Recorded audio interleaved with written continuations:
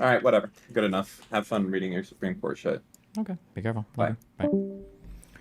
Supreme Court of the United States. Trump v. United States. Certiorari.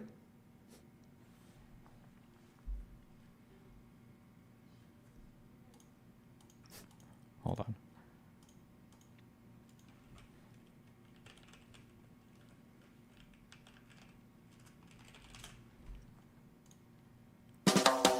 This is 60 Seconds Civic. Party involved in a lawsuit for civic education in a federal case. It is not required so by filing a petition for writ of certiorari.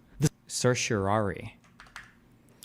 Certiorari to the United States Court of Appeals for the District of Columbia Circuit.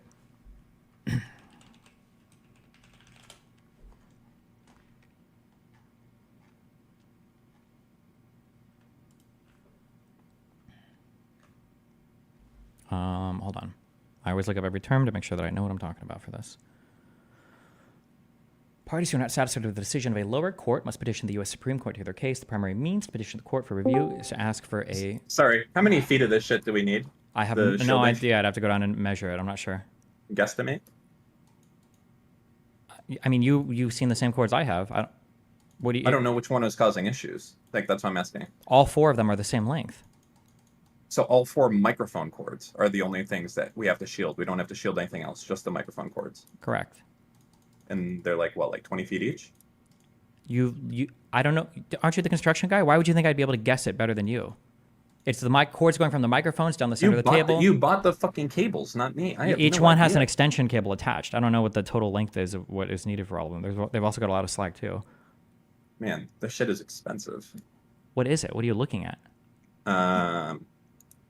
It's called tinned. Oh, maybe I can just send you this link here.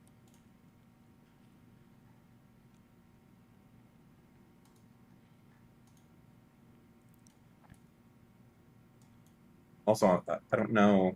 Tinned copper braid metal cable shielding sleeve.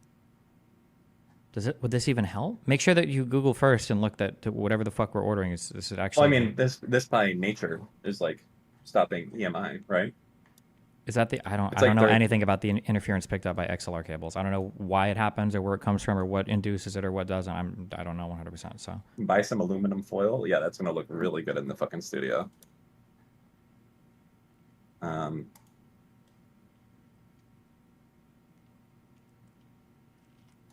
I mean, I can try this. You said it's only one microphone that does it?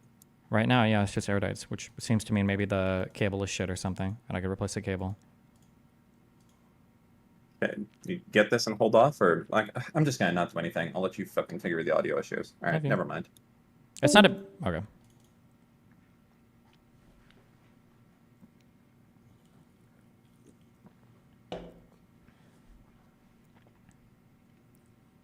It's a writ of certiorari. That's what it's called, right? Hold on, let me This watch is 60 Seconds Civics from the Center for Civic Education. I'm Mark Gage. A litigant or party involved in a lawsuit who loses in a federal court or the highest court of a state can ask the Supreme Court to review the case. The party does so by filing a petition for writ of certiorari. The Supreme Court is not required to issue a writ. The court's rules currently state that the justices are more likely to allow review if there is disagreement among the federal courts of appeal on a legal matter. If 4 Supreme Court justices vote to allow review of a case, then the court issues the writ, which commands the lower court to send the record of the case to the Supreme Court. The court traditionally does not explain its rationale for accepting or rejecting cases for review. Each year, the Supreme Court receives thousands of petitions asking it to issue a writ of certiorari. The justices accept only a small fraction. The number of cases that the court decides has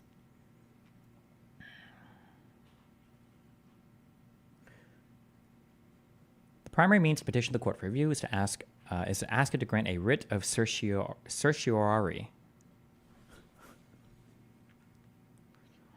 This is a request that the Supreme Court order a lower court to send up the record of the case for review. The court is usually not any application. Okay. Certiorari to the United States Court of Appeals for the District of Columbia Circuit.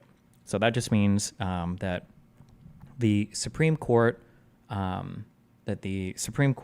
is responding to the request for review coming up through the circuit, the DC circuit. Okay.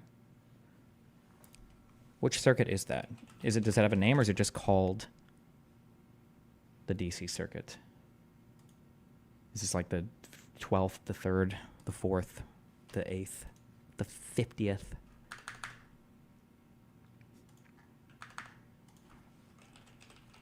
I think we only have 9 or 10 circuits, right? We call it the DC Circuit. Is it just called the DC Circuit? Oh, there's 13.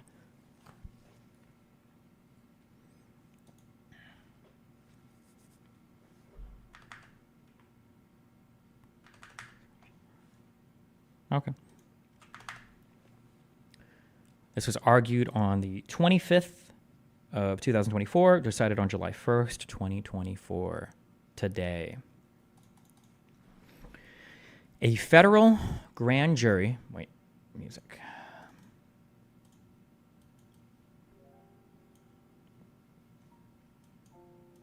My piano music, okay. A federal grand jury indicted former President Donald J. Trump on 4 counts for conduct that occurred during his presidency following the November 2020 election. The indictment alleged that after losing that election, Trump conspired to overturn it by spreading knowingly false claims of election fraud to obstruct the collecting, counting, and certifying of the election results. Trump moved to dismiss the indictment based on presidential immunity, arguing that a president has absolute immunity from criminal prosecution for actions performed within the outer perimeter of his official responsibilities, and that the indictment's allegations fell within the core of his official duties. The district court denied Trump's motion to dismiss, holding that former presidents do not possess federal criminal immunity for any acts. The D.C. Circuit affirmed. Both the district court and the D.C. Circuit declined to decide whether the indicted conduct involved official acts.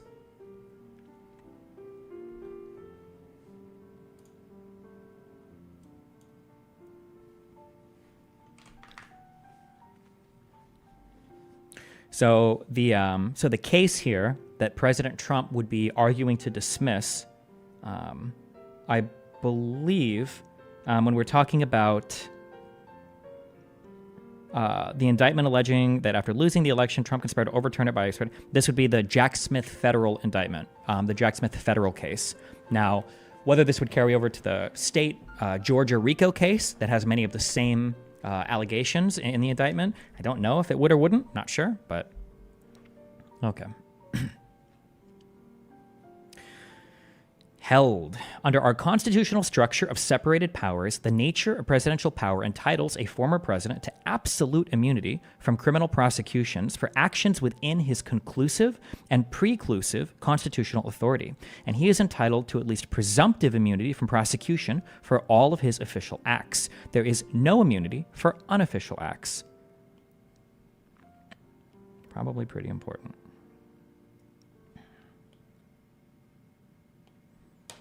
Let's check real quick if there's a legal definition for presumptive immunity. Hey, buddy, do you want to check out Factorio Pina? Okay, people that just like suggest like the most random, unrelated fucking things, they are not even remotely related. We'll say 30-day ban.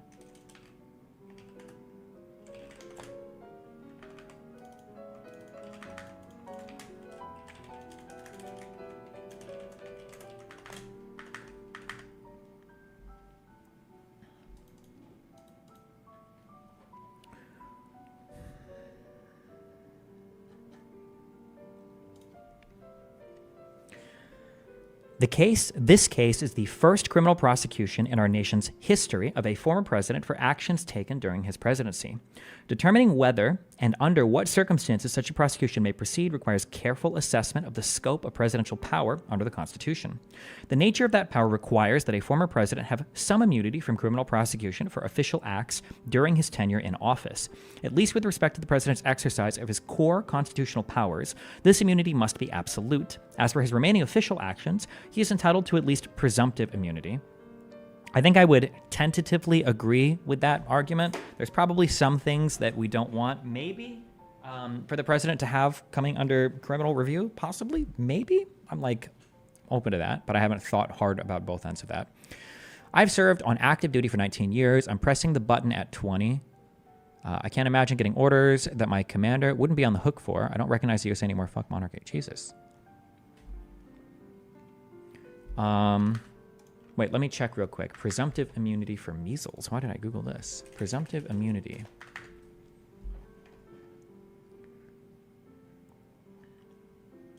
And it's all news things.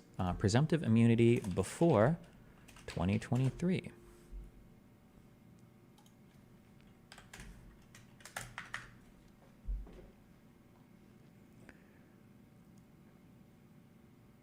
Presumptive evidence of immunity can be established in any of the following ways. Measles. Wait. Presumptive immunity. Law. Legal.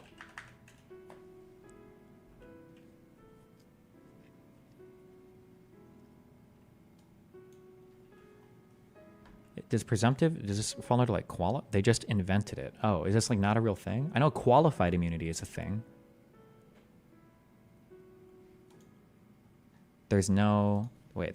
Okay, presumptive immunity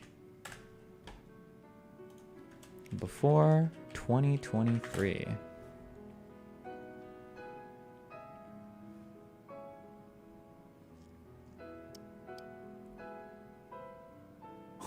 Huh.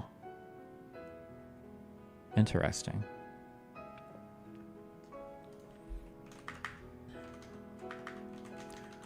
Do I take notes on these? Sure. New note.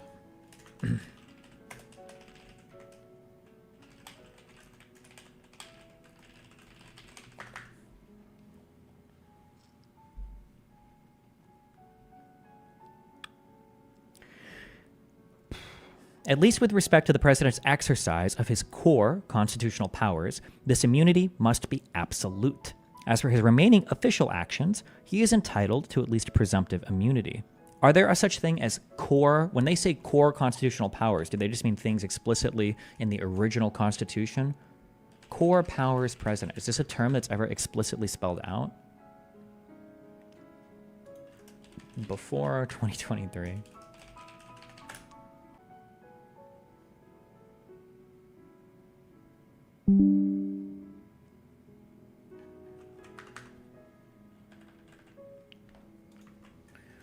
Notes.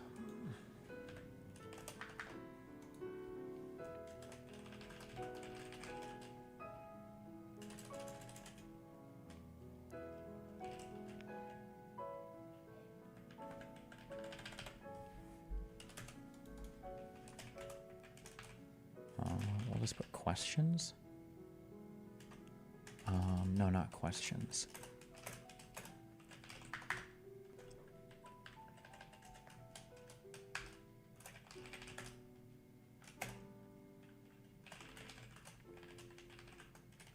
What are core powers of the president?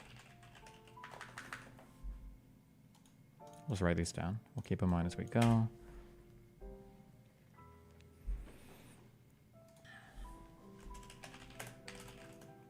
What is the difference between absolute versus qualified immunity? I should know this. Okay. Can you move this over so we can see? Let's see. I would need to create a new layout.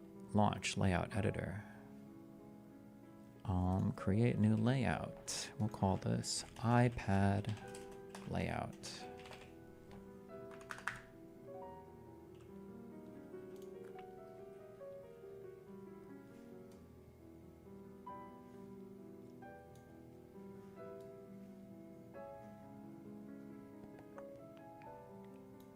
Right here, save.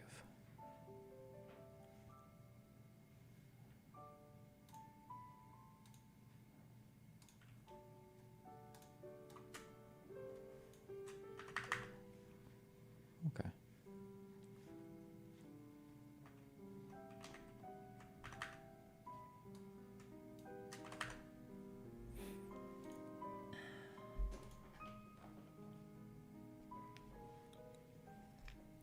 Article 2 of the Constitution vests executive power in a president of the United States of America. The president has duties of unrivaled gravity and breadth. Referencing Trump v. Vance.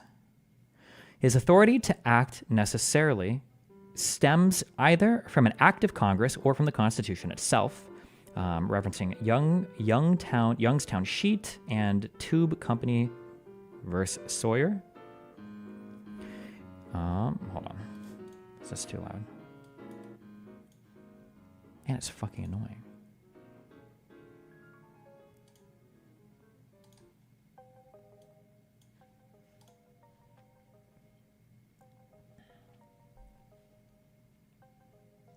In the latter case, the president's authority is sometimes conclusive and preclusive. When the president exercises such authority, Congress cannot act on and courts cannot examine the president's actions. That's important to understand. So Youngstown Sheet and Tube v. Sawyer. Court case grants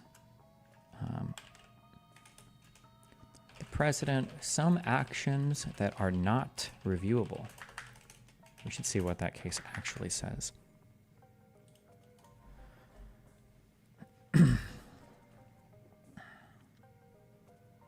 When the president exercises such authority, Congress cannot act on it, and courts cannot examine the president's actions. So to be clear, when somebody says the court can't examine it, what that means is that there is no criminal review, meaning if you do it, you can't even ask the question legally of, was that allowed? Was it not allowed? I don't know. You can't, the court's not allowed to even look at that particular thing.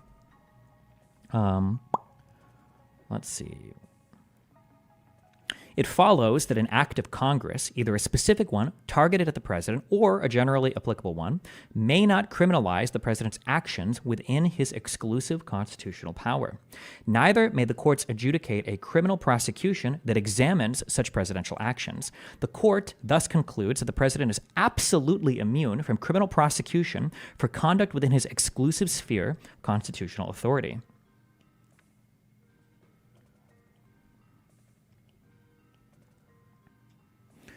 Not all of the president's official acts fall within his conclusive and preclusive authority.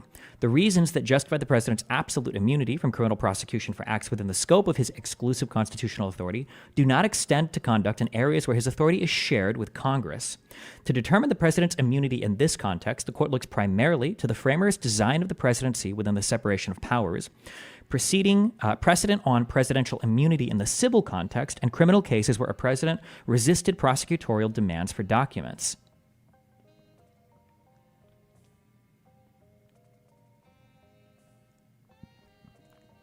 The framers designed the presidency to provide for a vigorous and energetic executive.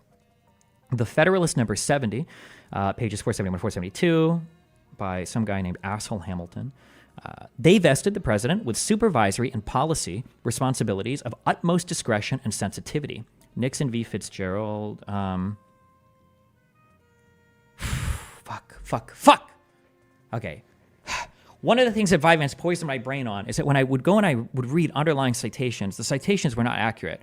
I distinctly remember in oral arguments before the Supreme Court, Donald Trump's judge brought up something to do with not wanting to have to criminally indict a sitting president. It was a quote by Benjamin Franklin, and why impeachment should be used instead or something. This quote was used in the oral argument to further the idea that a president shouldn't be criminally liable for things. But if you actually go up and you read the context where Benjamin Franklin uttered that statement, what he was saying was impeachment is important to be able to remove a sitting president because we don't want to have to fabricate criminal charges or murder the person in office to get them to step down. That's why impeachment is important. Nothing about that conversation implies that Benjamin Franklin was saying that a president should be above criminal prosecution. He was just saying it was important to have the process of impeachment so we don't have to kill or fake criminal charges to remove somebody from office.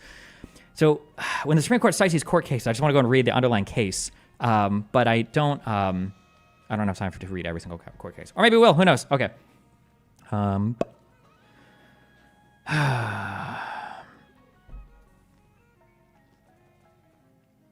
Appreciating the unique risks that arise when the president's energies are diverted by proceedings that might render him unduly cautious in the discharge of his official duties, the court has recognized presidential immunities and privileges rooted in the constitutional tradition of the separation of powers and supported by our history.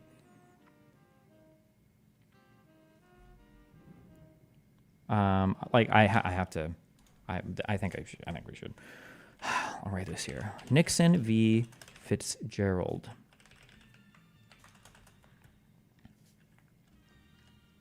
What kind of presidential immunities and privileges was the court talking about in this case?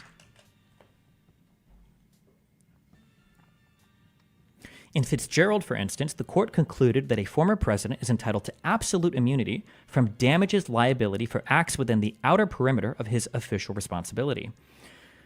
The court's dominant concern was to avoid diversion of the president's attention during the decision-making process caused by needless worry as to the possibility of damages action stemming from any particular official decision.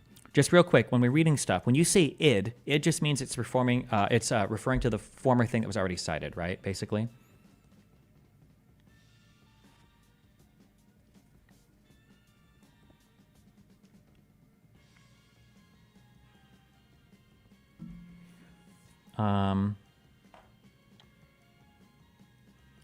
It is citing the former source. Yeah, okay, yeah. When somebody says chat on screen frozen, I don't know why the chat is freezing so much. If it does it again, I'm just we're throwing back up kick chat. I don't know why the on screen chat keeps freezing.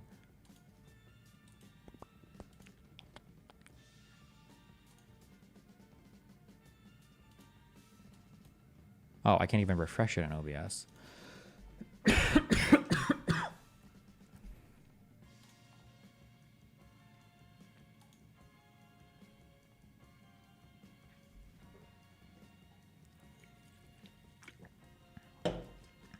Also,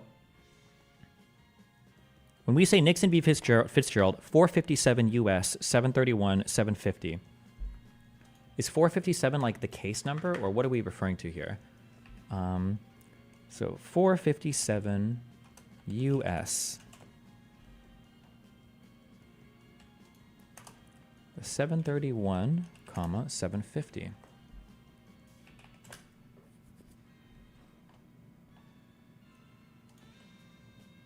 Nixon v. Fitzgerald, 457 U.S. 731. What does the 750 mean? Were there two different cases?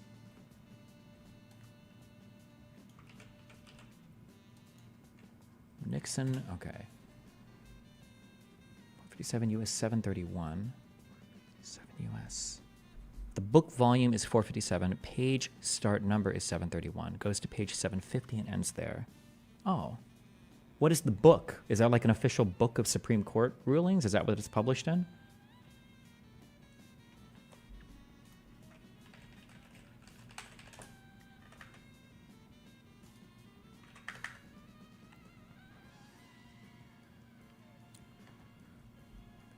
U.S. Okay. Are these books that it's referring to, 457 U.S., are these only books for the Supreme Court, or are these books for the entire U.S. judicial system, or are these books for the entire, like, government stuff? Hey. Hello? I can barely hear you. Oh, okay. Oh, no, I can hear you now. Just to give you a quick overview, when you're talking about, like, 457 U.S. 731, these are pin sites. These are supposed to be very easy to find references to the case or the specific point in the case that they're trying to reference. Okay. So 457 is the reporter volume, I think, and then US will tell you which court. So you'll have like DC Circuit, so it'll be like 457 DC Circuit might be the case before this in the DC Circuit. And then your 731, 750 are your specific page citations within that reporter. So okay, gotcha. I understand. Okay, cool. Yeah. So when it says 457 U.S. 731 and 750, these are the two pages that they're referring to. And then when they say correct. id 749, 751, 752, they're referring Same to case. those pages. Yeah. What The does same source, N32 just- mean? Number 32. Well, Maybe a figure So or if something you're on the saying- page, or N32 might be notation or footnote 32. maybe. Okay, cool. Got it. All right. All right. Cool. Bye. Okay.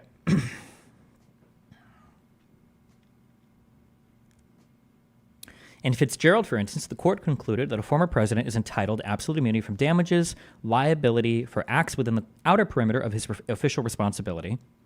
The court's dominant concern was to so I haven't read these cases, so I'm just going by the little bit of legal stuff I understand. So if I'm wrong, either somebody can correct me or whatever.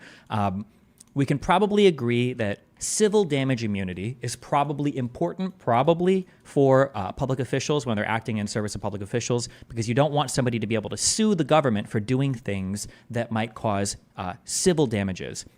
For instance, if the president orders if the president orders a lockdown or whatever for a virus, or orders a curfew, and you lose out on business or something, right?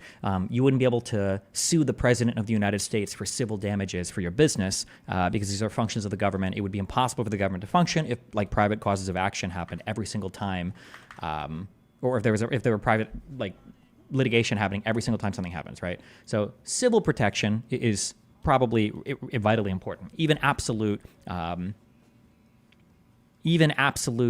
civil protection is probably really important. However, civil stuff and criminal stuff, remember, okay, if there's anything you take from the stream and all the legal bullshit we do, it is in your mind. Civil, criminal, civil, criminal. These are two completely distinct and separate things, okay? But anybody that challenges me on this is getting IP banned permanently for a while, actually, including lawyers in chat, okay? Civil and criminal are two different things. Civil generally involves a plaintiff and a defendant or a plaintiff that is a plaintiff, meaning a person bringing a case who's just a private citizen who feels like they've been wronged in some way, where they're suffering damages, where the remedy is usually some type of like financial compensation, okay? Criminal charges are you've broken a law, okay, and now a court, meaning that an attorney who's representing either can an attorney represent a city, a state, or a government? Some kind of government is bringing a charge against you, and the prosecution of that, and then the conviction on that will oftentimes lead to a loss of liberties, meaning you might be imprisoned, you might be like legally compelled to pay fines, you might lose other rights depending upon whatever.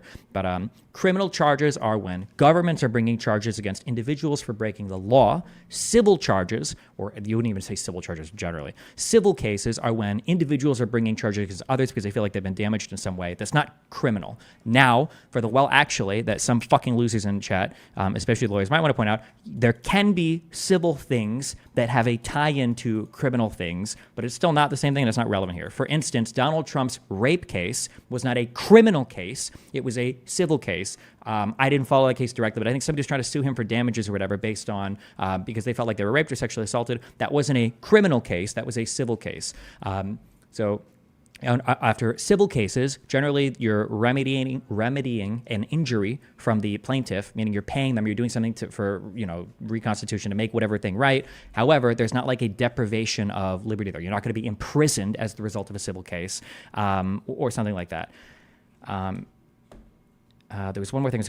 And another important thing is that a civil case, in order to win a civil case, the legal expression used is a preponderance of evidence, or in some countries it might be a balance of probabilities. Basically, you have to prove that it was more likely than not that that the person did the thing. So commonly, I think we refer to this as like 51%. More likely than not that the person did this thing that the plaintiff is alleging them of doing. Plaintiff being the person who brings the case, defendant being the person defending against the case. In criminal court, for a criminal conviction, meaning either a judge or a jury has decided that you've been convicted of the crime, the charges brought against you are accurate, and they're going to convict you of that crime, and that crime conviction is breaking a law, and it could lead to the deprivation of liberty, you need something called beyond a reasonable doubt, which I've heard expressed anywhere from 95 to 99%. Like, no reasonable person could have a reasonable doubt in their mind that the person committed this particular action. So the threshold for a criminal conviction is much, much, much, much, much higher than the threshold to win a civil case, okay? Okay, just random bullshit stuff. Okay.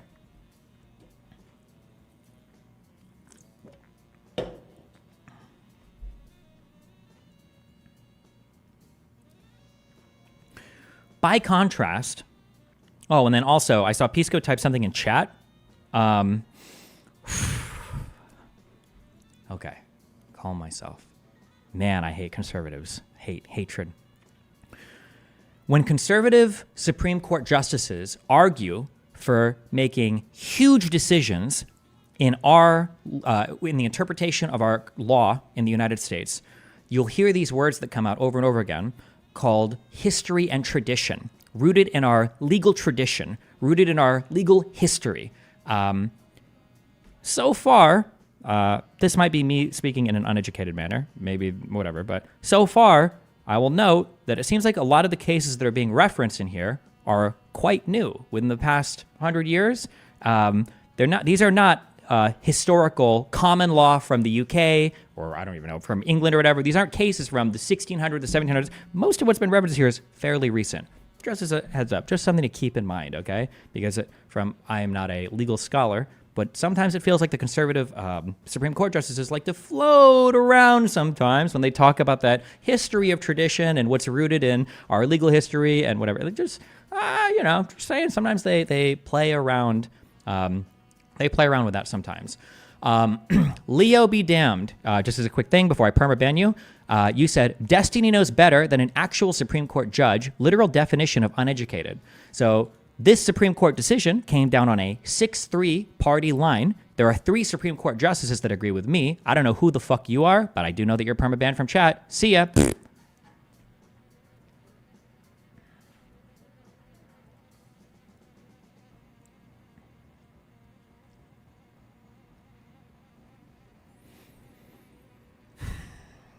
Okay. By contrast, history and tradition analysis is only for finding unenumerated rights as far as I know, not for all constitutional analysis. Okay, Shilling Spree. Again, my constitutional history is bullshit. I don't know anything. But so then I'm sure I must have missed the part in the Constitution that says the president shall not be held criminally liable for any action taken while president. That must be explicitly spelled out somewhere. I'm just not aware of it. Maybe it's in an amendment. Maybe I missed, I don't know, fucking half the amendments. I don't know, 90% of the amendments. So maybe it's in an amendment that I'm not aware of, and they'll point that out here. I don't know why they wasted 120 pages on this. I'm sure it's strictly enumerated somewhere, so we'll find it. Okay.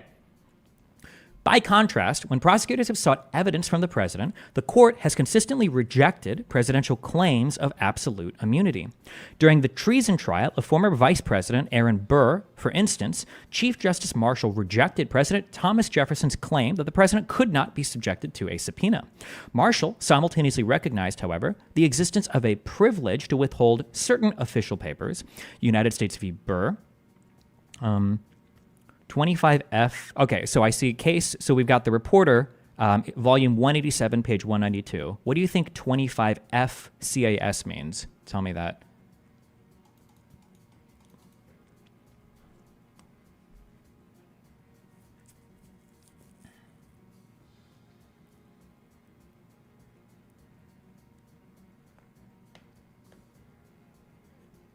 It's the court. Oh, you're right. That is the court part. 25F.cas. Maybe they used a different labeling because our whole system could have been different back then.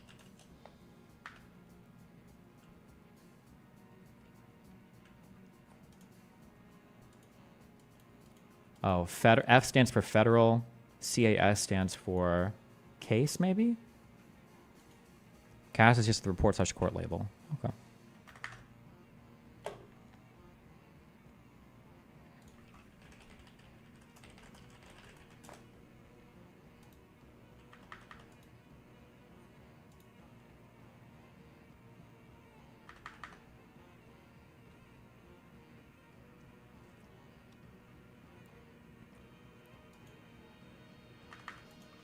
Okay.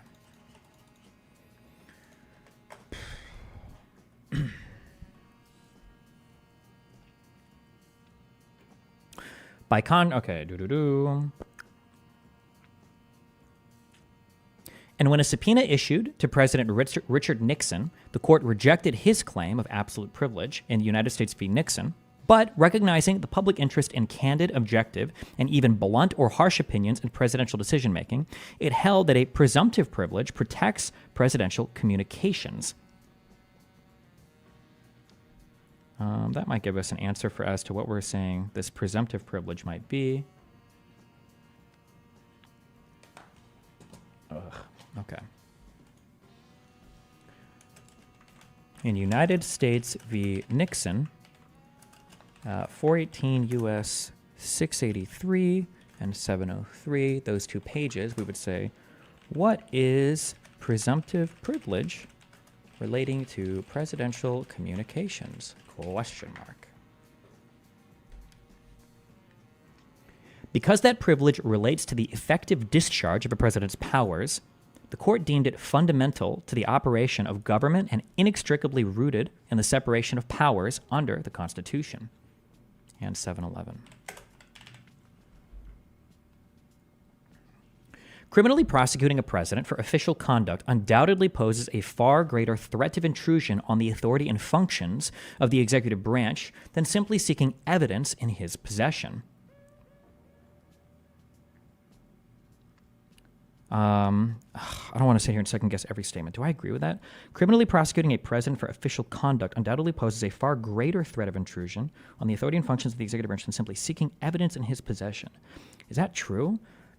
I can think logically this argument fails because if the threshold for criminal prosecution is much higher than the threshold for simply a subpoena, you could argue that allowing them to be subpoenaed is a greater threat than criminal prosecution because the threshold for subpoena is so low you could subpoena everything.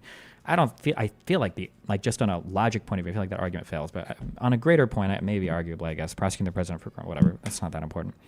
The danger is greater then what led the court to recognize absolute presidential immunity from civil damages liability, that the president would be chilled from taking the bold and unhesitating action required of an independent executive. Citing Fitzgerald, although the president might be exposed to fewer criminal prosecutions than civil damages suits, the threat of trial, judgment, and imprisonment is a far greater deterrent and plainly more likely to distort presidential decision-making than the potential payment of civil damages.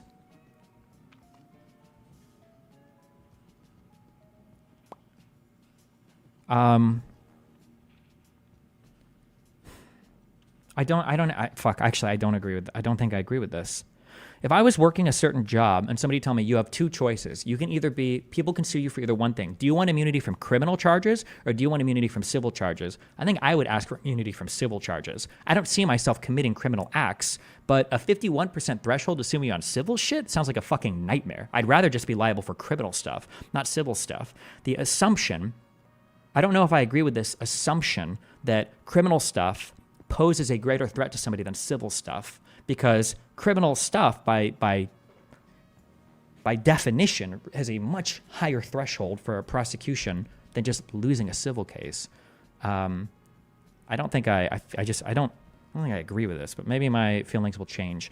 Also, keep in mind, we're reading the Supreme Court's decisions to hold this, to stay the decision. No. To reject the decision from the lower court, I think, right? But hopefully within this decision, hopefully they talk about counterbalancing the interests of the American public of not having a criminal fucking president, okay? We'll see. I'm sure they write that in there somewhere. Ed Crasson has brain worms too. Wait, what did he say?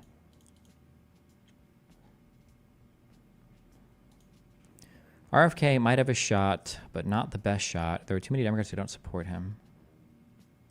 Oh, how can you support RFK? My God. Jesus Christ. Ben throws it back to Steven. Why do you fucking people keep linking this?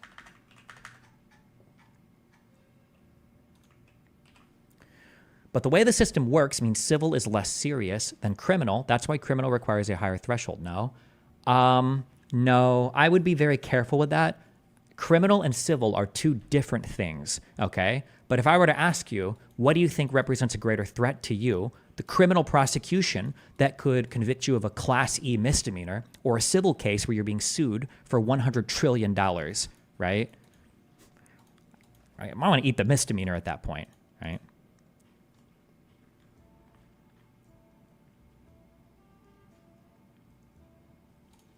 Wait, hold on. What is this real quick? Stupid shit. Ukrainian cities because they lose leverage with Russia if they didn't do that, right? And it all also seems, next thing I'd say before throwing it back, that throwing it back, bend over burgers, throwing it back.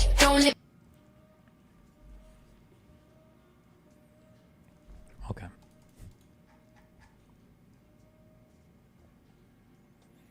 If you are broke, you are immune to civil cases as you are judgment proof. Can you not seek a judgment in a civil case? Is that true?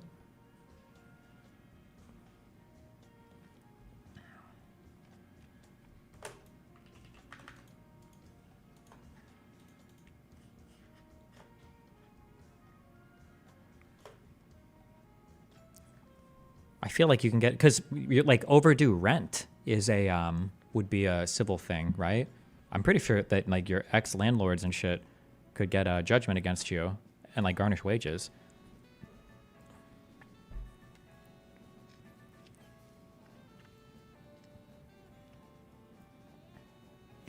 The hesitation to execute the duties of his office fearlessly and fairly might result when a president is making decisions under a pall of potential prosecution. From McDonald v. United States, 579 U.S. 550. Okay, States. If there's no way to know the years by just reading this, right? Unless, I mean, I guess I could know. 571 means this is what case in what, the 90s. You can't just know. McDonald v. United States.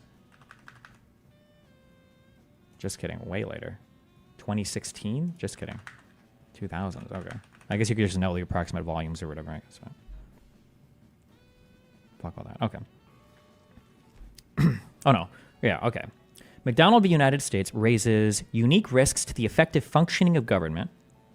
There is also a compelling public interest in fair and effective law enforcement. That's citing a case called Vance. Okay. Taking into account these competing considerations, the court concludes that the separation of powers. But wait, these competing considerations. Wait. Did they write up in here the consideration of not having a criminal president? Was that really addressed in here? Like, it might be in the public's interest to not have a president committing fucking crimes. Did we just? Is that not a consideration? Do we not care about that, or are we just maybe? Okay, I don't know. Maybe that's not relevant at this point yet. Okay. Taking into account these competing considerations, the court concludes that the separation of powers principles explicated in the court's precedent necessitate at least a presumptive immunity from criminal prosecution for a president's acts within the outer perimeter of his official responsibility. Such an immunity is required to safeguard the independence and effective functioning of the executive branch and to enable the president to carry out his constitutional duties without undue caution. At a minimum, the president must be immune from prosecution for an official act unless the government can show that applying a criminal prohibition to that act would pose no dangers of intrusion on the authority and functions of the executive branch. Jesus, what is the threshold for that? At a minimum, the president must be immune from prosecution for an official act unless the government can show that applying a criminal prohibition to that act would pose no dangers of intrusion on the authority and functions of the executive branch.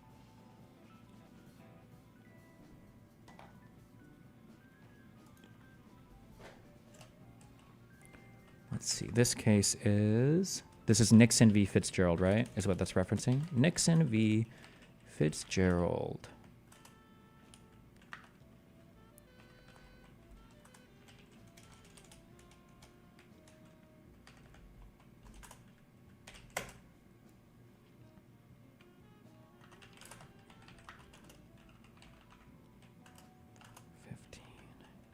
Dangers of intrusion on the authority. Oh, wait. Government needs to show that applying a criminal prohibition to an act would pose no danger intrusion on the presidential powers.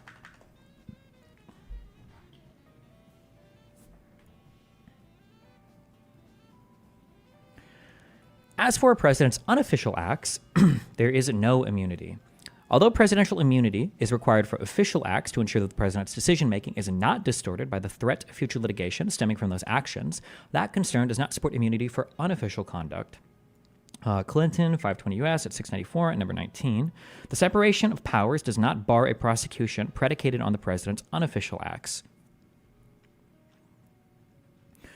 Okay, the first step in deciding whether a former president is entitled to immunity from a particular prosecution is to distinguish his official from unofficial actions.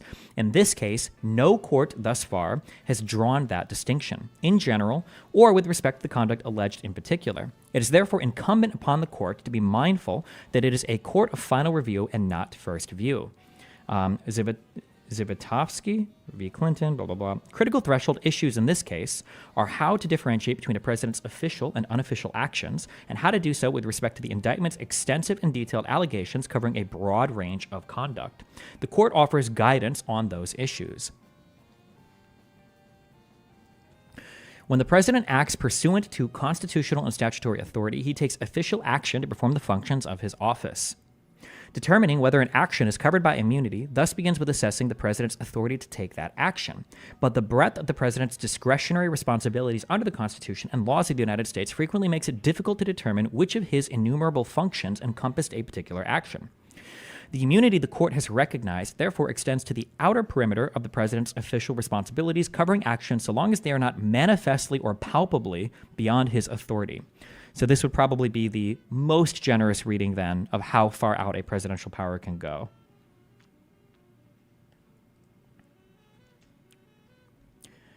In dividing official from, this is basically like, I guess like Trump's legal arguments in front of the Supreme Court were arguing for a few different things. And I think the thing that they were arguing for the most basically means that I'm talking about not just the core things the president do, but stuff all the way to the outer perimeter should be beyond criminal review, or there should be some presumptive immunity. So it sounds like the Supreme Court is agreeing with that it basically is going to the outer perimeter of what could constitute a presidential official action, essentially. In dividing official from unofficial conduct, courts may not inquire into the president's motives. In dividing official from unofficial, so remember, something I said before going into this is one of the difficulties of this case is that I believe that the Supreme Court was said to, and this was debated in oral arguments, is it's not even just that they're making rules on what can or cannot be ruled on, but what you're even allowed to consider or bring into evidence to justify challenging certain presidential actions has been called into question as well, which is what we're about to get into here. Jesus, hold on.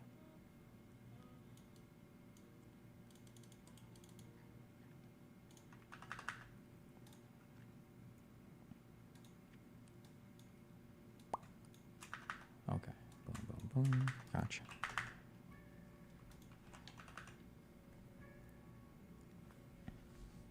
In dividing official from unofficial conduct, courts may not inquire into the president's motives.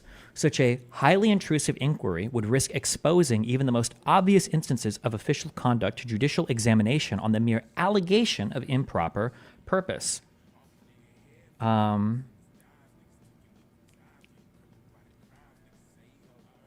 Just an allegation doesn't give the court the right to examine something, no, right?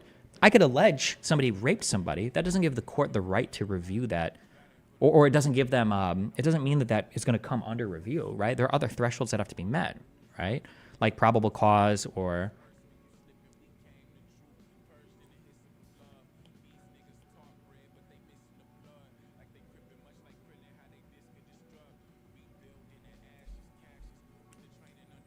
Nor may courts deem an action unofficial merely because it allegedly violates a generally applicable law.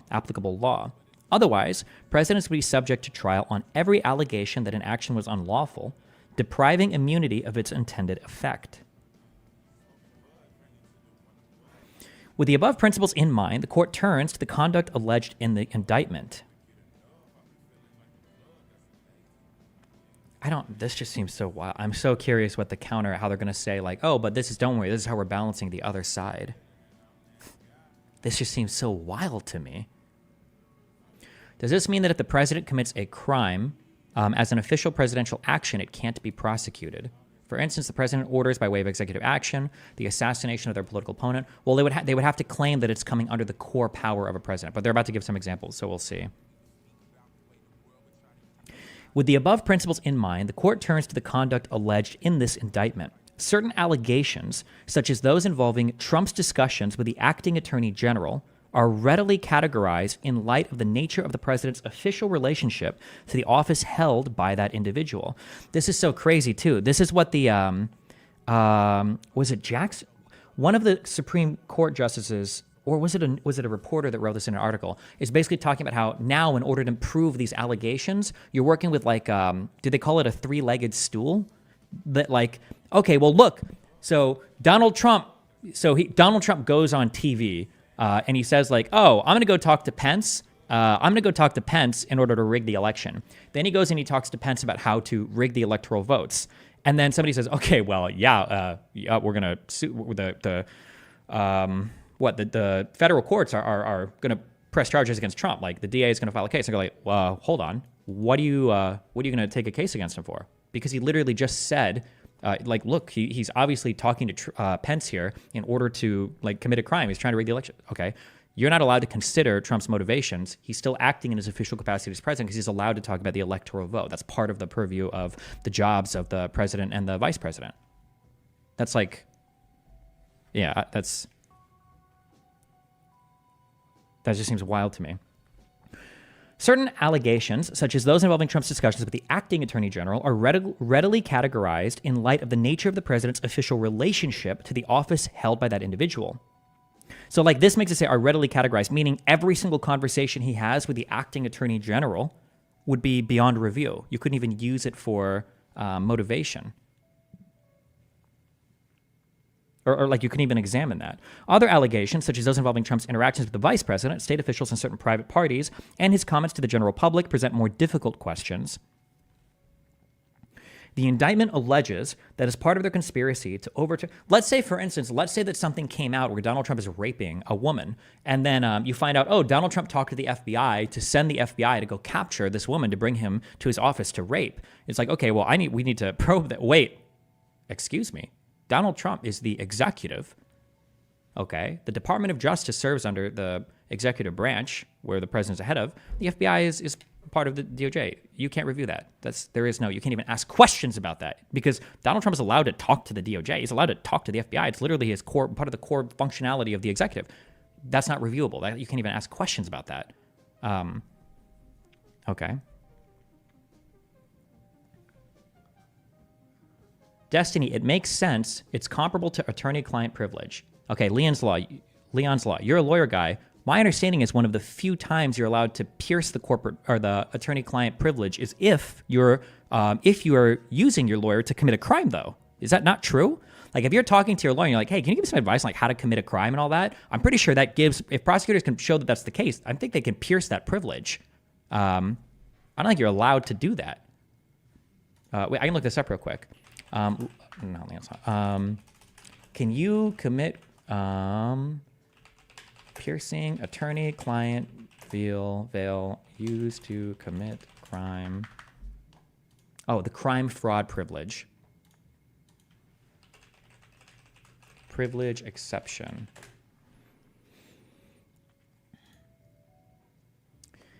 The crime fraud exception, pursuant to section 90.5.2, there is no attorney-client privilege when the services of the lawyer were sought or obtained to enable or aid anyone to commit or plan to commit what the client knew was a crime or fraud. So the presidential immunity here seems to be stronger because you can't even, the fact that the president has a relationship with certain people means that it's beyond review. Like you would assume that it's a core thing. So it seems like what's being suggested for the president here would be even stronger. But, okay.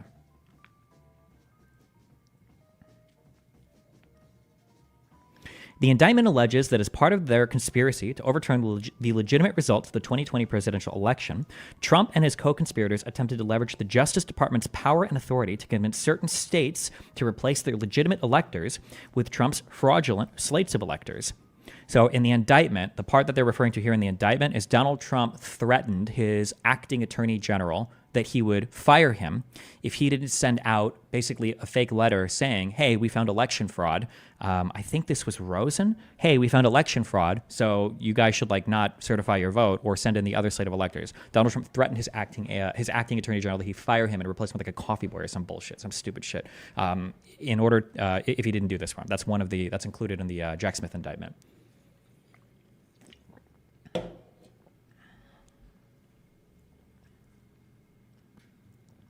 Oh, fuck. They say it right in here. My bad.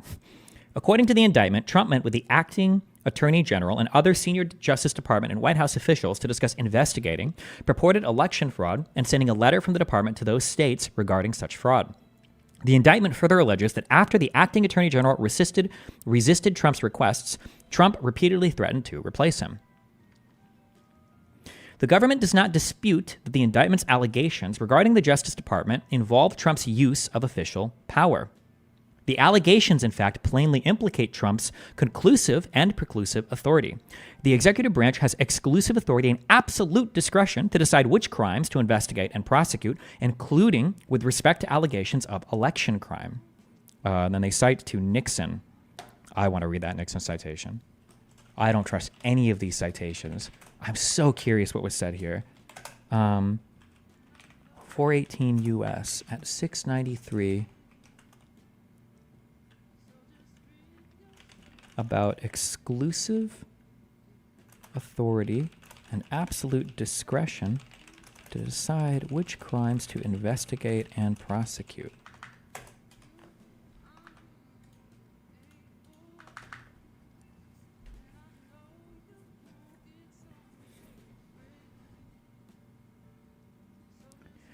And the president's management of the executive branch requires him to have unrestricted power to remove the most important of his subordinates, such as the attorney general, in their most important duties.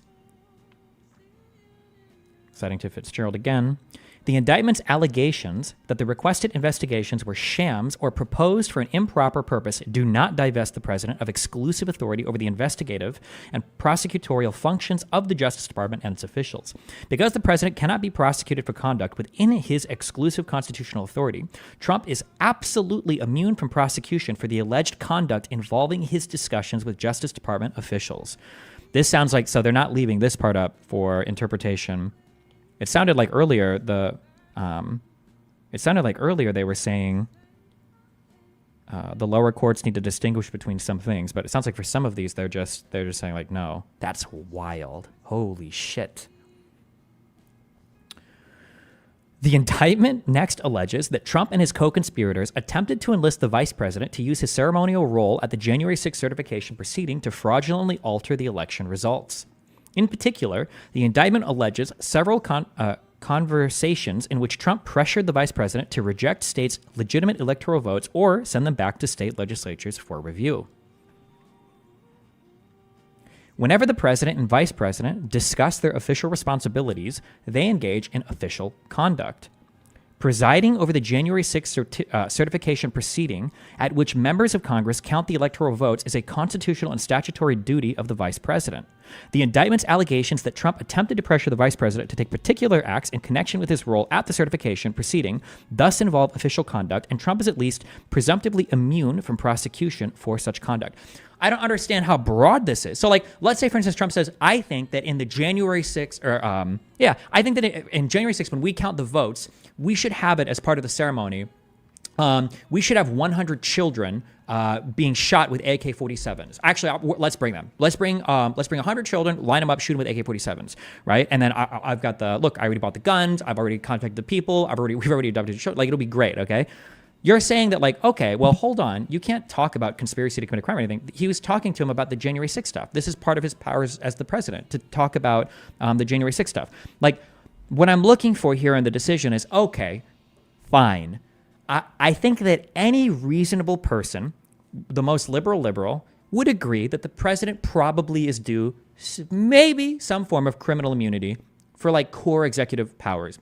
Maybe. I think that argument can be made. This, however, sounds so broad. Like, because they're not talking about Donald Trump was speaking as the president about the procedures of the electoral vote counting.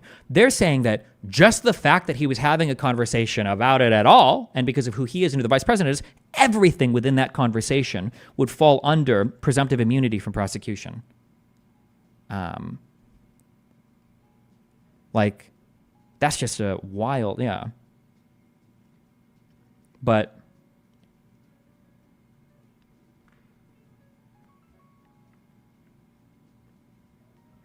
we'll see. Well, I'm sure they, yeah. We'll see what else is said here.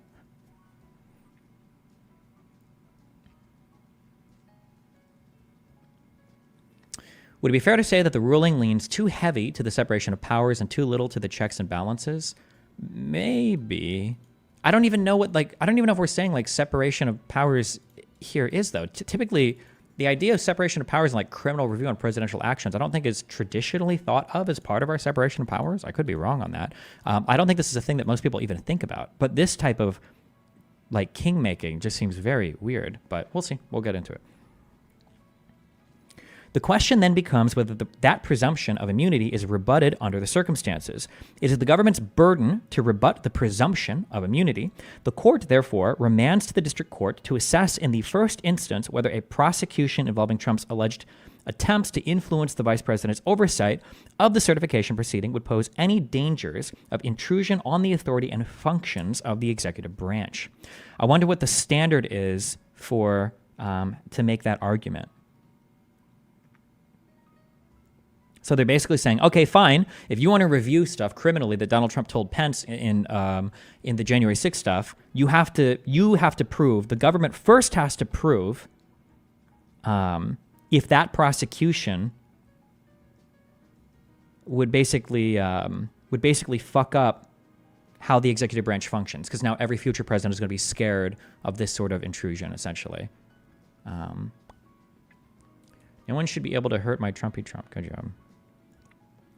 The indictment's remaining allegations involve Trump's interactions with persons outside the executive branch, state officials, private parties, and the general public. In particular, the indictment alleges that Trump and his co-conspirators attempted to convince certain state officials that election fraud had tainted the popular vote count in their states, and thus electoral votes for Trump's opponent needed to be changed to electoral votes for Trump.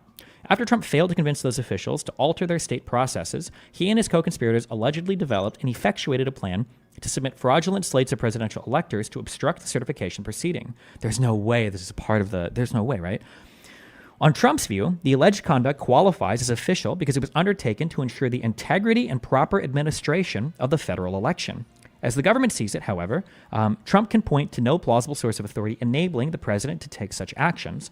Determining whose characterization may be correct and with respect to which conduct requires a fact-specific analysis of the indictment's extensive and interrelated allegations. The court accordingly remands to the district court to determine in the first instance whether Trump's conduct in this area qualifies as official or unofficial. Jeez. Which facts we can consider will be important too, but we'll get to that, I'm sure. The indictment also contains various allegations regarding Trump's conduct in connection with the events of January 6th itself. The alleged conduct largely consists of Trump's communications in the form of tweets and a public address. The president possesses extraordinary power to speak to his fellow citizens and on their behalf, Trump v. Hawaii. So most of a president's public communications are likely to... That's the case we're talking about? Okay. Do I want to look up that? Is that really... Trump v. Hawaii.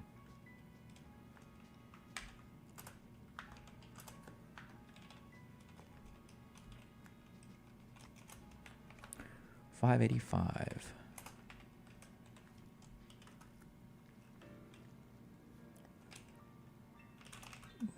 Does the president speaking constitute a core power? Constitute a core power.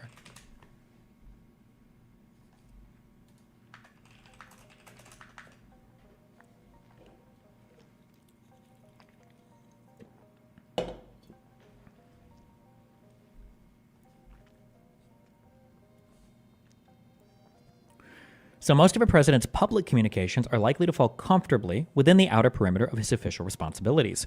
There may, however, be contexts in which the president speaks in an unofficial capacity, perhaps as a candidate for office or party leader.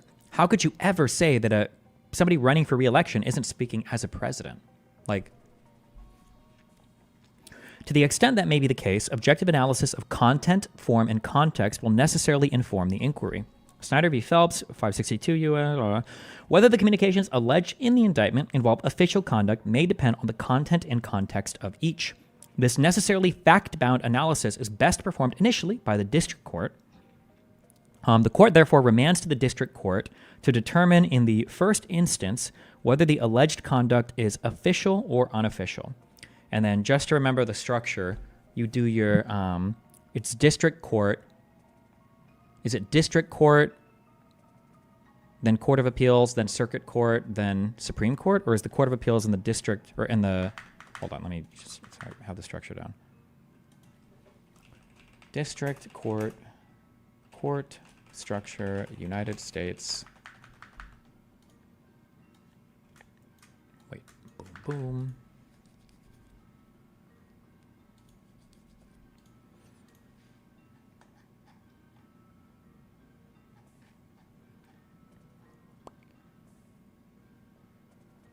Okay, you've got your district court. Okay, the circuit courts, that's the same thing as your Court of Appeals. Okay, Supreme Court of the United States.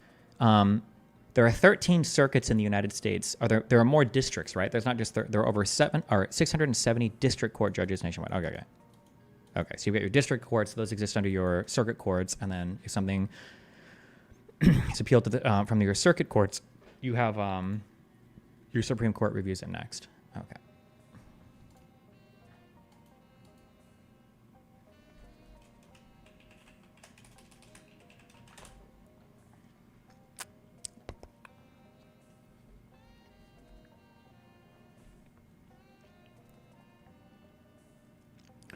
Presidents cannot be indicted based on conduct for which they are immune from prosecution. On remand, the district court must carefully analyze the indictment's remaining allegations to determine whether they too involve conduct for which a president must be immune from prosecution. And the parties in the district court must ensure that sufficient allegations support the indictment's charges without such conduct. Testimony or private records of the president or his advisors probing such conduct may not be admitted as evidence at trial. Oof, that's like a big memer. So that means that, so like if the president said something, I'm trying to imagine. If the president said something to Pence where he was like, listen, I'm going to give a big speech tomorrow to rile people up to go and like fight at the White House or fight at the Capitol building, then you guys are going to overturn the election. Okay, that's great. Then he gives his speech the next day in the ellipses or whatever. If a court were to say, okay, hold on, we know this speech was given, you were literally trying to incite people to riot. We literally have you saying to Pence, then the court would say, sorry, hold on, excuse me. Donald Trump was speaking as a president to his vice president. You can't use that as evidence for another crime. So I feel like then if you're a president, as long as you're plotting crimes or you're conspiring in conjunction with doing an official act, this is the three-legged stool. Yeah, this is the three-legged stool that was brought up then during the oral arguments, that any crime that you've committed while you're doing an official act as president makes it immune for not only prosecution of that particular crime, that can't be used to talk about any other crime, which is interesting. Somebody said, yes, and if it's found out, then impeach and remove them.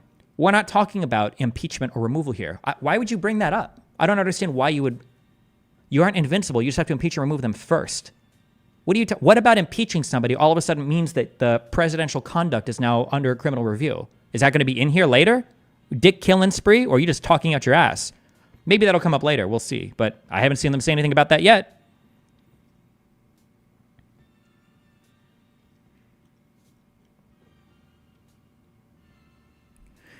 Trump asserts a far broader immunity.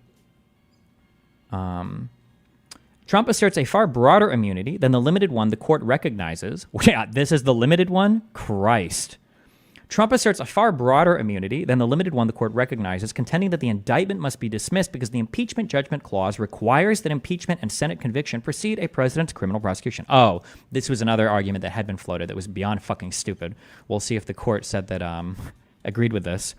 But the text of the clause does not address whether and on what conduct a president may be prosecuted if he was never impeached and convicted. See Article 1, Section 1. Historical evidence likewise lends little to support Trump's position. Oh, that's good at least, I guess. Oh, so this is addressing that the judges are basically saying that you're fucking retarded, dick killing spree. So you literally just brought up the conspiracy theory that is now addressed right here. This idea was fucking stupid. Historical evidence likewise. The Federalist Papers on which Trump relies concerned the checks available against a sitting president. They did not endorse or even consider whether the impeachment judgment clause immunizes a former president from prosecution. Transforming the political process of impeachment into a necessary step in the enforcement of criminal law finds little support in the text of the Constitution or the structure of the nation's government. Oh, okay, cool. That was the thing that we were referring to. I said if you go back and you read the quotes, it doesn't seem like they were arguing that like you need to impeach somebody and then a criminal thing can happen or whatever. I don't think there's any. Yeah, that's bullshit.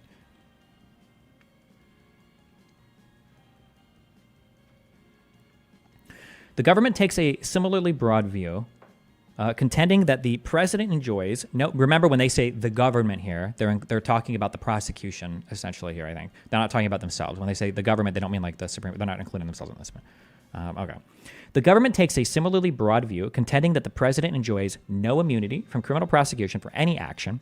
On its view, as applied challenges in the course of the trial suffice to protect Article 2 interests, and review of the district court's decisions on such challenges should be deferred until after trial. But questions about whether the president may be held liable for particular actions consistent with the separation of powers must be addressed at the outset of a proceeding. Even if the president were ultimately not found liable for certain official actions, the possibility of an extending proceeding alone may render him unduly cautious in the discharge of his official duties. From the Nixon v. Fitzgerald case, the Constitution does not tolerate such impediments to the effective functioning of government. Jesus.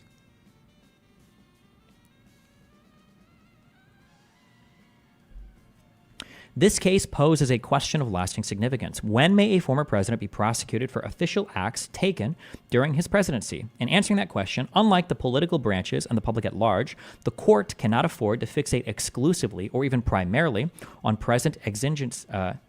Exigencies? That just means basically circumstances and everything, right? Hold on. Exigencies. An urgent need or demand on present urgency. Okay, gotcha. Present urgency. Okay. Enduring separation of powers principles guide our decision in this case. The president enjoys no immunity for his unofficial acts, and not everything the president does is official. The president is not above the law. I don't understand. I don't understand when they say separation of powers. I wasn't aware that criminal courts are generally considered part of the separation of powers. The criminal court is not supposed to be a check on presidential power. The criminal court is not supposed to be a check on any part of the government.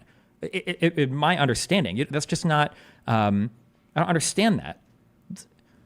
Separation of powers generally refers to the Supreme Court checking your legislative and your executive checking your legislation, Supreme, et cetera, whatever, right? I don't understand the for separation of powers here. We're talking about the executive investigating the president. What are we separating? I don't understand what the separation is here. I don't understand what that means, but maybe they'll explain it more. I'm not sure.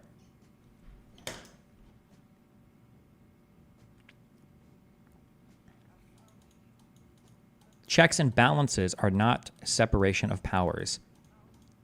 When people say separation of powers, wait, I thought checks and balances was a core part of separation of powers. Well, let's check, I guess. Separation of powers.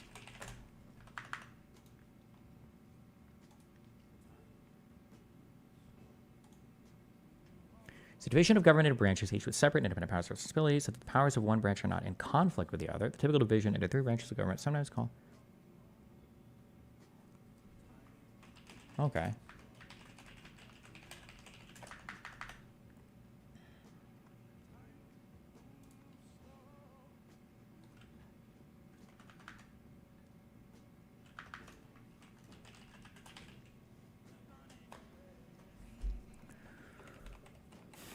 According to the principle of checks and balances, each of the branches of the state should have the power to limit or check the other two, creating a balance between the three separate powers of the state. Each branch's efforts to prevent either of the other branches from becoming supreme form part of an eternal conflict, which leaves people free from government abuses. Immanuel Kant was an advocate of this. Who cares? Loser. Okay.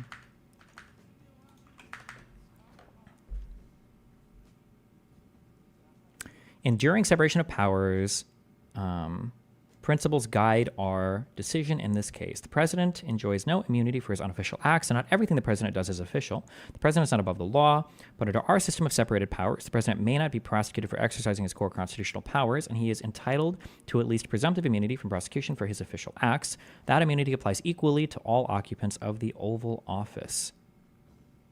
Does this mean all of the cabinet people, all the chief of staff, all of that? Is that what that means there? Does that go down to staffers or?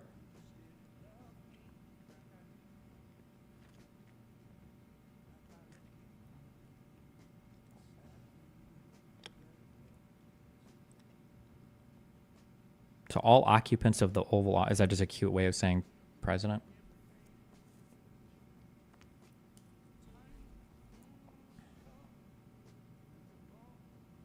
Okay. This opinion, this is the majority opinion. This is a 6-3 rule, and it was penned by Roberts, in which Thomas, Alito, Gorsuch, and Kavanaugh joined in full, and in which Barrett J joined, except as to Part 3C. Thomas filed a concurring opinion. Barrett filed an opinion concurring in part. Sotomayor filed a dissenting opinion in which Kagan and Jackson joined, and Jackson filed a dissenting opinion.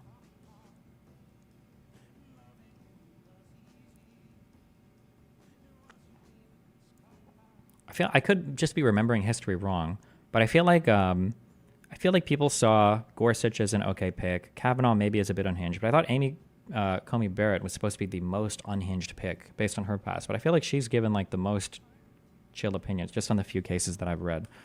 But I don't know.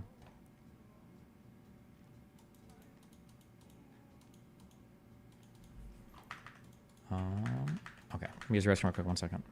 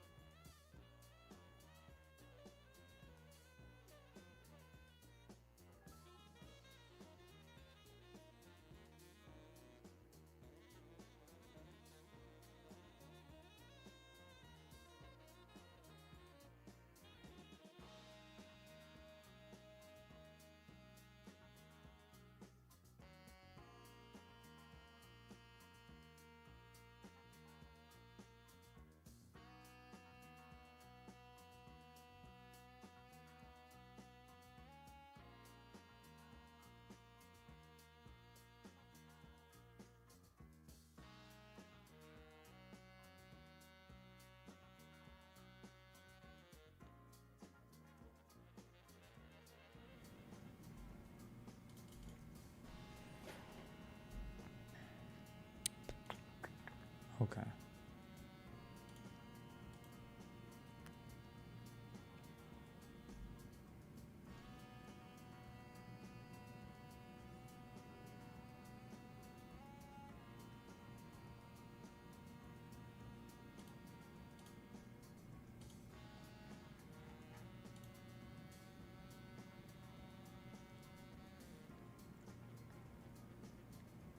Jesus, the fuck is this? Hold on.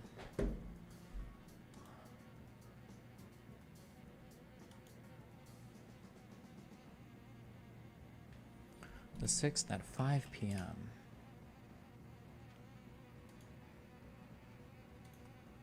Ugh.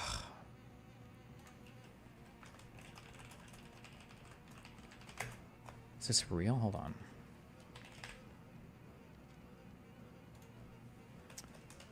Bridges at 3 p.m. on Saturday the 6th. 100% a real thing.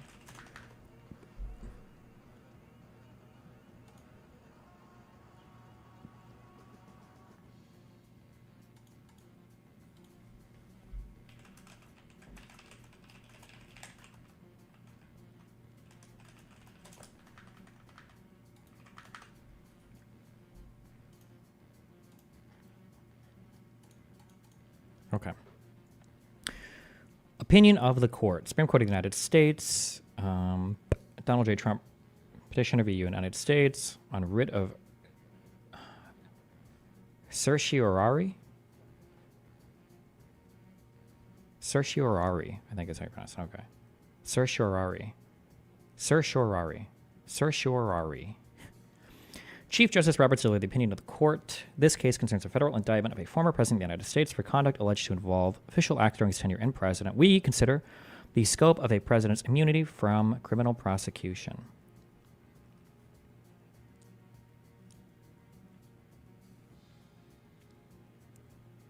Wait, so what are we reading? What is this?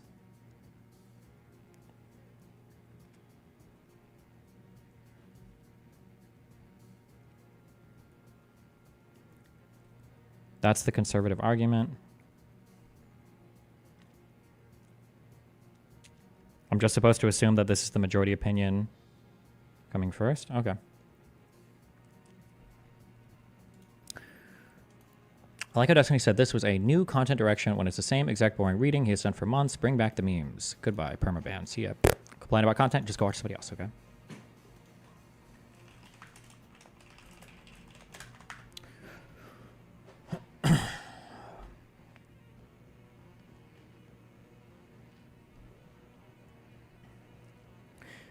From January 2017 until January 2021, Donald J. Trump served as President of the United States. On August 1st, 2023, a federal grand jury indicted him on 4 counts for conduct that occurred during his presidency following the November 2020 election.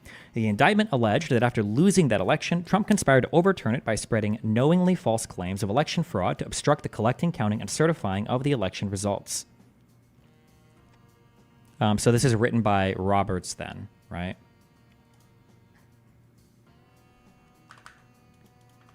You said 30 days about... Yeah, but I can't do time ban in YouTube, so you just get permabanned.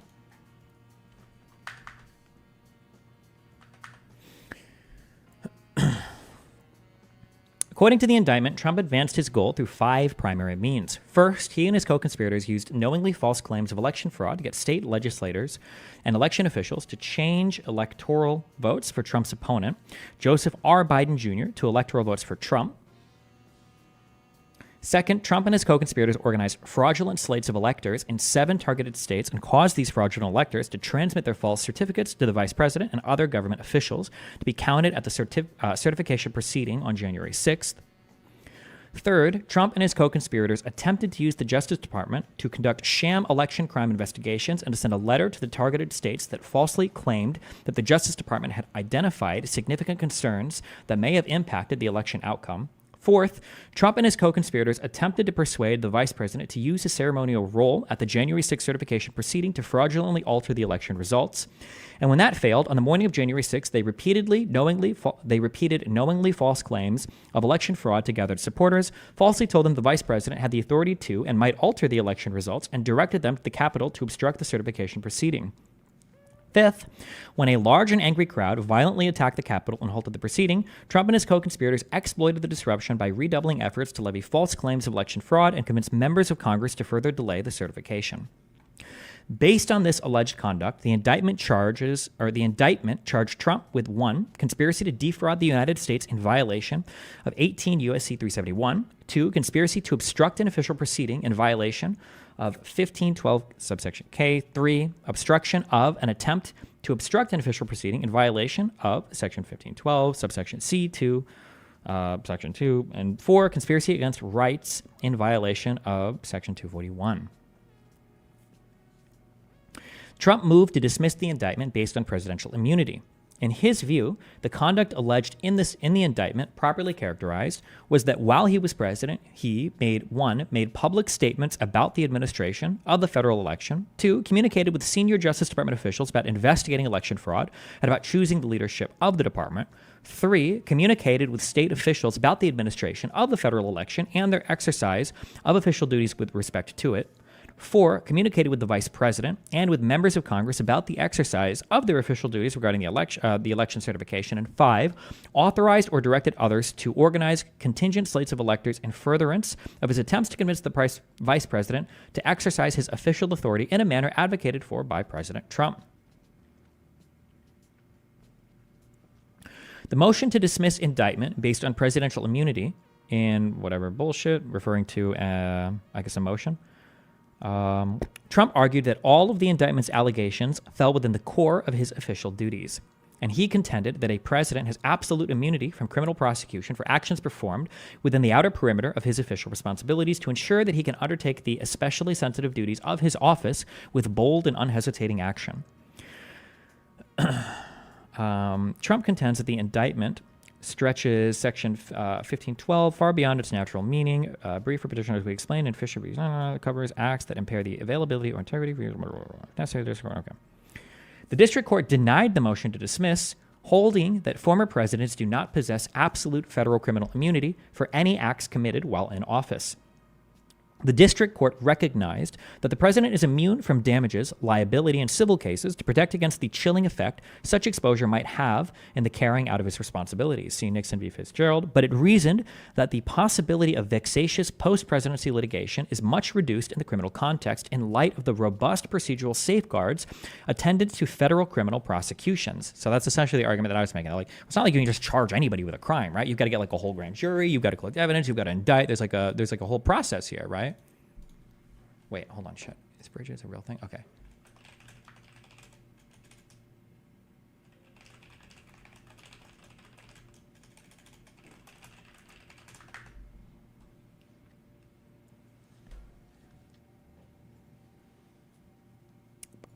The district court declined to decide whether the indicted conduct involved official acts. The D.C. Circuit affirmed. So the district court was our first court, appealed to the D.C. Circuit Court, and now we're dealing with the writ of certiorari to the Supreme Court for their review. Okay. Citing Marbury v. Madison, the court distinguished between two kinds of official acts, discretionary and ministerial. It observed that, although discretionary acts are only politically examinable, the judiciary has the power to hear cases involving ministerial acts that an officer is directed to perform by the legislature. From this distinction, the D.C. Circuit concluded that the separation of powers doctrine, as expounded in Marbury and its progeny, necessarily permits the judiciary to oversee the federal criminal prosecution of a former president for his official acts because the fact of the prosecution means that the former president has allegedly acted in defiance of the Congress's laws. In the court's view, the fact that Trump's actions allegedly violated generally applicable criminal laws meant that those actions were not properly within the scope of his lawful discretion. The D.C. Circuit thus concluded that Trump had no structural immunity from the charges in the indictment. So essentially saying here that separation of powers means that if the president is being accused of breaking a law, it's essentially because laws come from Congress, that the president would be breaking a law from Congress, so the Supreme Court would have the ability to review that, basically? Or they're agreeing here. They're citing Marbury, I guess, to essentially further that argument. Courts view the fact that Trump's not eligible. But the D.C. Circuit Court says that since Trump's actions had nothing to do with his role as president, then it's not applicable here, basically. Applicable. I keep saying applicable. Applicable. Like the district court, the D.C. Circuit declined to analyze the actions described in the indictment to determine whether they involved official acts. We granted certiorari to consider the following question. Whether, and if so, to what extent does a former president enjoy presidential immunity from criminal prosecution for conduct alleged to involve official acts during his tenure in office? So none of the lower courts right now, have reviewed or have answered the question of were any of his acts official acts as president, basically. Destiny, genuine question. Presidents have not been charged over official acts for years. Doesn't this ruling just maintain the status quo? No. That is a dog shit, bullshit, stupid fuck answer, okay? Anybody that furthers that is being disingenuous. The idea that just because somebody hasn't been charged with a thing means that nobody ought to be charged with a thing misses one key component of how customs are developed, and that's that nobody has done the particular thing because they have the assumption that they would be charged with a particular thing. When people say, and there's a very common argument that's furthered in favor of Trump, oh, nobody's been charged with this before, therefore we should never charge somebody with it.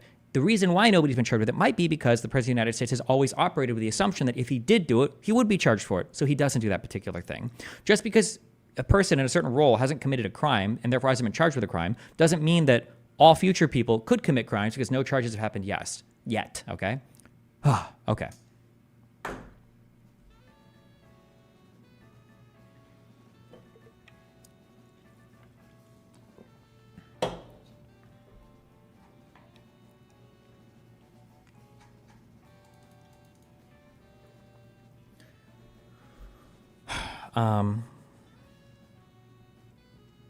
Jesus Christ. Okay.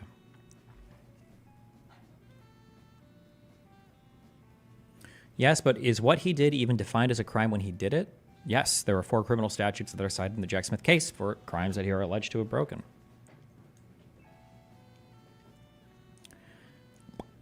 Okay. This case is the first criminal prosecution in our nation's history of a former president for actions taken during his presidency. We are called upon to consider whether and under which circumstances such a prosecution may proceed. Doing so requires careful assessment of the scope of presidential power under the Constitution. We undertake that responsibility conscious that we must not confuse the issue of a power's validity with the cause it is invoked to promote, but must instead focus on the enduring consequences upon the balanced power structure of our republic. When he says we undertake that responsibility conscious that we must not confuse the issue of a power's validity with the cause it is invoked to promote, this seems like it's getting at the idea that I said earlier. It's like, okay, well, hold on. You can't just say like, oh, I was talking to Pence when we were, conspiring to commit crimes, so it should be fine because it's under my core powers. They're saying, okay, well, hold on.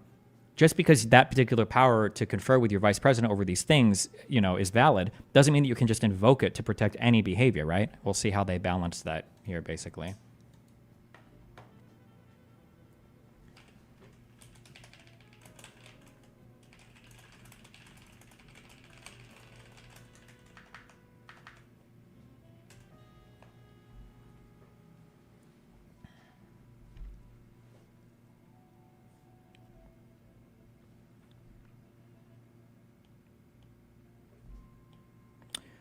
Ooh, sorry, hold on.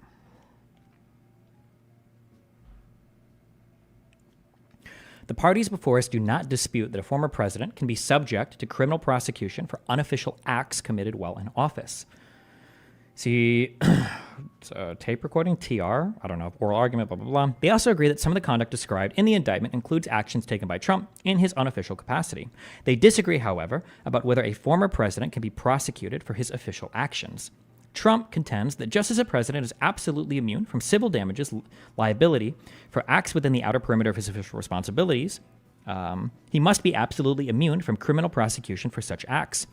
Brief from petitioner, he's citing other things. Trump argues that the bulk of the indictment's allegations involve conduct in his official capacity as president.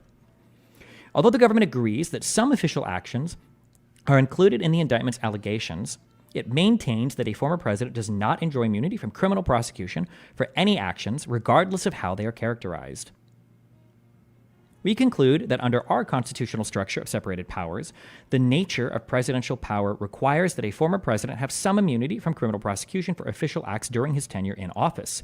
At least with respect to the president's exercise of his core constitutional powers, this immunity must be absolute.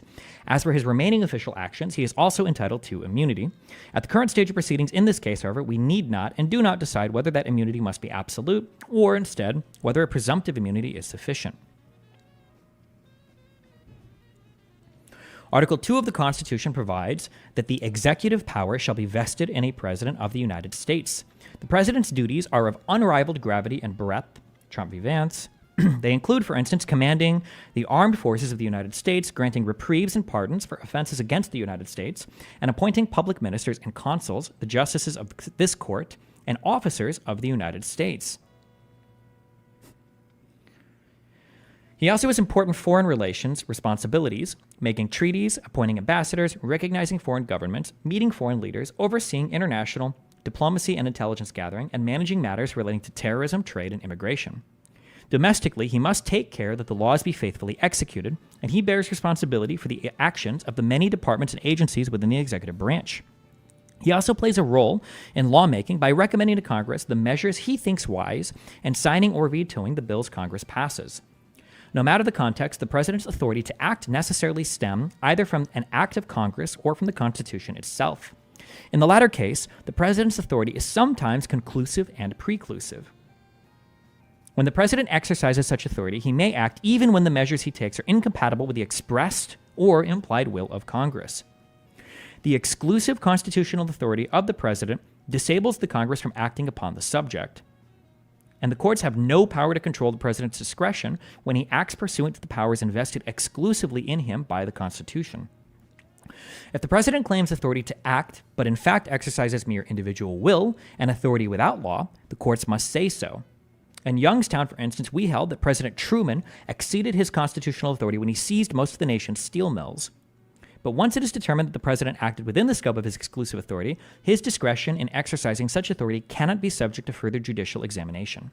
The Constitution, for example, vests the power to grant reprieves and pardons for offenses against the United States in the president. So something that would be very interesting here, I don't know if they'll address it in here, is one of the examples that was given was, okay, well, the president of the United States exclusively has the power, and it is literally granted explicitly in the Constitution to grant pardons. What if the president accepts a bribe for the pardon, right? This is what the three-legged test was memed about. Well, let's say that he accepts a bribe. How can I even prove that that was a crime if I can't even examine his acceptance of the bribe?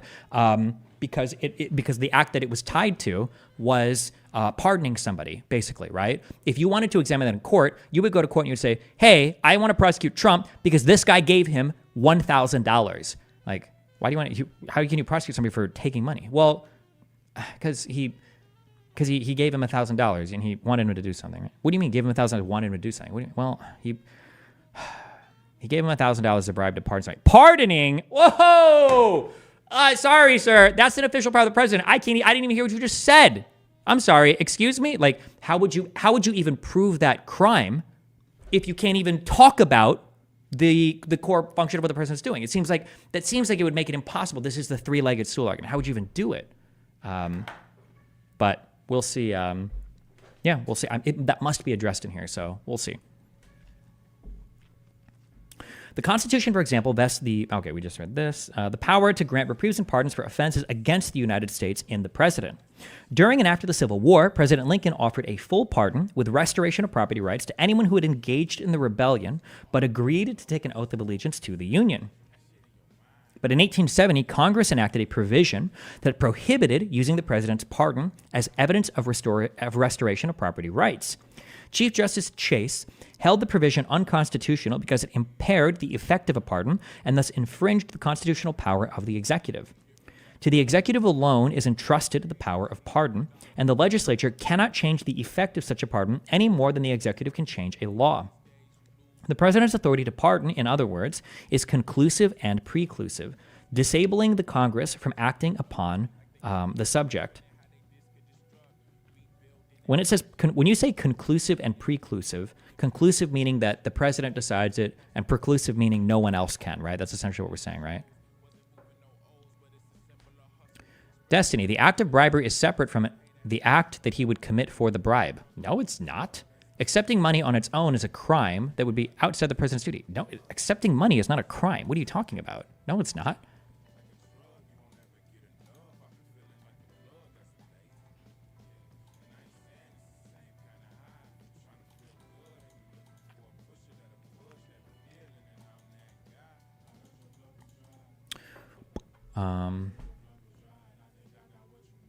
Okay.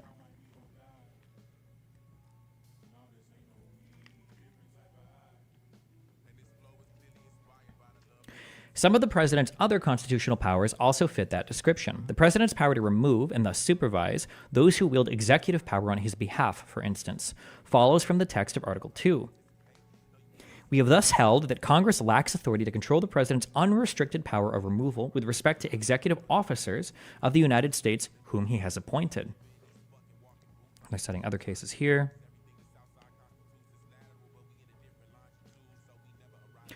Citing the president's exclusive power of removal in executive agencies as an example of conclusive and preclusive constitutional authority.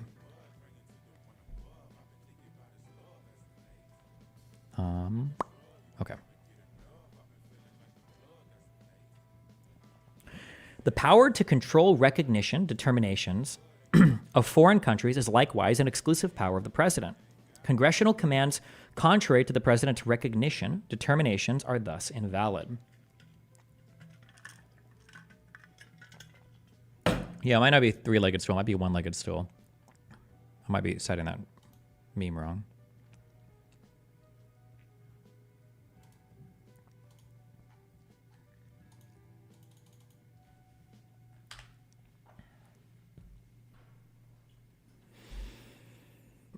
Congress cannot act on, and courts cannot examine, the president's actions on subjects within his conclusive and preclusive constitutional authority. It follows that an act of Congress, either a specific one targeted at the president or a generally applicable one, may not applicable. Is it? Can it be said both ways? Applicable one, may not criminalize the president's actions within his exclusive constitutional power. Neither may the courts adjudicate a criminal prosecution that examined such presidential actions. We thus conclude that the president is absolutely immune from criminal prosecution for conduct within his exclusive sphere of constitutional authority. Hello? Civil law. I saw you were discussing Constitution. I thought maybe I dropped off. Wanted. Oh, I'm on page 20 of 120, so I'm just reading through the Supreme Court decision. Okay. Do you have you read it all, or did you read through parts of it, or I read through the majority opinion. any feelings? Yeah, I'm a little confused. The Supreme Court didn't give enough guidance on what happens if it falls into this middle ground category. So basically, the president's acts can fall into one of three categories. The core acts, which are constitutionally delegated. Yep. They are The perimeter unofficial acts, and then which the are just him. unofficial ones, I think, sorry? right? It's like core Yeah, acts, yeah. there's perimeter acts, and then there's unofficial actions. So Yeah. actions essentially as a private Right. citizen or whatever, yeah. Yeah, correct. So the middle part is where it's a little bit vague because they say it's presumptively he's presumptively immune, but they don't really give a very strong test for how to determine whether there really is immunity or not. So it's a little vague in the middle part. Sure. I haven't gotten through. I don't think I've even read through because this is the majority opinion of the full thing. I'm only on page 17, but I don't even know if the core thing is spelled out well with the way that they're doing this criminal, with the way that they're doing this immunity. So I'm curious. Let's say I go up to the president of the United States and I say, "Hey, listen, can you pardon this guy? I'm going to bribe you. I'll give you $1 million." Is that a thing that could never be criminally prosecuted? For the pardon itself, yes. For the bribe, no. What think am I there's a bribing for distinction if you can't review the pardon? Yeah, you're the bribe itself. I think you could. What is the bribe? pardon What is itself, the? no. I can't review the president to see if he actually did the thing though, or if he had any intention of doing the thing though. Wouldn't the action just be taking money? That's a fair point. So it might be the case that in that case the bribe would be legal.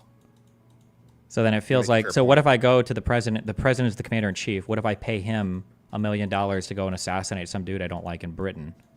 Can I just? Is the president like for sale? There's like no way to review any of those actions. I feel like commander in chief is probably core. I don't know. So because I know that some people are probably going to come away from this thinking like, man, what is the outer perimeter of the president's duties? But I'm thinking like, man, permanent like absolute criminal immunity even from the core duties is kind of weird. And the fact that you can't even consider motivations or anything. But maybe I don't know. Yeah. Maybe they'll discuss it in here. But The not considering motivations isn't that atypical when we look at, for example, just a standard roadside stop. We don't ask the police's motivation in doing the stop. We simply ask whether or not they have a legal basis to do the stop. So not looking at motivations isn't that odd. we're not talking about the prosecutor here though, or the law enforcement officer though. Aren't we talking about the person being criminally indicted or being charged with a crime? Isn't the motivation there pretty important? Well, In fact, I'm would sorry. say- Actually, I wouldn't. I'm sorry. The motivation isn't important. Isn't the motivation of the utmost important? Isn't that where our mens rea comes from for a criminal act? No, not strictly speaking. Motive is never an element of the crime. You never have to prove motive. So No, motive maybe is not nice to motive, have, but it's like how never do you required. separate like motive from like state of mind? I guess. Well, the difference between intent and motive is the intent is the desire to do the thing. The motive is the reason why you're doing the thing. So to use an example, if I go to rob a bank, my intent is to rob the bank. My motive is unclear. Am I doing it for the money? Am I doing it for fame? Am I doing it because I'm trying to impress a girl? So there's a difference between my desire to do the act and my reason for doing the act. You can never use conversations that might have been subpoenaed or obtained prior to robbing the bank to establish the intent. You can typically, but here they're not allowing that. So it is an Yeah. exception to the general rule. Okay, yeah, it's going a bit further. It feels Yes, like that's true. yeah, it feels like there's a lot of stuff then that I think we could very clearly. But like I said, I've only gotten through page 17. So okay. Okay. But of course, not all of the president's official acts fall within his conclusive and preclusive authority. As Justice Robert Jackson recognized in Youngstown, the president sometimes acts pursuant to an express or implied authorization of Congress, or in a zone of twilight where he and Congress may have concurrent authority. The reasons that justify the president's absolute immunity from criminal prosecution for acts within the scope of his exclusive authority, therefore, do not extend to conduct in areas where his authority is shared with Congress. We recognize that only a limited number of our prior decisions guide determination of the president's immunity in this context. That is because proceedings directly involving a president have been uncommon in our nation, and decisions of the court in this area have accordingly been rare and episodic. To resolve the matter, therefore, we look primarily to the framers' design of the presidency within the separation of powers, our precedent on presidential immunity in the civil context, and our criminal cases where a president resisted prosecutorial demands for documents. Section 1. The president occupies a unique position in the constitutional scheme as the only person who alone composes a branch of government. The framer has sought to encourage energetic, vigorous, decisive, and speedy execution of the laws by placing in the hands of a single constitutionally indispensable individual the ultimate authority that, in respect to the other branches, the Constitution divides among many.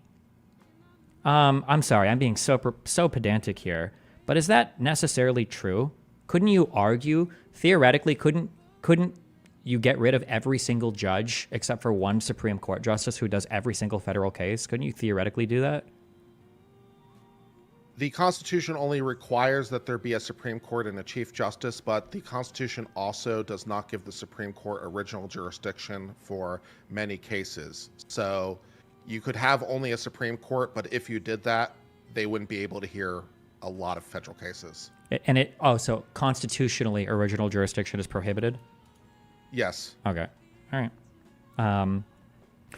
And then, sorry for chat. Original jurisdiction means that the Supreme Court can only hear a case on appeals that it was considered by a lower court first, not that they can be the first ones to hear any case ever, correct? Correct. They have okay. very little authority to hear cases as the trial court. Mm-hmm. Okay. Well, let's see. Enhance with single constitutional... Okay.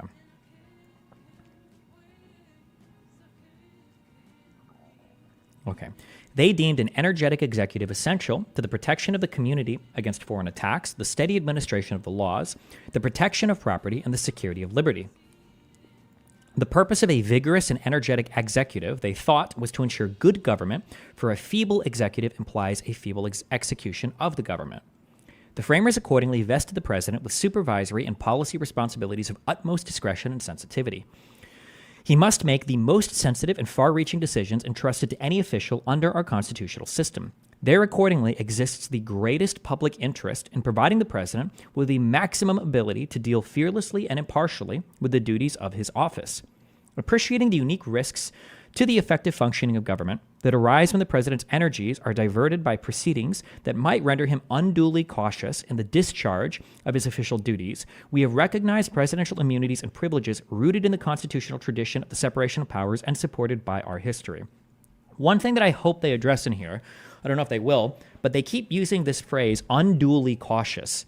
Not all caution is undue. Some caution is good. I would argue in the United States, the vast majority of criminal statutes represents good caution, right? That you would want to be duly cautious not to rape somebody because you might be breaking a law, or not to murder or steal because you might be breaking a law. I hope they get into what the unduly cautious part is here, because there might be, maybe it's good, for instance, I personally, now, I'm not as imaginative as Trump's legal team, but I can't imagine a case where the president of the United States would need to rape somebody as part of his core constitutional duties. So if he had to consider that as part of his job, I think that the criminal statute, they're saying hey, listen, that's a criminal thing. You probably can't rape people. You shouldn't do that. That would be a good amount of caution to have him consider, right? Okay, well, fuck, if I do this, it's actually against the law. Maybe I should consider that, you know? But I could also think of some things that are unduly burdensome that you wouldn't want a president, like for civil litigation, I would agree. You don't want a president like, okay, fuck, we need to do COVID lockdowns, otherwise the country will fall apart. But if I do this, like some business owners might sue me personally. I might get fucked, right? I can understand the civil immunity. It makes a lot of sense. I don't know as much if I agree with the criminal immunity, except in some cases, but we'll get there, I guess. In Nixon v. Oh, and then one question, I see this typed in chat a lot. I don't have a strong opinion yet, but one thing that keeps coming up is Watergate. Would Nixon have been liable for Watergate under these particular, under this interpretation of the court as criminal immunity? But who knows? We'll see. I mean, I would think so, because in that case, he was bugging the offices of his political opponents as part of a campaign. So I'm not So sure one how thing, that so would tie he- into so a that- presidential duty. I understand what you're saying, but so this is where like the really confusing part comes in, right? I don't know any of the details of Watergate, but let's say that Nixon requested his FBI to investigate and had the FBI go and bug it. That is literally a core power of the president that would, by this court's argument, be beyond review or consideration. So how would you even call that into question?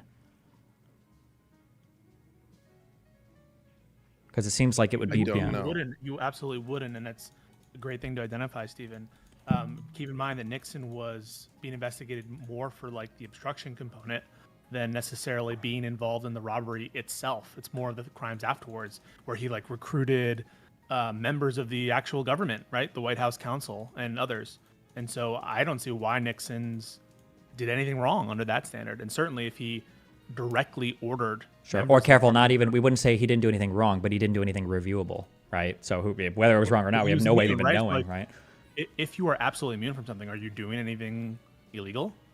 Well, not illegal, but wrong. I'm just saying because you said the You word can't wrong. be punished for it, right? Yeah, you can't be punished for it. And this is where, by the way, all of the hypotheticals about SEAL Team 6 and assassinations are absolutely on point.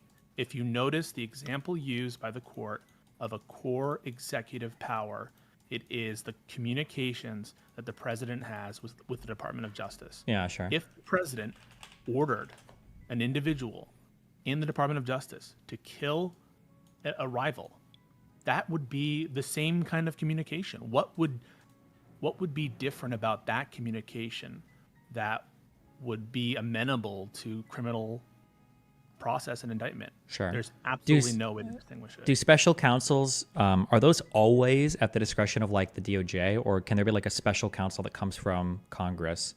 There's a case called Morrison v. Olson, which had to do with the independent counsel statute, but that's been phased out, and that was still part of, as interpreted, still part of the executive branch, just not like immediately fireable by Okay. by the president. And there was other layers of review, but nowadays all special counsels are employees of the Department of Justice and are bound by their policies and can be fired. Gotcha. So then also then under this for core powers, basically any communication or any appointments that the president makes in the executive, we would say is probably a core power, right? 100%. So Right. if the president felt like he was being investigated unfairly by any part of the DOJ or any part of any, he could very easily just fire and move, like explicitly say, he's like, I know you guys are investigating me, like you're all fired and I'm bringing new people, and that would be unreviewable by any criminal court, right? Yes. Evidentiarily, it could not be used to establish other crimes, and it itself, you'd be immunized from it. And if you had any kind of like helpers or accomplices, obviously you could pardon them to the extent that they were committing federal crimes. And if he were impeached for those efforts and removed from office, he still wouldn't be amenable to criminal indictment. That's more immunity than Trump was asking for. This court was reviewing Trump's ridiculous argument under the impeachment judgment clause that in order to indict him for official acts, they had to first impeach him and then remove him. They went one step further than what Trump asked for and said, even if you impeach him, even if you remove him, you cannot indict him for any official acts. And those can be as broad as using the bully pulpit. You see them considering like just general public statements to the public as being contained within, or possibly contained, conceivably contained If as you're- official action. It is so broad. It is an insane rule. How do you get rid of a federal judge? is that a executive power or congressional power, or Impeachment? Get rid of a judge, you'd impeach him and remove him. so for federal judges? So when you say impeachment, that it has to be through Congress, basically? That's Yeah. correct. Yeah. Okay. All right. And I think it's happened like 9 times total. Okay. One other thing. Notice there the total lack of coherence in this theory. The opinion goes out of its way to say the president is a branch unto himself. He is the executive. That's a unitary theory of executive power. If he is the executive branch and the executive power, it's all part of his power, why doesn't this immunity extend to every member of the executive branch? Why is it that the president is the only one under this theory that has absolute criminal immunity to this extent? Why wouldn't that apply to every other member? Maybe because there's zero history and tradition. That's the of wrong way other around, members. I think. No. Because think about it. If the executive branch, if he's a branch unto himself, how can he give away less power than he has? How can he give away or delegate some power, that's separate from the nature Or of his power? we already have like a structure for this, right? You would just say that any person that's acting in the branch would always just say like, oh, well, the president ordered me to do this, and then It's that would just essentially make it the beyond president's review, right? authority, and, yeah. and the president's authority contains in it. It must. Why wouldn't it contain all of the protections of the president's authority? It's That's not quite right, because most of the executive is delineated by statute, at which point you're in a slightly different category because it's not a core constitutional interest. So if you're just Whether- talking about an employee Hang on working a in a second. random agency, that agency exists because of a statute, not because of inherent power of the president. The DOJ exists by virtue of its statute, and notwithstanding Correct. that fact, when the president makes orders to the Department of Justice, that has been described as a core executive power. When he's So how- talking to the attorney general, who is a senior advisor at least, yes. Hang on a second. But you agree the Attorney General is a creature of statute. His authorities are made from an act of Congress. And so it's not this constitutional statute distinction, because what has been described as a core feature of the executive power has been communications to a statutorily created agency, namely the Department of Justice. And so I have no reason to think that like the basis of distinguishing the authority here is between statute and constitutional authority, or it's so broad under the take care clause or the general power of the executive to remove his officers that it would encompass any communication or any action within the executive branch.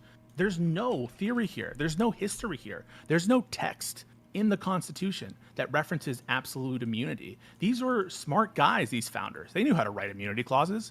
They already wrote immunity clauses. They knew how to do it. And this court has abandoned its analytical framework of supposed textualism, supposed originalism for results. It wants to protect Donald Trump, and so that's what it did. And it's made a road to authoritarianism and tyranny, frankly. This is a really bad ruling. It's horrible. And anyone who defends it doesn't really stand for American principles. Well, I appreciate being thrown under the bus that hard before I could even offer a contra idea, but okay. Well, but I will note you that support the ruling? Well, let him. Yeah, well, if I believe the ruling is correct, that I don't love America is a pretty harsh position wait, to put hang me on a under right second. from the start. Well, I guess I'm asking you a direct question now. Do you support this ruling? In large parts, yes, but I'm still vague a little bit on the middle part, as I expressed earlier. That's not good enough for me. Well, that's tough because I don't have a firm Okay. position yet. I haven't thought it all the way through, man. If you're equivocal about whether or not you think the president of the United States could have this level of immunity, where essentially all he would have to do is very easily come up with some official act intermediary. And I can't think of where this ends. Honestly, think about it. If you had an order, I order my FBI agent to go and sexually assault someone, and that act itself, that ordering of the person to go do a most heinous act is unreviewable. Where does it stop? Where are these pro forma excuses that, oh, this is law enforcement purpose, this is national security purpose? This is the stuff. Well, here, let him of answer. What is tyranny. it? What's the answer to that? Well, I mean, there's a couple things that I have to respond to. With respect to the idea of the Attorney General, I will note that the Constitution does designate the idea of principal officers that the president has the ability to appoint. So there is a difference in the Constitution between, for example, the Attorney General and just a rank person who exists at the DOJ. The Constitution does treat those differently. With respect to the idea of immunity, then you're correct that the Constitution doesn't say that, and even the Supreme Court points that out, that it doesn't say that. But they're concerned about the power About and policy. separation of powers. Wait, I'm sorry. They're concerned about policy. Okay, I will simply note that I let you speak for quite a while, I and apologize. you interrupted me. Yeah. Okay, so we can press on to other things because I lost my train of thought. You lost your train of thought. You're defending absolute immunity. You were in the middle of saying that. First of all, no, I wasn't, because as I said at the very start, I'm a little unclear on the middle part with respect to the official acts as opposed to core acts, and then you said that wasn't good enough. Well, so And here, so here, I'm so still here's a like the little question unclear I on guess that I part. would have for you. So we agree then. So we're going core Constitution, right? The Constitution itself spells out that the president shall appoint an attorney general, right? We all agree with that, right? It Yeah. says that Right. he appoints principal officers, but I don't know why that's a distinction that matters. I'm just, Where- I'm not, I'm yeah. just laying out the core, just so we're on agreement here, right? So we agree that the president can appoint an attorney general, right? That's correct. We agree that the Department of Justice exists, that the FBI is a part of that, right?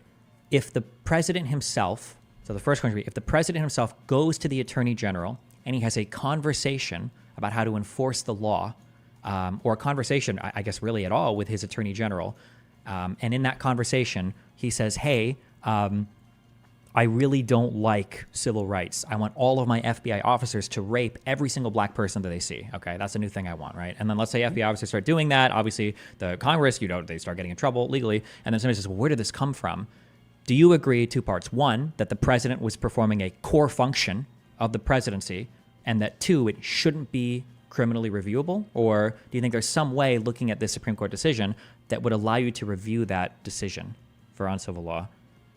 I would say no, because I don't see how the president is chief executive, has the ability to enforce the law. So I'm not sure how that order would be. In Wait, you furtherance of don't that know how purpose. the president has the ability to enforce the Wow, law? amazing. I got 5 words in and I got interrupted again. It's Sorry, hold almost on. like the question was asked to me, Pisco. Yeah, wait, okay, hold on. You're saying that you don't understand how that order would be enforcing the law, right? No, it wouldn't be enforcing the law because it's not part of the function of taking care that the law be faithfully enforced to give that order to an FBI official. But are we able to It's not review? part of the law What? enforcement purpose. That is preposterous. So the president of the United States absolutely enforces the law. He's the chief executive. When I the know, I said president that. makes okay, so when the president makes an order, are you suggesting that that doesn't have the force of law or isn't pursuant to his duties under the Take Care Clause? No, not necessarily, no. Because just because he has the power to order the FBI to do things that would be part of taking care, it doesn't necessarily imply that every order is part of that function. He could give obviously something that's completely not part of that function. Okay, wait. He So could wait. order an FBI official to do act. That means he has to be Wait, amenable to No, law. wait. That Okay, means- I hold on. I think that's a good point. But how can we even begin to distinguish if his decisions aren't able to be reviewed? Well, the Supreme Court does talk about the delineation between official acts and unofficial acts, which they spend much more verbiage on. What do they This wouldn't say? be unofficial. This is official. This is a core function. You're ordering the FBI to do mass rape. That's an official. No, I don't. I don't What's think that's unofficial true. about that. Because just because it's being done to the order is given to the FBI official doesn't mean that the order is part of the core function. I mean, to put it more plainly, if the president gave the order to the FBI official that I want you to go stump for me and give political speeches for me, I don't think anyone would say that's part of the core function of the president. Yeah. You Okay. don't Wait. have to give I that wait. order to So the FBI. yeah. I think I agree. I don't know if Bisco agrees or not. I agree. But under this ruling, how would you even make that determination? Who makes that determination if you're not allowed to review by virtue of the relationships, like anything that's even ordered there? Well, they spend time talking about the delineation for this issue and the issue versus the communication to the DOJ versus the communication to subordinates has a delineation here. Sure, but because I'm of not talking the about that. No, nature very, of the very officer clearly. ranks. And I'm not asking for you to say that they discuss it. I want to know, either you can tell me what they discuss or what they answer. How would you do it? I see that all over the state, that I live in, FBI agents are running around raping black people. And then there's a leak that comes out, somebody recorded with their iPhone 15 Pro, the president talking to, his new attorney general, Sidney Powell or whatever. And he's saying like, make sure to, get this done or whatever. We want them all raped or whatever. And I go, hey, this is obviously criminal in nature. How do you even begin to probe that when the court says, I'm sorry, but the president of the United States, in executing the laws of this country and communicating with his attorney general, this is a core function of the president. He's literally speaking as president to ostensibly to enforce laws to his AG. How do you review it? Where do you get the test from here? Like, what do they say in this case? I haven't read far enough. Do they address that? Because it seems like the answer would always be, sorry, that's not reviewable, bro. This is literally the president's core job. I think the verbiage in the case does try to delineate that, and How? it's not as clean. Well, no, I'm asking how. You keep saying they do it. How do they do it? What is the delineation? How? Let me pull up the opinion, and I'll get back to you on the language. Okay. Well, just to state my opinion, I'm just going to say it, like, it's horseshit. There is no delineation here. It's absolutely a core executive function to order your, or to have communications with the Department of Justice. That was the example they used of Trump, like, talking to his DOJ and starting these bogus investigations based on corruption. And if you want to say like, okay, mass rape, that's not clear or whatever, fine, I can change it up. I'm not going to let you dodge the hypothetical. We can say mass arrests or whatever, right? Well, going further than that, you agree, I'm sure, because you won't deny it, that one of the FBI's jobs is to stop terrorism. And in the effort of stopping terrorism, you kill terrorists who are imminent threats. And so the president issues an order to an FBI field office or to its head, if you want to make that little principal inferior officer distinction, I don't care. The order is brought from the president, and he says, I want you to kill a terrorist. The terrorist is threatening the country. That terrorist is an imminent threat, and that terrorist's name is Nancy Pelosi. Unreviewable. Absolute immunity for that action. And don't tell me it's not a core function to order the FBI or to order the DOJ. And don't tell me that stopping terrorists isn't a core function of the FBI. Okay, I won't tell you that. Well, hold on, wait, real quick. Also, just somebody in chat says, how do you support it? what's Pisco's rebuttal to yes, there's no criminal recourse. There's political recourse through impeachment or the voting booth.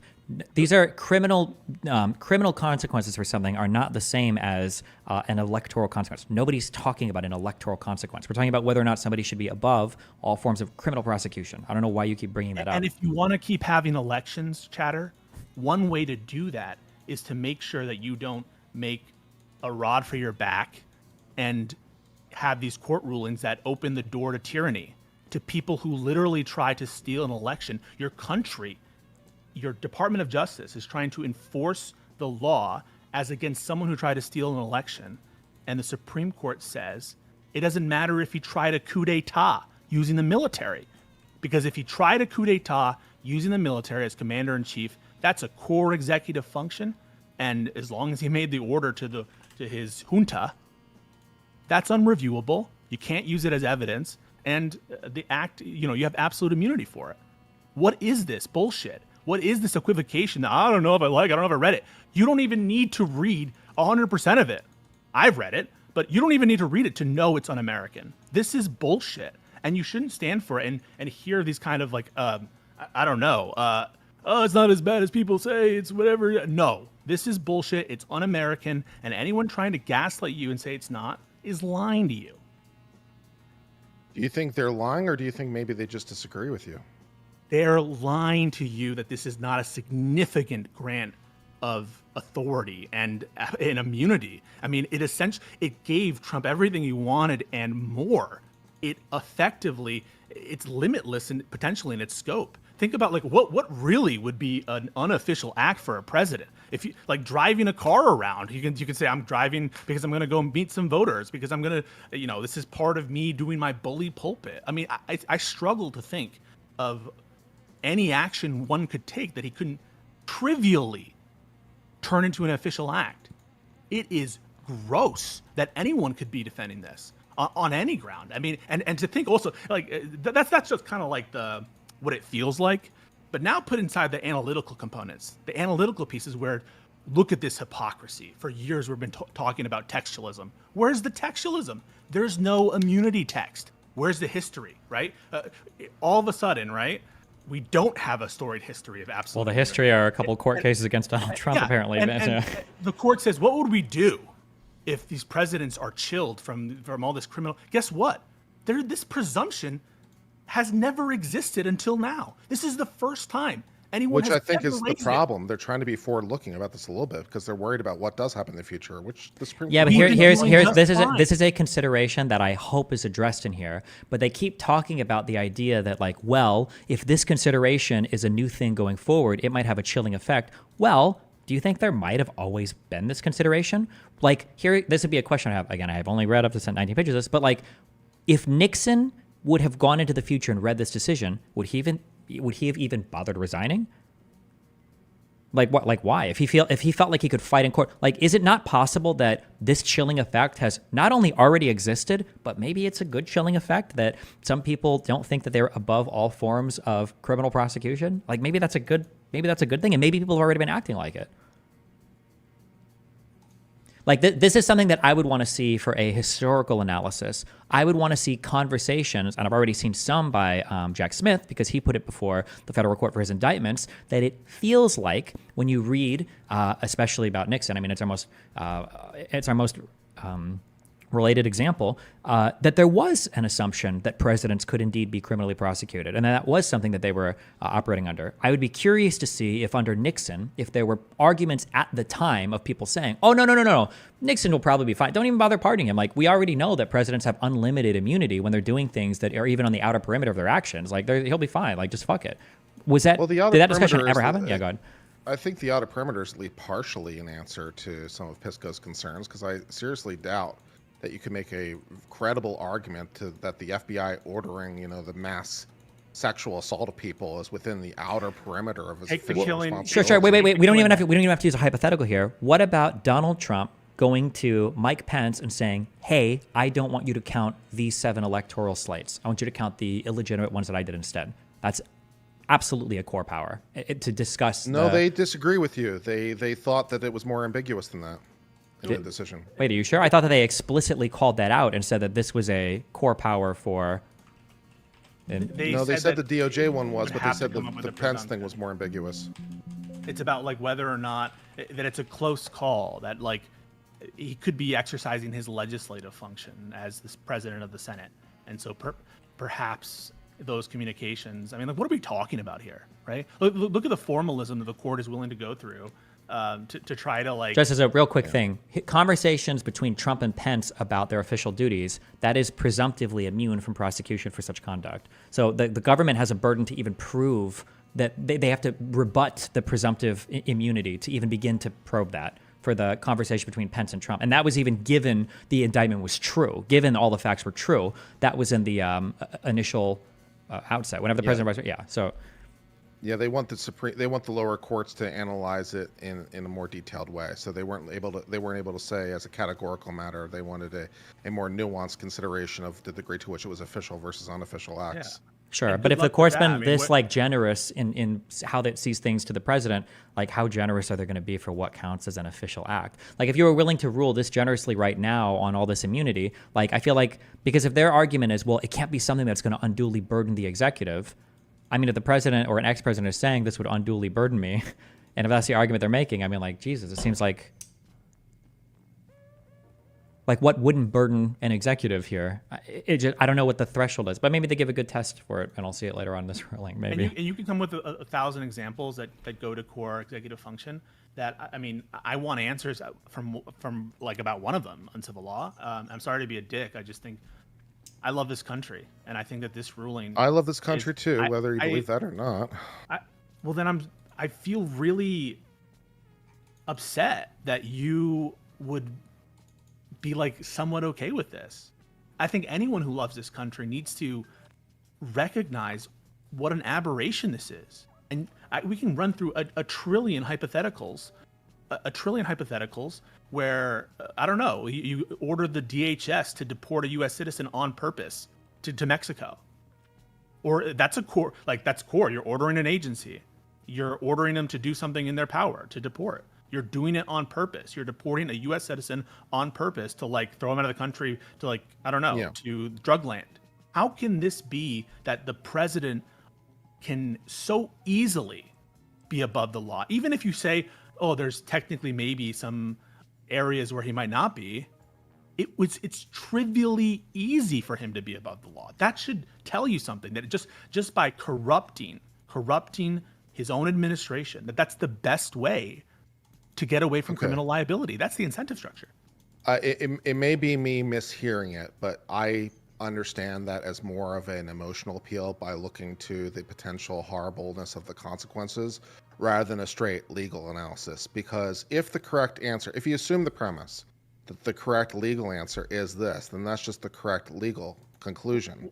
Well, hold on, wait. I would say horrible conclusions, but that's the correct answer. Well, I would say wait, real quick, to be careful. It's not just a strict legal thing. Like, part of the legal consideration, or you can say it's a strict legal thing, but part of the legal consideration is this going to be an undue burden on the executive? That's part of the consideration. Yes, so absolutely true. What Stephen told you, and what's clear from the opinion, is that more than anything, the court is citing like what it thinks are going to be the consequences and what's going to burden the executive or not burden the executive. And so I think if you're doing that, consequences are fair game, and like you can go over that. But I don't even need to go there, because as with all like legal things, we start with the text. Okay, is there any immunity clause in the Constitution? No, there is no immunity clause in the Constitution. Okay, now let's go to look at the history, founding documents, legislative history. Is there any Federalist paper, communications at the time of the founding, discussions about what absolute immunity is, discussions about core executive versus no, there's nothing, absolutely zero. Is there any like historical practice where there's a letter where Abraham Lincoln says, I am criminally absolutely immune, where they use these terms, or any kind of practice whatsoever? No, there's none. And so when you start talking to me like, what's the legal analysis? What's the legal analysis for assuming that a provision that doesn't appear is real? I can grant you that there could be certain congressional statutes that are incompatible for like with the Article 2 of the Constitution. Like, I would agree that like if Congress purported to criminalize the president's ability to make a pardon, I would be like, yeah, It's unconstitutional under normal separation of powers principles, not under immunity. You don't have to invent an immunity doctrine for that. You just say, this law as applied, violates the Constitution. Why you have to invent this immunity structure? It's totally made out of thin air. It's bullshit. What's the practical difference between saying there's immunity versus the law's unconstitutional? A lot of practical differences. So number one is you don't have this like ridiculous evidentiary thing where, we can't consider your intention and motivation. That's Looney Tunes. Of course we consider people's motivations when we're determining something's official or not official. If I talk to my DOJ like about getting into my pool, that's a conversation with the Department of Justice. But like my state of mind, what I'm like, the nature of what I'm saying, right? Like you have to consider people's intentions, whether things are sham, to understand if it's official, right? Otherwise, anyone could just put something on a memo and all of a sudden it's official. If you're not really interrogated and taking a second look at the shamness of it. And so because absolute immunity doctrines are by their nature, they don't want to do that, because by doing that, now it's just ground down into like the actual crime itself. And so the whole immunity is obviated if you need to have a trial about your intent level, and then just like the sphere of immunity overlaps with the underlying criminal conduct. And so this gets rid of that bullshit, number one.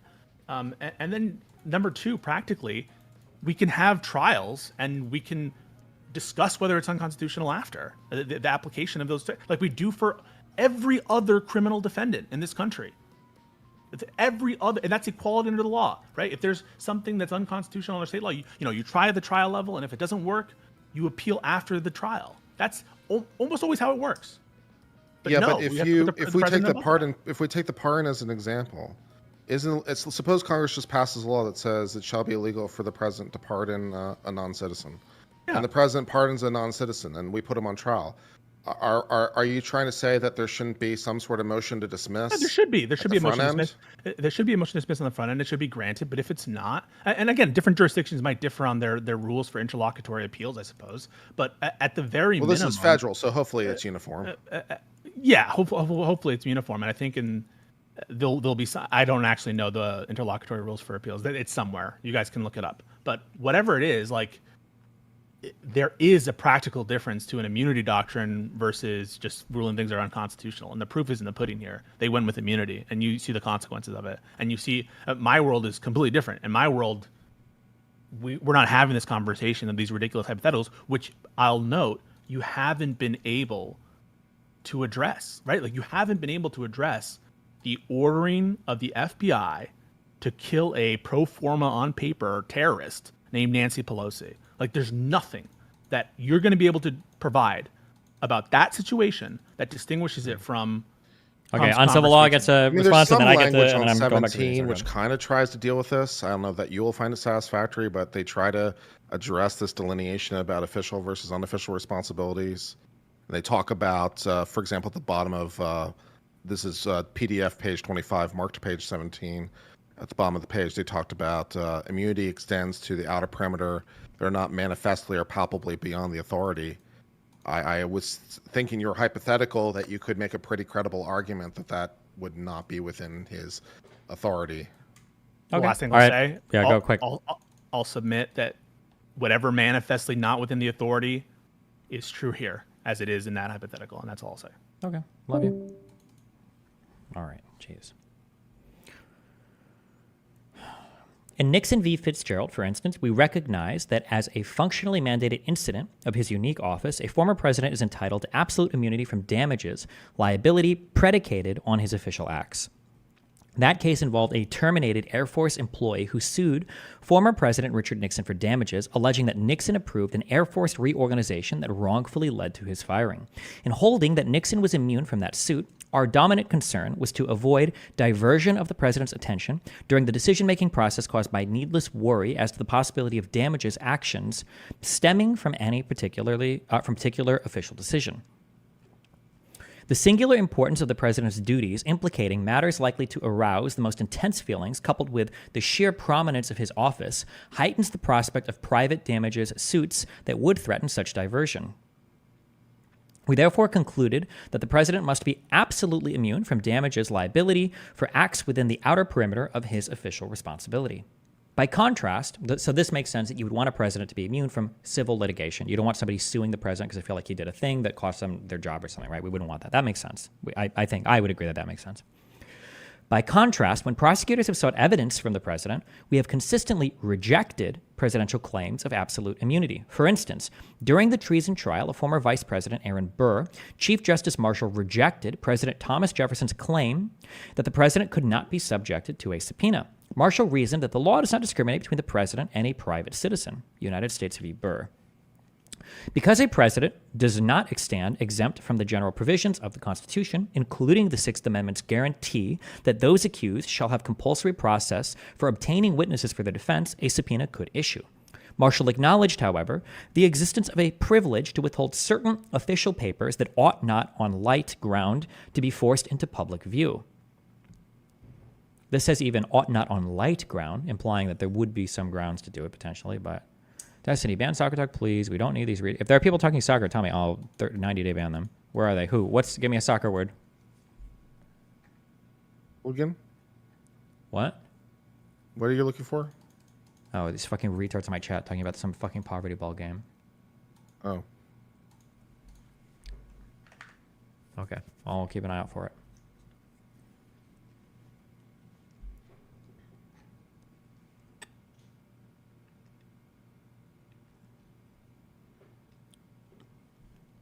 And he noted that a court may not be required to proceed against the president as against an ordinary individual. United States v. Burr. This might be a case we want to look up a little bit. United States v. Burr about compelling a president to turn over evidence for a subpoena.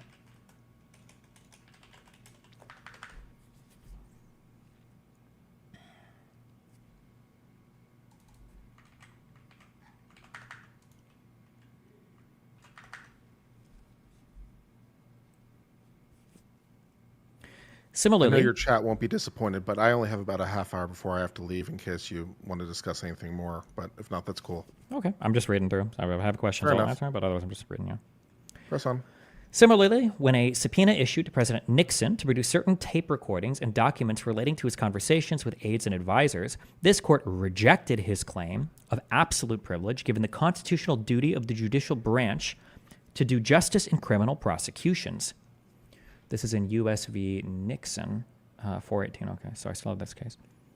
But we simultaneously recognized the public interest in candid, objective, and even blunt or harsh opinions in presidential decision-making, as well as the need to protect communications between high government officials and those who advise and assist them in the performance of their manifold duties.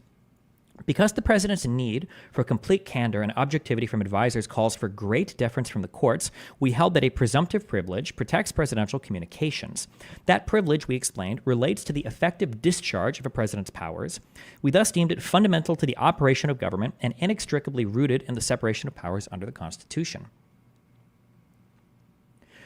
Criminally prosecuting a president for official conduct undoubtedly poses a far greater threat of intrusion on the authority and functions of the executive branch than simply seeking evidence in his possession, as in Burr and Nixon.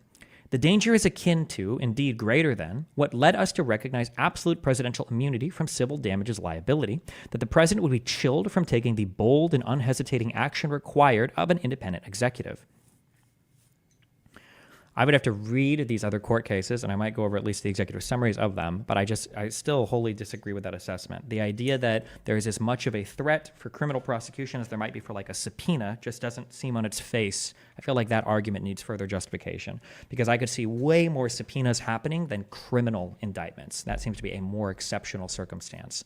But although the president might be exposed to fewer, they're going to say it here, okay.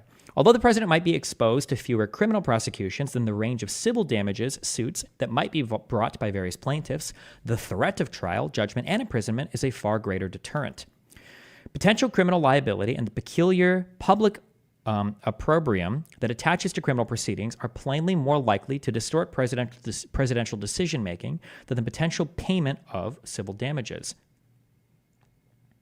Again, I don't think I agree. I don't know. The hesitation to execute the duties of his office fearlessly and fairly that might result when a president is making decisions under a pall of potential prosecution, McDonnell v. United States, raises unique risks to the effective functioning of government. A president inclined to take one course of action based on the public interest may instead opt for another, apprehensive that criminal penalties may befall him upon his departure from office. I hope they give an example. I really want them to give a hypothetical decision here. I hope they do. And if a former president's official acts are routinely subjected to scrutiny in criminal prosecutions, the independence of the executive branch may be significantly undermined. The framers' design of the presidency did not envision such counterproductive burdens on the vigor and energy of the executive. Federalist number 70 at 471. We must, however, recognize the countervailing interests at stake. Okay, so here hopefully we get on the criminal side of things. Federal criminal laws seek to redress a wrong to the public as a whole, not just a wrong to the individual. There is therefore a compelling public interest in fair and effective law enforcement. The president, charged with enforcing federal criminal laws, is not above them. Chief Justice Marshall's decisions in Burr and our decision in Nixon recognize the distinct interests present in criminal prosecutions. Although Burr acknowledged that the president's official papers may be privileged and publicly unavailable, it did not grant him an absolute exemption from responding to subpoenas. Nixon likewise recognized a strong protection for the president's confidential communications, a presumptive privilege, but it did not entirely exempt him from providing evidence in criminal proceedings. Taking into account these competing considerations, we conclude that the separation of powers principles explicated in our precedent necessitates at least a presumptive immunity from criminal prosecution for a president's acts within the outer perimeter of his official responsibility. Such an immunity is required to safeguard the independence and effective functioning of the executive branch and to enable the president to carry out his constitutional duties without undue caution.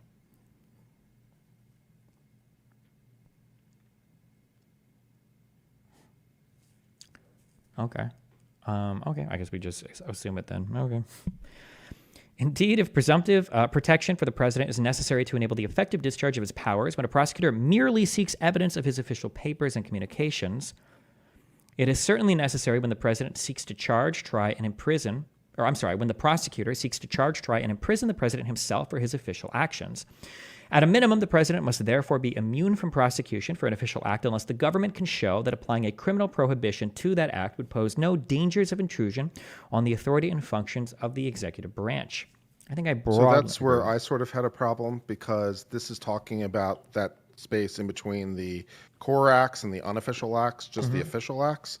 And they say he's immune unless you can show this. And as far as I can tell, there's no other analysis anywhere in the opinion that explains what this is. So if I'm a district court, I have no idea how to apply this, which is very frustrating. Yeah, that seems kind of weird, but I'll keep reading. I'll see if they try to address that, but...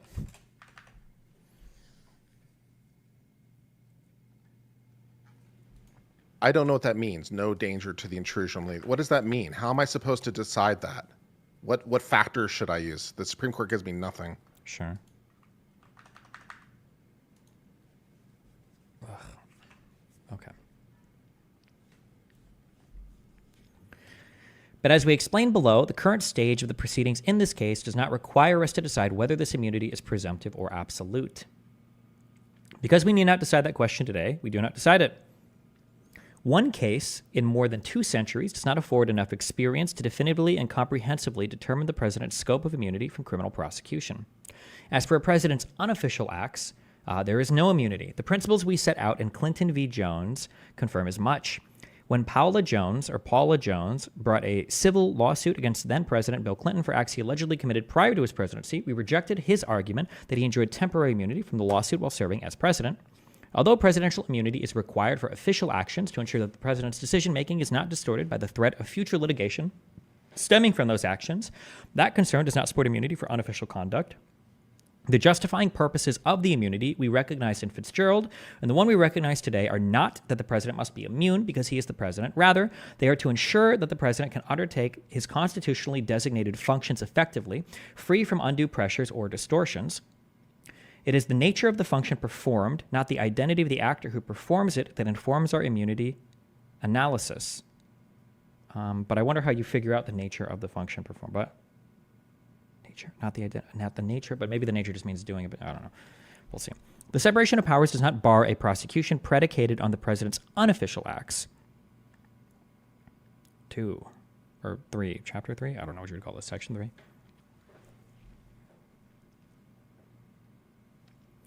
Determining whether a former president is entitled to immunity from a particular prosecution requires applying the principles we have laid out to his conduct at issue.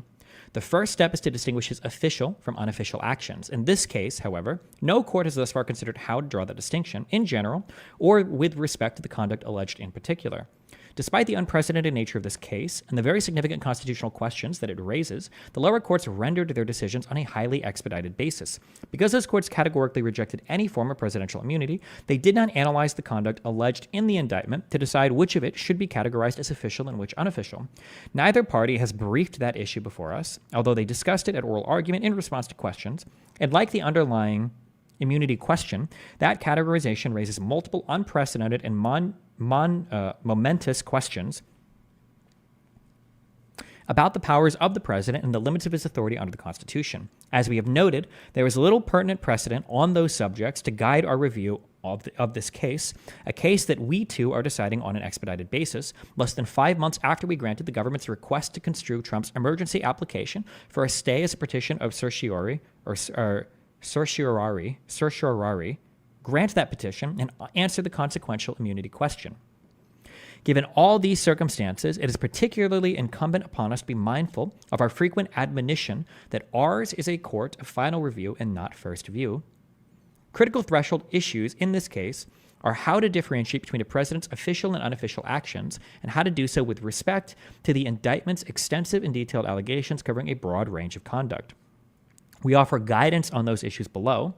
Certain allegations, such as those involving Trump's discussions with the acting attorney general, are readily categorized in light of the nature of the president's official relationship to the office held by that individual. Other allegations, such as those involving Trump's interactions with the vice president, state officials, and certain private parties, and his comments to the general public, present more difficult questions. Although we identify several considerations pertinent to classifying those allegations and determining whether they are subject to immunity, that analysis ultimately is best left to the lower courts to perform in the first instance. A. Distinguishing the president's official actions from his unofficial ones can be difficult. When the president acts pursuant to constitutional and statutory authority, he takes official action to perform the functions of his office. Determining whether an action is covered by immunity thus begins with assessing the president's authority to take that action.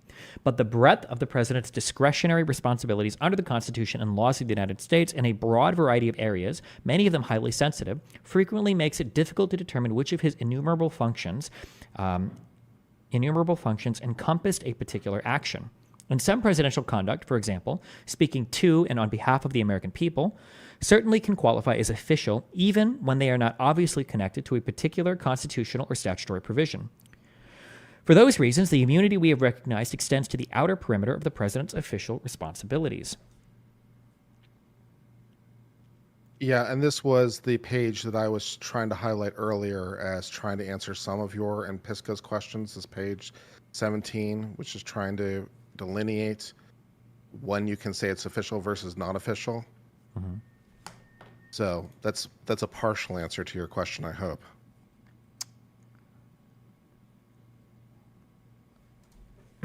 Gotcha. Hold on.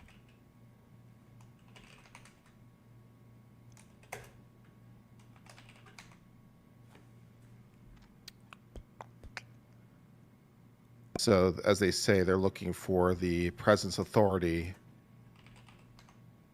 within the respective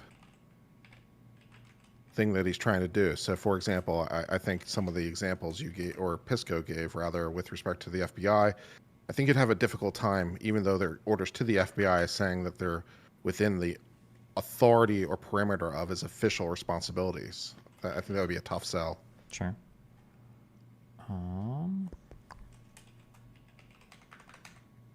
Okay.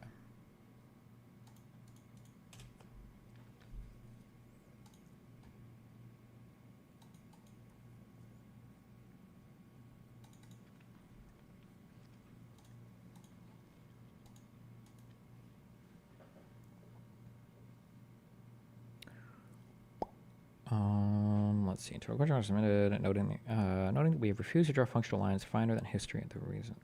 Okay. Boom. Let me hold on.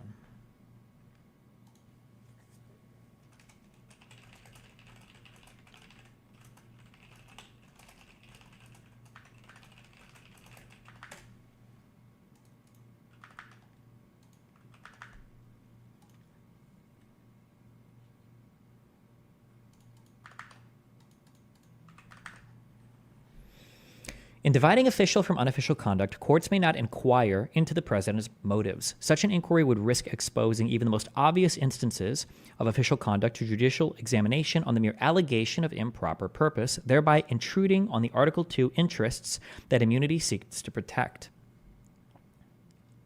Indeed, it would seriously cripple the proper and effective administration of public affairs as entrusted to the executive branch of the government if, in exercising the functions of his office, the president was under an apprehension the motives that control his official conduct may at any time become the subject of inquiry. We thus rejected such inquiries in Fitzgerald. I just want to read this real quick. I need to see inquiries in Fitzgerald. Okay, Fitzgerald, 457 U.S. at 745. Nixon v. Fitzgerald. When it says at 745, does that mean page 745 or? Yeah. Damn, that's a long ass fucking thing. Well, that's 745 in the volume, not 745 of the opinion. Or wait, it's 457 US means.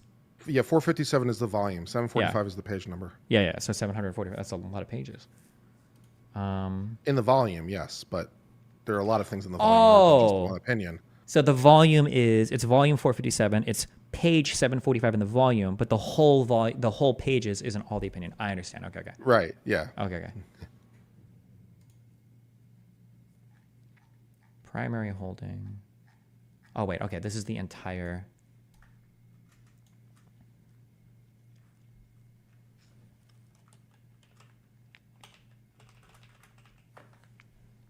Yeah. 731 is the starting of the page number, and then 745 is the pinpoint.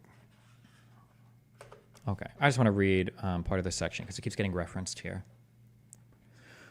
This court consistently has recognized that government officials are entitled to some form of immunity from suits or, for civil damages. And Spalding v. Okay, so this is the Nixon v. Fitzgerald case from 1982 that I'm reading from now. General in a the court considered the immunity available to the Postmaster General in a suit for damages based upon his official acts, drawing upon the principles of immunity developed in English cases at common law. The court concluded that the interests of the people required a grant of absolute immunity to public officers. In the absence of immunity, the court reasoned executive officials would hesitate to exercise their discretion in a way injuriously affecting the claims of particular individuals, even when the public interest required bold and unhesitating action. Considerations of public policy and convenience, therefore, compelled a judicial recognition of immunity from suits arising from official acts. So this is still talking about civil stuff right now, but in exercising the functions of his office, the head of an executive department, keeping within the limits of his authority, should not be under an apprehension that the motives that control his official conduct may at any time become the subject of inquiry in a civil suit for damages. It would seriously cripple the proper and effective administration of public affairs as entrusted to the executive branch of the government if he were subjected to any such restraint. Decisions subsequent to Spalding have extended the defense of immunity to actions besides those at common law. The court considered whether the passage of 42 U.S.C. 1983, which made no express provision for immunity for any official, had abrogated the privilege, credible cause, impinge on a tradition so often. Very nice.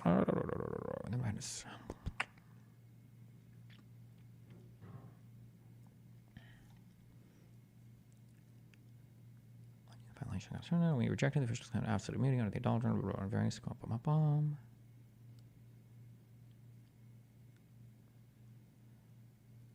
Portion of the nature of the official functions and the range of decisions conceivable might take in good faith. This functional approach also defined a second tier, however, which the especially sensitive to certain official not only require absolute immunity. State prosecutors possess absolute immunity with respect to the initiation and pursuit of prosecutions. Detailed by bunch. Okay.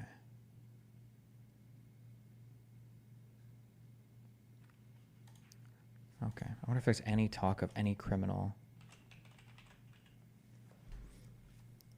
457. Okay. With the President of the United States v. Nixon. Wait. But our cases also have established that a court, before exercising jurisdiction, must balance the constitutional weight of the interest to be served against the dangers of intrusion on the authority and functions of the executive branch. See Nixon v. Administration and United States v. Nixon. When judicial action is needed to serve broad public interests, as when the court acts not in derogation of the separation of powers, but to maintain that proper balance, or to vindicate the public interest in an ongoing criminal prosecution, see United States v. Nixon, the exercise of jurisdiction has been held warranted.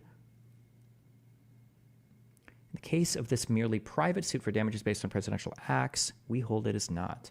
When judicial action is needed to serve broad public interests, as when the court acts not in derogation of the separation of powers, but to maintain their proper balance, and then they cite Youngstown, Sheet, and Tuco v. Sawyer, or to vindicate the public interest in an ongoing criminal prosecution, see United States v. Nixon, the exercise of jurisdiction has been held warranted.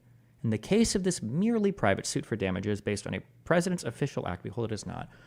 So it sounds like in this case, in Nixon v. Fitzgerald, the court is saying that when we're trying to maintain certain balances of power and when we're vindicating public interest, such as in an ongoing criminal prosecution, we say that the jurisdiction exercised by the courts here is warranted.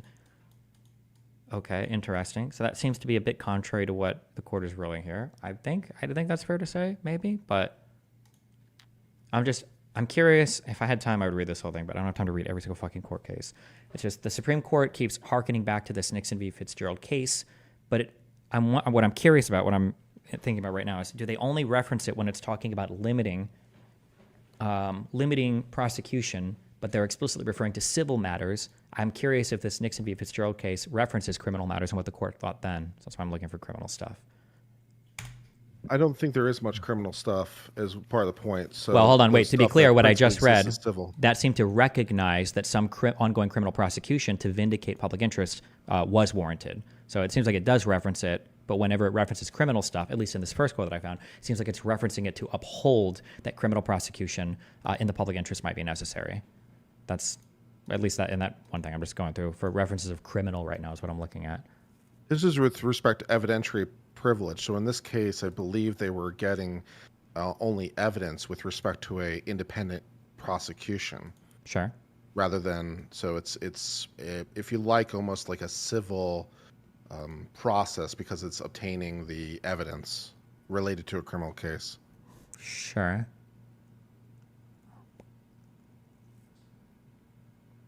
It's not quite right, but hopefully it gets the idea across.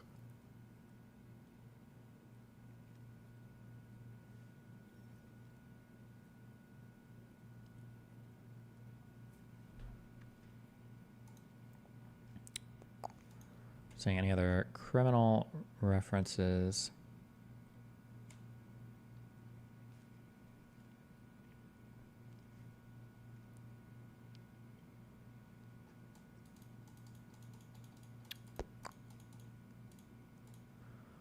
The court has recognized before that there is a lesser public interest in actions for civil damages than, for example, in criminal prosecutions.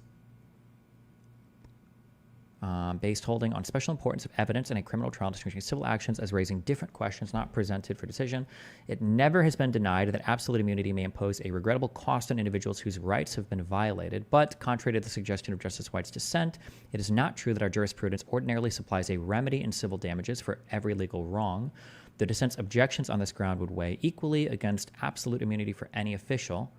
Yet the dissent makes no attack on the absolute immunity recognized for judges and prosecutors. This is, fuck, are we reading? Can I assume this is still, this, oh, they're referencing the dissenting opinion, so this must be the majority opinion. I'm assuming that's, if they're referencing it, right? Area of law, which there is not damages, remedy for every legal wrong. These cases establish that victims of statutory crimes ordinarily may not sue in federal courts in the absence of express congressional intent. Okay, nothing much here.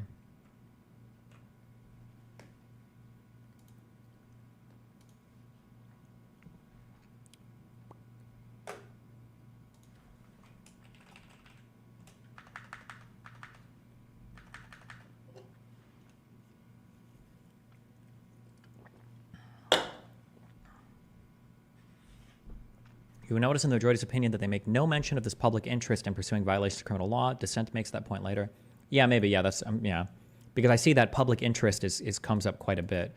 And now, even though criminal prosecutions are of a greater thing, arguably a greater category of things than civil prosecutions, the public interest is much greater as well, right? There is a large public interest in enforcing criminal laws and criminal prosecutions and the conviction of criminals, as opposed to, you know, whatever civil bullshit, right? But.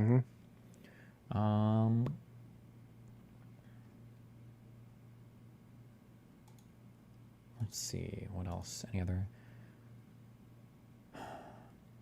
In his dissenting opinion, Justice White's judicial civil damage suit, he quotes the language.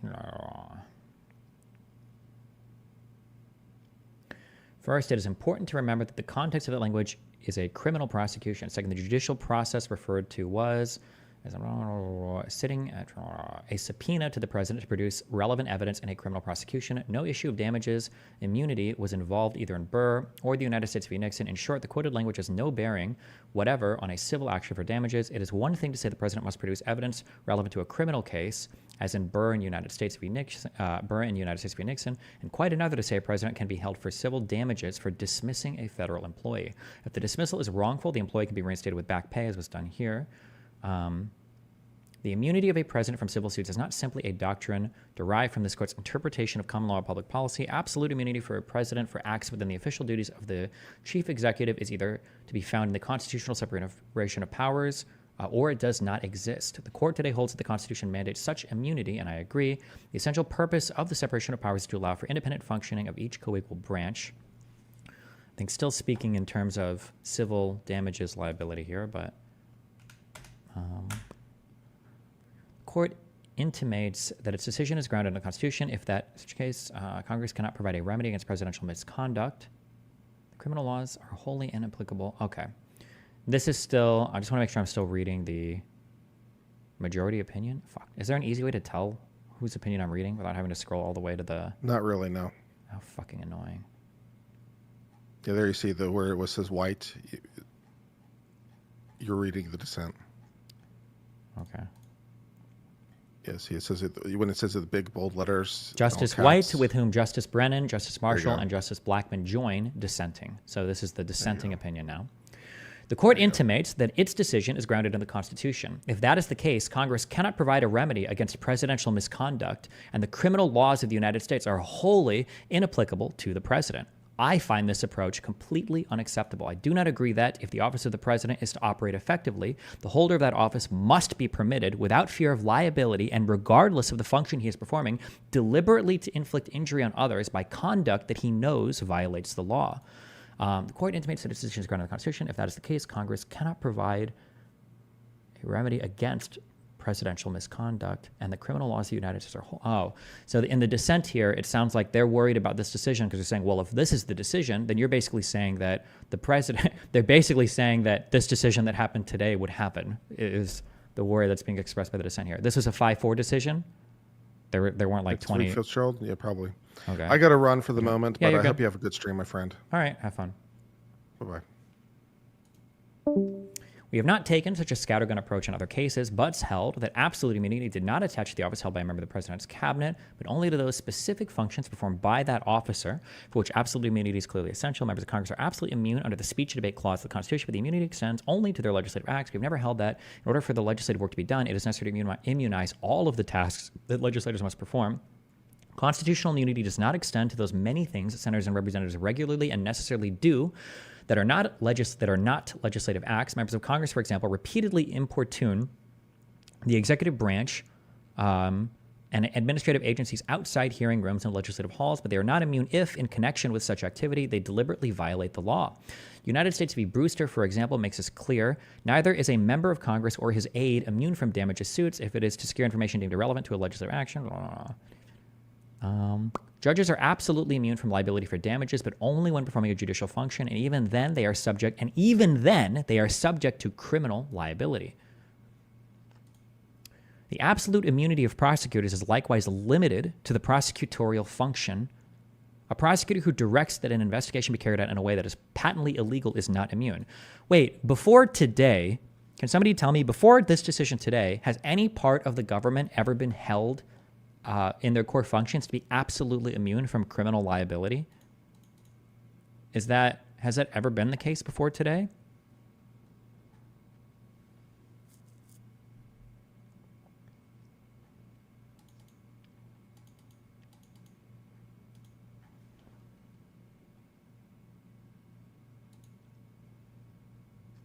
Accountability of each individual for individual conduct lies at the core of all law, indeed, of all organized society. The trend to eliminate or modify sovereign immunity is not an unrelated development. We have moved away from the king can do no wrong.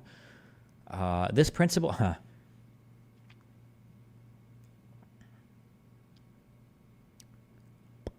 As Justice Brennan observed in blah, blah, blah, this is it's still part of a dissenting opinion. Accountability... the closest thing I'm aware of is the speech and debate clause for Congress. Is that an exception from all criminal prosecution or just civil? The speech and debate clause. It prevents the arrest. Wait. Article 1, Section 6, Clause 1.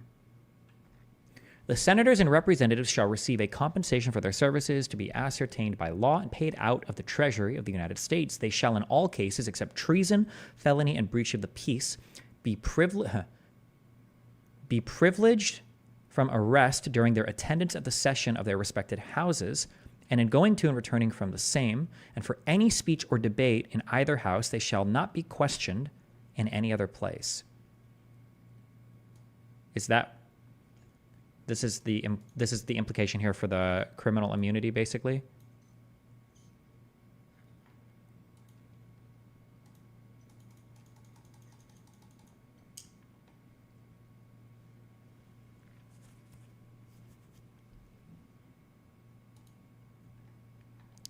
That kind of makes sense, sure.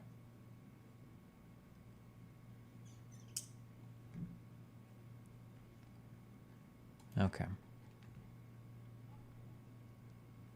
So this is when the congressmen are in their respective houses, or I'm sorry, for any speech and debate in the House or the Senate, you can't be arrested, or none of that can ever be criminalized.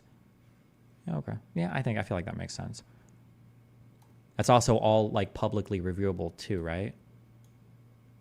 Well, if you have a closed door congressional hearing, would it apply to? Well, but I mean, like even that is like there's other congressmen. Okay.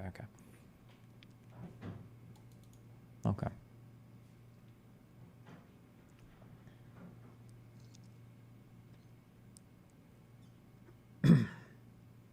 I find it weird. One of the things that's like really unfortunate, especially for people that are textualists, is that at times our framers for our Constitution were incredibly prescient. They're incredibly intelligent. And then at other times, when they're writing the Constitution in ways that 200 some years later has become incredibly inconvenient for us, it just seems like they totally fucking forgot like how to write any kind of, intelligible English. So like it seems like when you look at it here, it's like, oh, well, it seems like the framers understand immunity in some regards, and they explicitly spell it out. Oh, cool, okay, so they do understand it. But then for the president, I guess they forgot, or they were retarded, or they whatever. But thank God we have a Supreme Court to read that in for us, where the framers forgot to write about it. Thank God.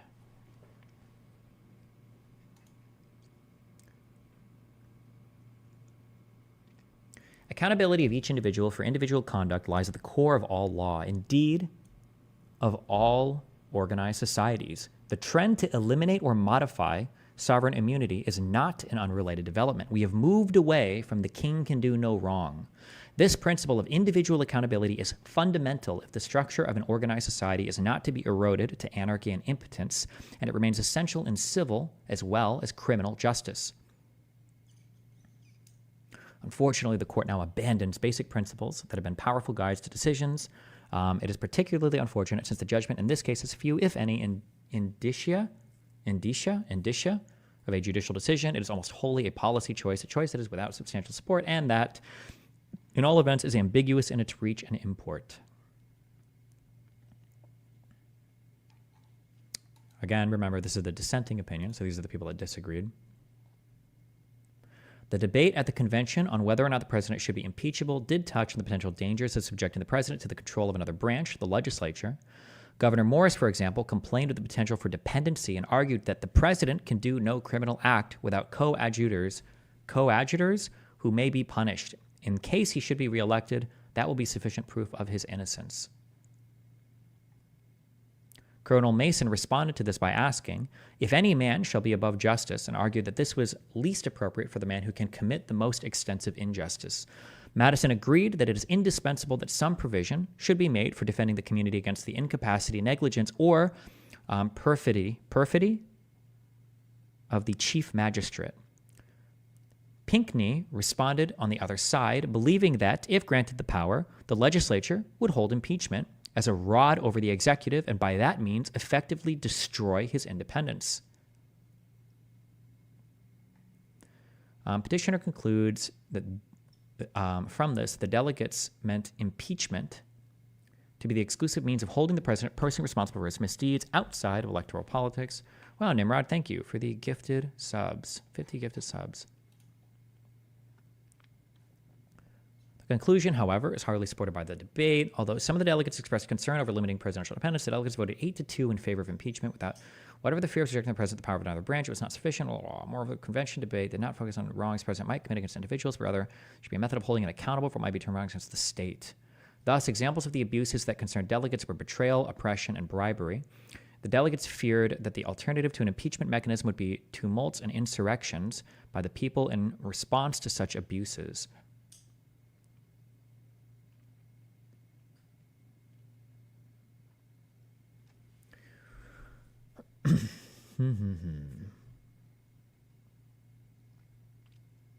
Okay. I'm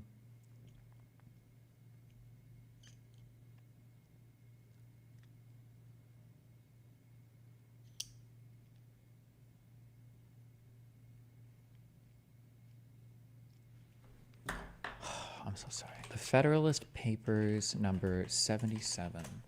Well, Bean Pod, thank you for the gifted membership. 2 gifted memberships. Page 520. How can I tell what page 520 is? Ugh.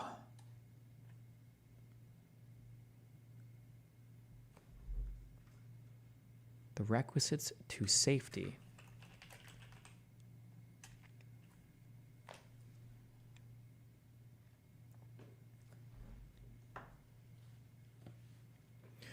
We have now completed a survey of the structure and powers of the executive department, which I have endeavored to show combines, as far as Republican principles will admit, all the requisites to energy. The remaining inquiry is, does it combine the requisites to safety in a Republican sense, a due dependence on the people, a due responsibility? The answer to this question has been anticipated in the investigation of its other characteristics and is satisfactorily deducible from these circumstances. From the election of the president once in 4 years by persons immediately chosen by the people for that purpose, and from his being at all times liable to impeachment, trial, dismission from office, incapacity to serve in any other, and to forfeiture of life and estate by subsequent prosecution in the common course of law. But these precautions, great as they are not the only ones which the plan of the convention has provided in favor of the public security. In the only instances in which the abuse of the executive authority was materially to be feared, the Chief Magistrate of the United States would, by that plan, be subjected to the control of a branch of the legislative body. What more could be desired by an enlightened and reasonable people? I would say, unless I'm missing something, so it seems like a fair reading of the Federalist Paper number 77 doesn't imply in any way, size, shape, or form that the president would be immune from any sort of criminal liability. But I know that these Federalist Papers get cited a lot. Much of the same can be said in response to petitioners' reliance on the Federalist number 77. In that essay, Hamilton asked whether the presidency combines the requisites to save the Republican Senate, to due dependence of the people, to due responsibility. He answered that the constitutional plan met this test because its strict principles. Oh, yeah, okay. So petitioner concludes from this that these were intended to be the exclusive means of restraining presidential abuses. This by no means follows. Hamilton was concerned in the Federalist number 77, as were the delegates at the convention, with the larger political abuses, wrongs against the state that a president might commit. He did not consider what legal means might be available for redress of individualized grievances. That omission should not be taken to imply exclusion in these circumstances, well illustrated by comparing. No.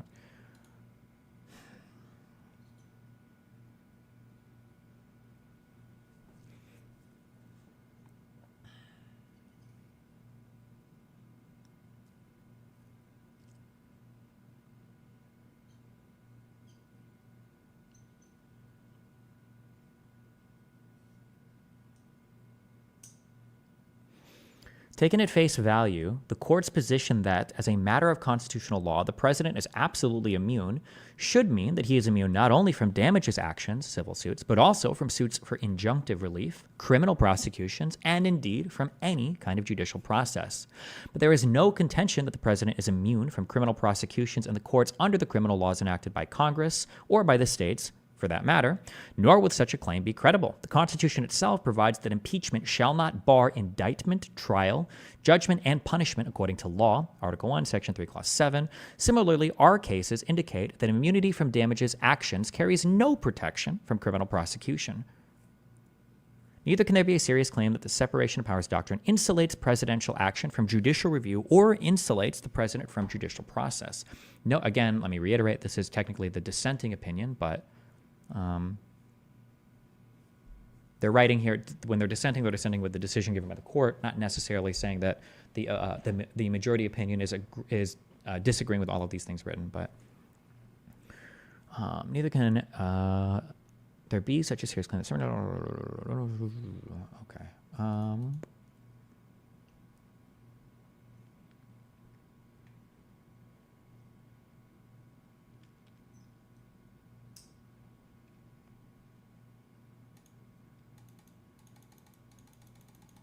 What was that clause again? People cited this.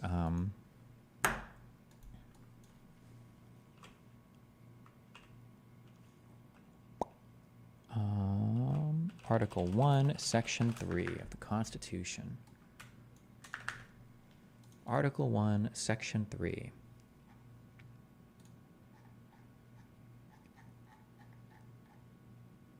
Hello? Can I just get the actual... Oh, Article 1, Section 3. Clause 7. 1, 2... Holy AIDS. Please just give me the text.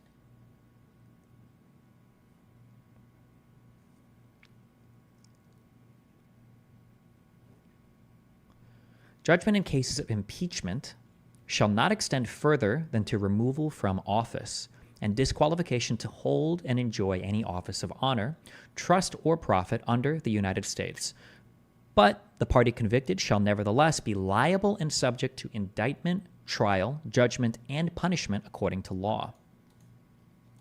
This means that if you're going to impeach a president of the United States, the most you can get from an impeachment, if it's heard in if it's tried in the Senate and you're convicted, the most that can happen is you're just removed from office. That's it. However, even if you're impeached, that doesn't mean you're not criminally liable for these things as well. God, this is such a wild reading. Okay, whatever.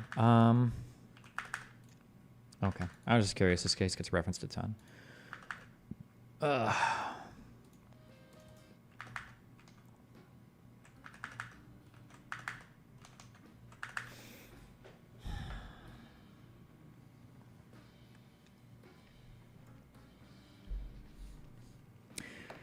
Nor may courts deem an action unofficial merely because it allegedly violates a generally applicable law. For instance, when Fitzgerald contended that his dismissal violated various congressional statutes and thus rendered his discharge outside the outer perimeter of Nixon's duties, we rejected that contention. Otherwise, presidents would be subject to trial on every allegation that an action was unlawful, depriving immunity of its intended effect. With these principles in mind, we turn to the conduct alleged in the indictment. I really don't like... this is what I don't... Okay, I'm not a constitutional lawyer.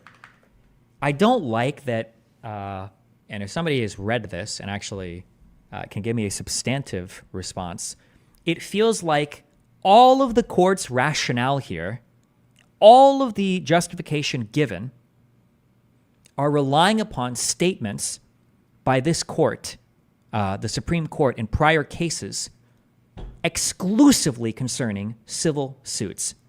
Like, their criminal jurisprudence is drawn, or the jurisprudence for how to treat the president in criminal matters is exclusively drawn from arguments relating to civil damages. I feel like these are meaningfully different things that would demand a different set of justifications. I don't like that. Civil suits, would you call it a civil crime? Civil damages, I think, are meaningfully and categorically different than criminal things. They're different. They're absolutely different.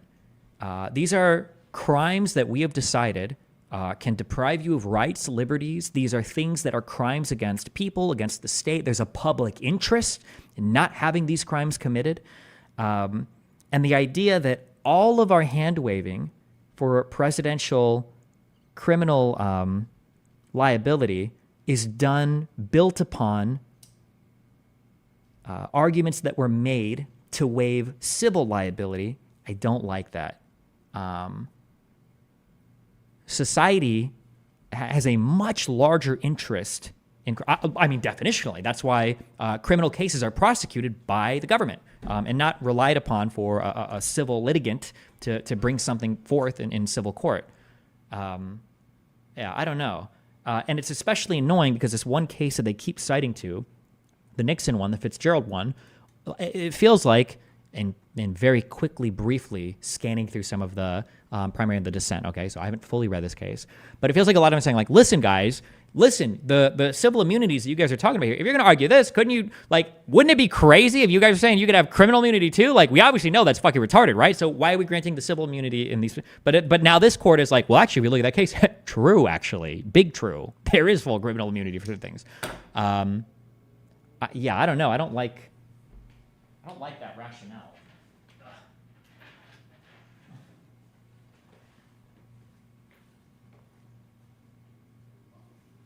But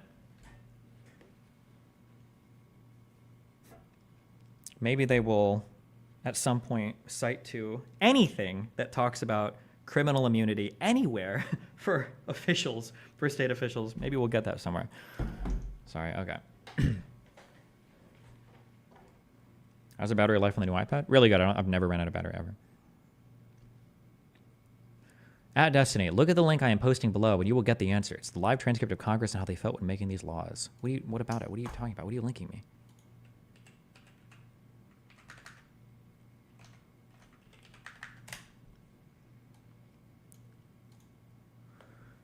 The powers of the president and duties of subordinate military officers to obey his orders and the effect upon the militiamen all arose as questions in the case, and the court, in the opinion, say, if we look at the language in the Act of 1795, every conclusion drawn from the nature of the power itself is strongly fortified. The words are, whenever the United States shall be invaded or be in imminent danger of invasion, it is lawful for the president to call forth such members of the militia as he may judge necessary to repel such invasion. This is a quotation from the law. Here is the reasoning of the court. The power itself is confided to the executive of the Union, to him who is by the Constitution the commander-in-chief of the militia when called into the actual service of the United States, whose duty it is to take care that the laws be faithfully executed, and whose responsibility for an honest discharge of his official obligations is secured by the highest sanctions. He is necessarily constituted the judge of the existence of the exigency in the first instance, and is bound to act according to his beliefs of the facts. If he does so act and decides to call forth the militia, his orders for the purpose are in strict conformity with the provisions of the law, and it would seem to follow as a necessary consequence that every act done by a subordinate officer in obedience to such orders is equally justifiable. The law contemplates that under such circumstances, order shall be given to carry the power into effect, and it cannot therefore be a correct inference that any other person has a just right to disobey them. The law does not provide for any appeal from the judgment of the president or for any right in subordinate officers to review his decision and in effect defeat it. Whenever a statute gives a discretionary power to any person to be exercised by him upon his own opinions of certain facts, it is a sound rule of construction that the statute constitutes him the sole and exclusive judge of the existence of those facts. What does this have to do with, what is this even in relation to? Or what are they considering here?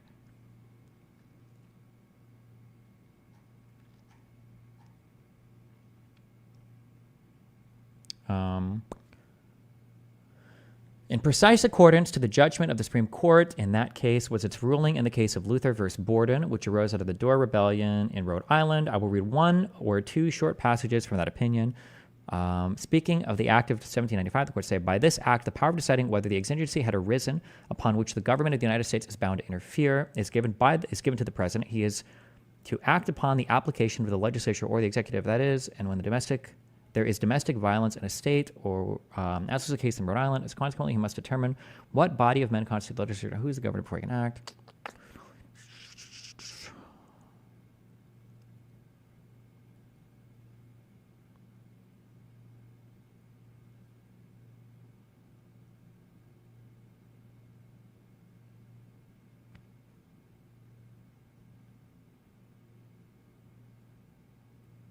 I don't know how this. That's just showing how they feel about the president's power to doing act. I don't understand what this has to do with anything relating to criminal immunity or any immunity whatsoever.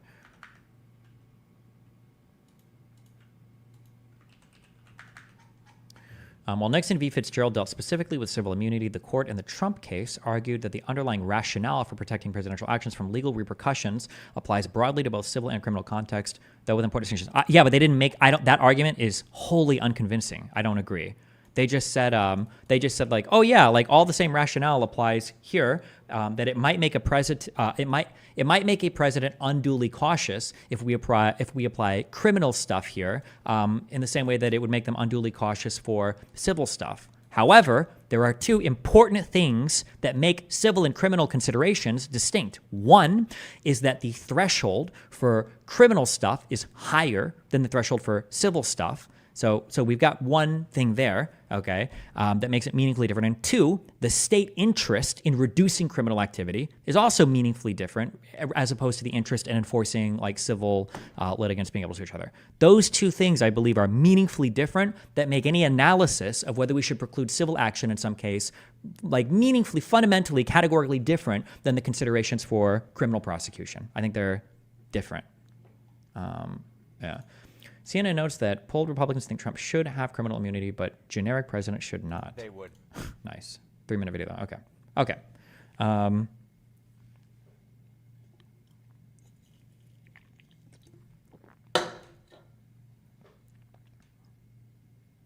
wait, what the fuck? My battery is not charging.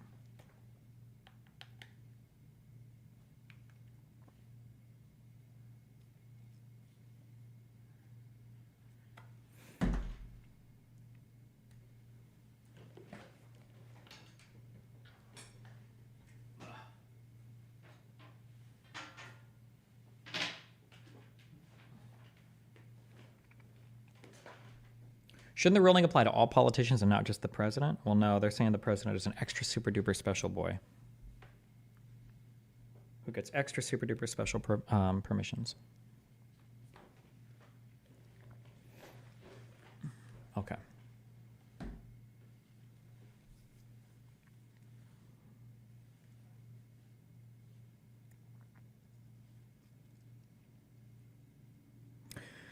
Bare allegations of malice should not suffice to say. I always fuck this word up. Fuck.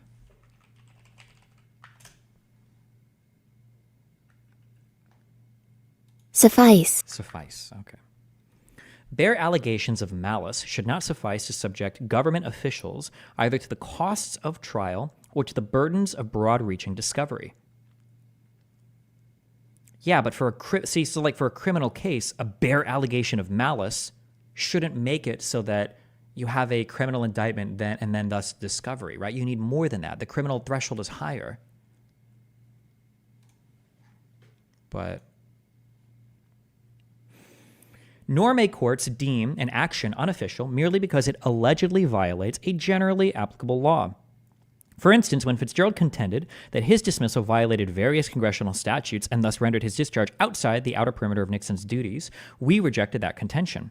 Otherwise, presidents would be subject to trial on every allegation that an action was unlawful, depriving immunity of its intended effect. With these principles in mind, we turn to the conduct alleged in the indictment. The indictment broadly alleges that Trump and his co-conspirators sought to overturn the legitimate results of the 2020 presidential election. It charges that they conspired to obstruct the January 6th congressional proceedings at which electoral votes are counted and certified, and the winner of the election is certified as president-elect. As part of this conspiracy, Trump and his co-conspirators allegedly attempted to leverage the Justice Department's power and authority to convince certain states to replace their legitimate electors with Trump's fraudulent slates of electors. According to the indictment, Trump met with the acting attorney general and other senior Justice Department and White House officials to discuss investigating purported election fraud and sending a letter from the department to those states regarding such fraud. The indictment further alleges that after the acting attorney general resisted Trump's request, Trump repeatedly threatened to replace him. The government does not dispute that the indictment's allegations regarding the Justice Department involve Trump's use of official power. The allegations, in fact, plainly implicate Trump's conclusive and preclusive authority. Investigation and prosecution of crimes is a quintessentially executive function. And the executive branch has, they do cite dissenting opinions sometimes. There's a Scalia dissenting opinion cited here.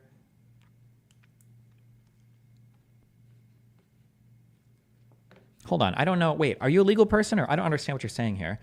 Nixon v. Fitzgerald dealt with civil immunity. Extending this logic to criminal acts ensures consistency in legal interpretation. Why would I want consistency between between criminal and civil causes of action? I think they're two fundamentally separate things. For instance, should we say that the burden of proof should be a preponderance of evidence for both to ensure consistency? Should you just need 51%? Like most likely they did a thing for a criminal action. Wouldn't that ensure consistency? Should we say that a criminal action should only be the state can't have an interest in it unless another citizen is the plaintiff for a criminal action to ensure consistency? It doesn't make any sense. We don't need consistency. They're two categorically different things. It's okay to have differences between two categorically different things. That's why they're categorically different.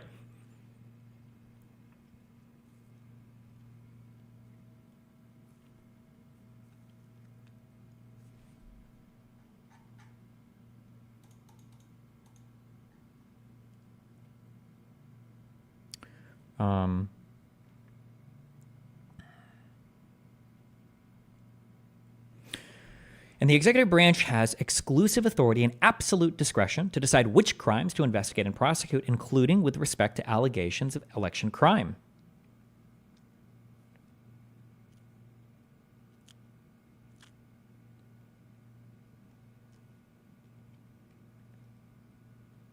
Ugh. I really don't like it. Under Article 2, the executive branch possesses authority to decide how to prioritize and how aggressively to pursue legal actions against defendants who violate the law. The president may discuss potential investigations and prosecutions with his attorney general and other Justice Department officials to carry out his constitutional duty to take care that the laws be faithfully executed. And the attorney general, as head of the Justice Department, acts as the president's chief law enforcement officer who provides vital assistance to him in the performance of his constitutional duty to preserve, protect, and defend the Constitution. Investigative and prosecutorial decision-making is the special province of the executive branch, and the Constitution vests the entirety of the executive power in the president. For that reason, Trump's threatened removal of the acting attorney general likewise implicates conclusive and preclusive presidential authority. As we have explained, the president's power to remove executive officers of the United States, whom he has appointed, may not be regulated by Congress or reviewed by the courts. The president's management of the executive branch requires him to have unrestricted power to remove the most important of his subordinates, such as the attorney general, in their most important duties. The indictment's allegations that the requested investigations were shams or proposed for an improper purpose do not divest the president of exclusive authority over the investigative and prosecutorial functions of the Justice Department and its officials. And the president cannot be prosecuted for conduct within his exclusive constitutional authority. Trump is therefore absolutely immune from prosecution for the alleged conduct involving his discussions with Justice Department officials. Yeah, all of this logically follows. It's an unbelievable set of arguments. So basically, if Donald Trump goes to the Attorney General, and Donald Trump can basically make any request he wants. I need you to go and I need you to prosecute these states that I think are trying to upset the election because they have too many immigrants in them. I need you to go and prosecute people. I need you to have cases in all these states. That decision would never, ever, ever be criminally reviewable, ever. You could never criminally review any of these things. There would be no... LOL, basically Destiny disagrees because it doesn't hurt Trump. Bye, permaban. See you later, dipshit. Ann Fernie, you are the first person ever. Okay, never mind. I was about to go off. See ya. At Destiny, how is that possible? It's possible because what the court is arguing here, the court is saying that acts that are exclusively in the purview of the president, meaning there's no overlap with Congress whatsoever, those acts that are exclusively within the purview of the president and are part of his core functions can never come under judicial review, ever. Meaning they're immune from criminal liability.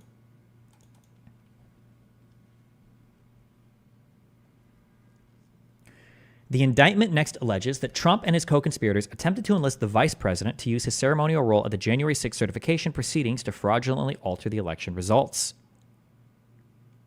In particular, the indictment alleges several conversations in which Trump pressured the vice president to reject states' legitimate electoral votes or send them back to the state legislatures for review. So I wonder if they're going to say for this one, there's implied immunity because the electoral vote process count has had legislation from Congress, so Congress has some ability to regulate it, so now there's just an implied immunity? Maybe? I don't know. We'll see what they say. The government explained at oral argument that although it has not yet had to come to grips with how it would analyze Trump's interactions with the vice president, there is support to characterize that conduct as official. Indeed, our constitutional system anticipates that the president and vice president will remain in close contact regarding their official duties over the course of the president's term in office. These two officials are the only ones elected by the entire nation. The Constitution provides that the vice president shall become president in the case of the removal of the president from office or of his death or resignation. It also empowers the vice president, together with the majority of the principal officers of the executive department, to declare the president unable to discharge the powers and duties of his office. And Article 1, of course, names the vice president as president of the Senate and gives him a tie-breaking vote. It is thus important important for the president to discuss official matters with the vice president, to ensure continuity within the executive branch, and to advance the president's agenda in Congress and beyond. That sounds so broad. How do you get from that to, how do you get from the president and the vice president have to talk to ensure continuity to the president can order the vice president to flip the election results? Okay. Interesting, but whatever.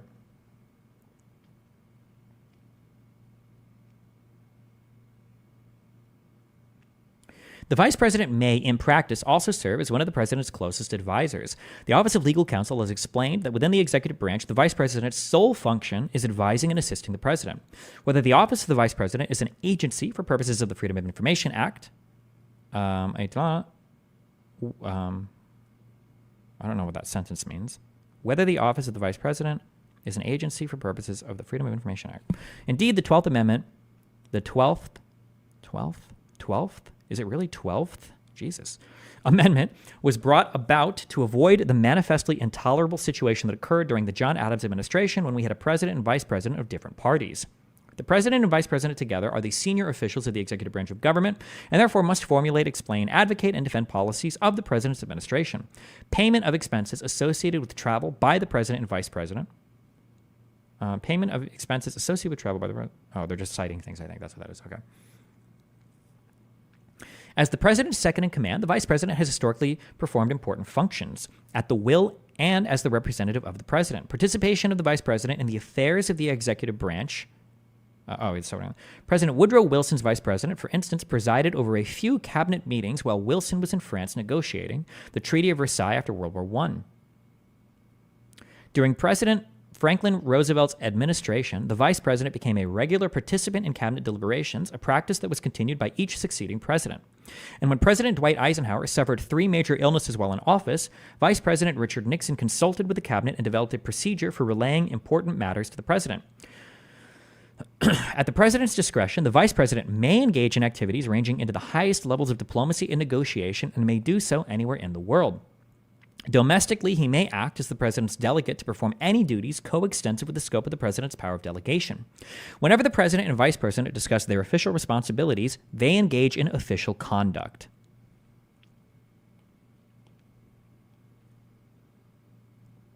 Presiding over the January 6th certification proceedings at which members of Congress count the electoral votes is a constitutional and statutory duty of the vice president. The indictment's allegations that Trump attempted to pressure the vice president to take particular acts in connection with his role at the certification proceeding thus involve official conduct, and Trump is at least presumptively immune from prosecution for such conduct. Okay, so now why don't they make him absolutely immune? The question then becomes whether the presumption of immunity is rebutted under the circumstances. When the vice president presides over the January 6th certification proceedings, he does so in his capacity as president of the Senate. Despite the vice president's expansive role of advising and assisting the president within the executive branch, the vice president's Article I responsibility presiding over the Senate is not an executive branch function. Here we go. So him presiding over the Senate, they're going to argue, is actually it's a legislative branch of government. So there is a mingling co-ownership of these particular responsibilities, so he doesn't have absolute immunity. Why would he even get this? Doesn't even make. I don't even think this is a good test. Like, what was the argument for why the president should get absolute immunity for core functions, but only presumptive immunity for overlapping functions? Why? I don't even remember the argument given for that.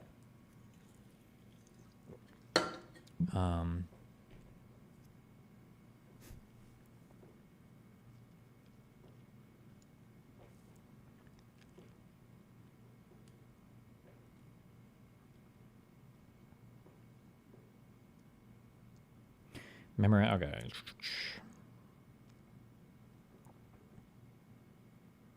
With respect to the certification proceeding in particular, Congress has legislated extensively to define the vice president's role. Oh, yeah, there we go. Oh, cool. Look, so the congressional legislation.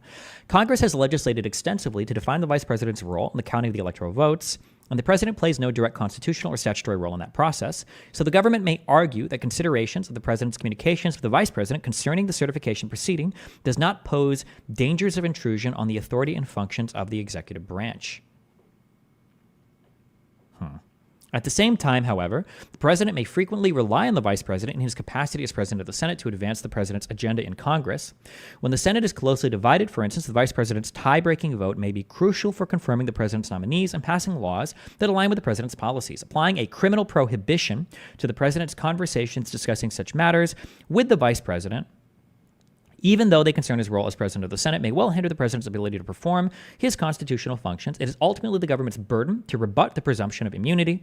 We therefore remand to the district court to assess in the first instance, with appropriate input from the parties, whether a prosecution involving Trump's alleged attempts to influence the vice president's oversight of the certification proceedings in his capacity as president of the Senate would pose any dangers of intrusion on the authority and functions of the executive branch. So for this one, for the first thing, any threats or anything that Trump said to his attorney general is not reviewable by the courts. Nothing about that could ever be made illegal, basically ever. For him giving orders to Pence, it might be reviewable, but we're going to presume immunity unless the government can argue that the president was not acting as part of his core functions here. They have to argue against the immunity before they can have the legal argument over if he broke a law or not. The indictment's remaining allegations cover a broad range of conduct. Unlike the allegations describing Trump's communications with the Justice Department and the Vice President, these remaining allegations involve Trump's interactions with persons outside the executive branch, state officials, private parties, and the general public. Many of the remaining allegations, for instance, cover at great lengths events arising out of communications that Trump and his co-conspirators initiated with state legislators and election officials in Arizona, Georgia, Michigan, Pennsylvania, and Wisconsin regarding those state certifications of electors. Specifically, the indictment alleges that Trump and his co-conspirators attempted to convince those officials that election fraud had tainted the popular vote count in their states, and thus electoral votes for Trump's opponent needed to be changed to electoral votes for Trump. After Trump failed to convince those officials to alter their state processes, he and his co-conspirators allegedly developed a plan to marshal individuals who would have served as Trump's electors had he won the popular vote in Arizona, Georgia, Michigan, Nevada, New Mexico, Pennsylvania, and Wisconsin, and cause those individuals to make and send to the Vice President and Congress false certificates that they were legitimate electors. If the plan worked, the submission of those fraudulent slates would position the Vice President to open and count the fraudulent votes at the certification proceeding and set up a fake controversy that would derail the proper certification of Biden as president-elect. According to the indictment, Trump used his campaign staff to effectuate the plan. On the same day that the legitimate electors met in their respective jurisdictions to cast their votes, the indictment alleges that Trump's fraudulent electors convened sham proceedings in the 7 targeted states to cast fraudulent electoral ballots in his favor. Those ballots were mailed to the President of the United States, the Archivists of the United States, and others.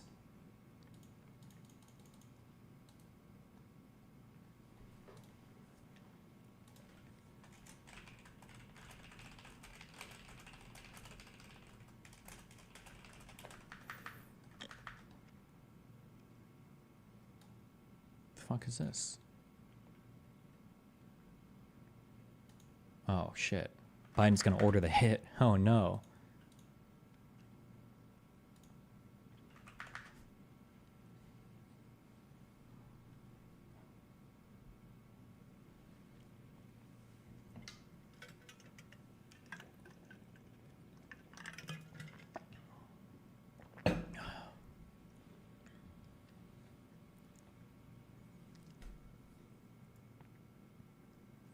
At oral argument, Trump appeared to concede that at least some of these acts, those involving private actors, who helped implement a plan to submit fraudulent slates of presidential electors to obstruct the certification proceedings at the direction of Trump and a co-conspirator, entail private conduct.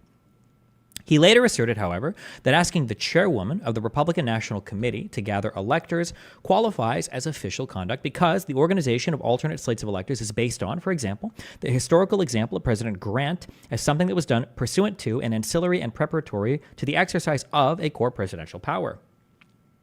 There's no way that they grant this argument. He's going to still say it's presumptively immune. He also, I wonder if they say anything here isn't presumptively immune. I guess we'll find out. He also argued that it is absolutely an official act for the president to communicate with state officials on the integrity of a federal election. The government disagreed, contending that this alleged conduct does not qualify as official conduct, but as campaign conduct. On Trump's view, the alleged conduct qualifies as official because it was undertaken to ensure the integrity and proper administration of the federal election. Of course, the president's duty to take care that the laws be faithfully executed plainly encompasses enforcement of federal election laws passed by Congress. And the president's broad power to speak on matters of public concern does not exclude his public communications regarding the fairness and integrity of federal elections simply because he is running for re-election. Similarly, the president may speak on and discuss such matters with state officials, even when no specific federal responsibility requires his communication, to encourage them to act in a manner that promotes the president's view of the public good. As the government sees it, however, these allegations encompass nothing more than Trump's private scheme with private actors. In its view, Trump can point to no plausible source of authority enabling the president to not only organize alternate slates of electors, but also cause those electors, unapproved by any state official, to transmit votes to the president of the Senate for counting at the certification proceeding, thus interfering with the votes of states' properly appointed electors. Indeed, the Constitution commits to the states the power to appoint presidential electors in such manner as the legislature thereof may direct. Article 2, Section 1's appointments power, we have said, gives the states far-reaching authority over presidential elections, absent some other constitutional constraint. By contrast, the federal government's role in appointing electors is limited. Congress may prescribe when the state-appointed electors shall meet, and it counts and certifies their votes. The president, meanwhile, plays no direct role in the process, nor does he have authority to control the state officials who do. And the framers, wary of cabal, intrigue, and corruption, specifically excluded from service as electors all those who from situation might be suspected of too great devotion to the president in office. Jesus. They're still going to give him presumptive immunity. I can feel it, but we'll see. Maybe not. Determining whose characterization may be correct and with respect to which conduct requires a close analysis of the indictment's extensive and interrelated allegations. Unlike Trump's alleged interactions with the Justice Department, this alleged conduct cannot be neatly categorized as falling within a particular presidential function. The necessary analysis is instead fact-specific, requiring assessment of numerous alleged interactions with a wide variety of state officials and private persons, and the parties' brief comments at oral arguments indicate that they starkly disagree on the characterization of these allegations. The concerns we noted at the outset, the expedition of this case, the lack of factual analysis by the lower courts, and the absence of pertinent briefing by the parties thus become more prominent. We accordingly remand to the district court to determine in the first instance, with the benefit of briefing we lack, whether Trump's conduct in this area qualifies as official or unofficial. Oh, so they don't even begin to. Okay. So they want the lower court to try to make a determination first on whether or not this conduct is official or unofficial before they begin to consider any of it. Finally, the indictment contains various allegations regarding Trump's conduct in connection with the events of January 6th itself. It alleges that leading up to the January 6th certification proceeding, Trump issued a series of tweets to his nearly 89 million followers, encouraging his supporters to travel to Washington, D.C. on that day. Trump and his co-conspirators addressed the gathered public that morning, asserting that certain states wanted to recertify their electoral votes and that the vice president had the power to send those states' ballots back for recertification. Trump then allegedly directed the crowd in front of him to go to the Capitol to pressure the vice president to do so at the certification proceeding. When it became public that the vice president would not use his role at the certification proceedings to determine which electoral votes should be counted, the crowd gathered at the Capitol, broke through barriers, cordoning off the Capitol grounds, and eventually broke into the building. The alleged conduct largely consists of Trump's communications in the form of tweets and a public address. The president possesses extraordinary power to speak to his fellow citizens and on their behalf. As the sole person charged by the Constitution with executing the laws of the United States, the president oversees and thus will frequently speak publicly about a vast array of activities that touch on nearly every aspect of American life. Indeed, a long-recognized aspect of presidential power is using the office's bully pulpit to persuade Americans, including by speaking forcefully or critically in ways that the president believes would advance the public interest. He is even expected to comment on those matters of public concern that may not directly implicate the activities of the federal government, for instance, to comfort the nation in the wake of an emergency or tragedy. For these reasons, most of the president's public communications are likely to fall comfortably within the outer perimeter of his official responsibilities. There may, however, be contexts in which the president, notwithstanding the prominence of his position, speaks in an unofficial capacity, perhaps as a candidate for office or party leader. To the extent that may be the case, objective analysis of content, form, and context will necessarily inform the inquiry. But there is not always a clear line between the president's personal and official affairs. The analysis, therefore, must be fact-specific and may prove to be challenging. The indictment reflects these challenges. It includes only select tweets and brief snippets of the speech Trump delivered on the morning of January 6th, omitting its full text or context. Whether the tweets, that speech, and Trump's other communications on January 6th involve official conduct may depend on the content and context of each. Knowing, for instance, what else was said contemporaneous to the excerpted communications, or who was involved in transmitting the electronic communications and in organizing the rally, could be relevant to the classification of each communication. This necessarily fact-bound analysis is best performed initially by the district court.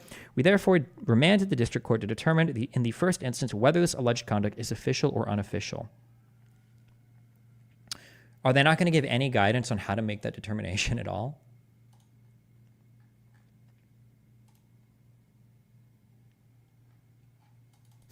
Jesus.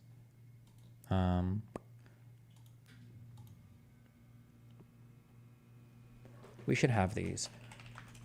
Rulings on 5 major allegations brought up in the opinion. So basically, we're saying, well, let's make some, okay. So the president has 3 broad types of actions. We have 3 broad types of immunity claims, we'll say. So we have core powers that only the executive/president can perform. Actions taken here are granted absolute immunity. And then we have overlapping powers where the president or some other branch could perform them. Actions taken here are given presumptive immunity, meaning the burden is on the government to prove that immunity should not be granted for these particular, in this particular case. And then we have non-executive actions. Actions taken here are granted no immunity, no criminal immunity.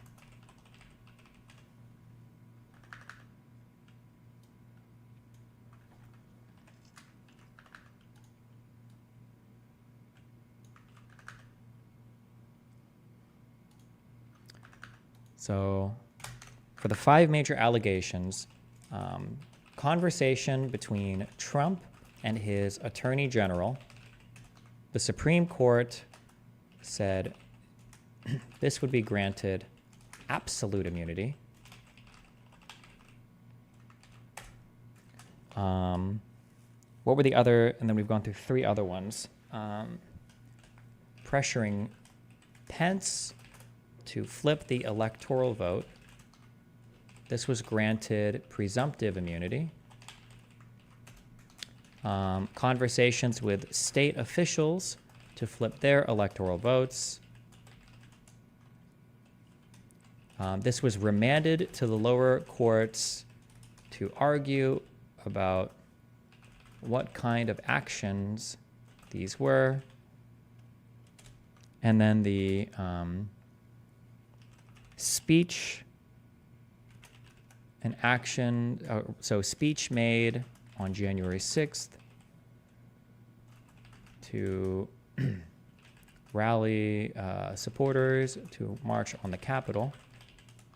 This is remanded to the lower courts to argue about what kind of actions these were. Okay. And then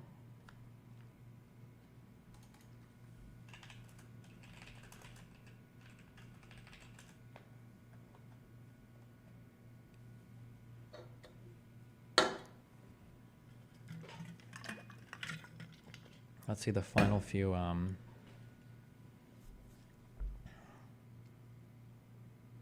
Did I hit all of them? There were 4 big things, right?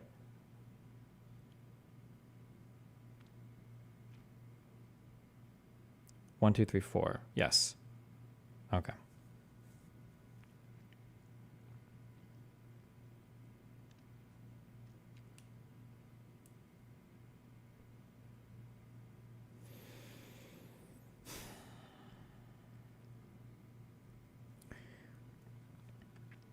Okay, let me read a little bit more, then I'm going to take a quick break because my voice is dying. The essence of immunity is its possessor's entitlement not to have to answer for his conduct in court. Presidents, therefore, cannot be indicted based on conduct for which they are immune from prosecution. As we have explained, the indictment here alleges at least some conduct. Okay.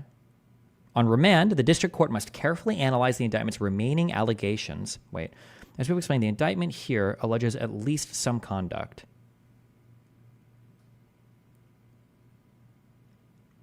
At least some conduct that would be completely immune from prosecution. Oh, that's the previous sentence. Okay. Which was number 1 that we'd written down, yeah. On remand, the district court must carefully analyze the indictment's remaining allegations to determine whether they, too, involve conduct for which the president must be immune from prosecution. And the parties in the district court must ensure that sufficient allegations support the indictment's charges without such conduct. The government does not dispute that if Trump is entitled to immunity for certain official acts, he may not be held criminally liable based on those acts. Wait, hold on. The government does not dispute that if Trump is entitled to immunity for certain official acts, he may not be... Oh, of course. That's the definition of immunity. But it nevertheless contends that a jury could consider evidence concerning the president's official acts for limited and specified purposes, and that such evidence would be admissible to prove, for example, Trump's knowledge or notice of the falsity of his election fraud claims. That proposal threatens to eviscerate the immunity we have recognized. I saw you in Piers, and you handled yourself really well, and not like a child like the others. I'm not voting for Biden, but I just want to agree with you, and he's the best. Okay, thanks, buddy.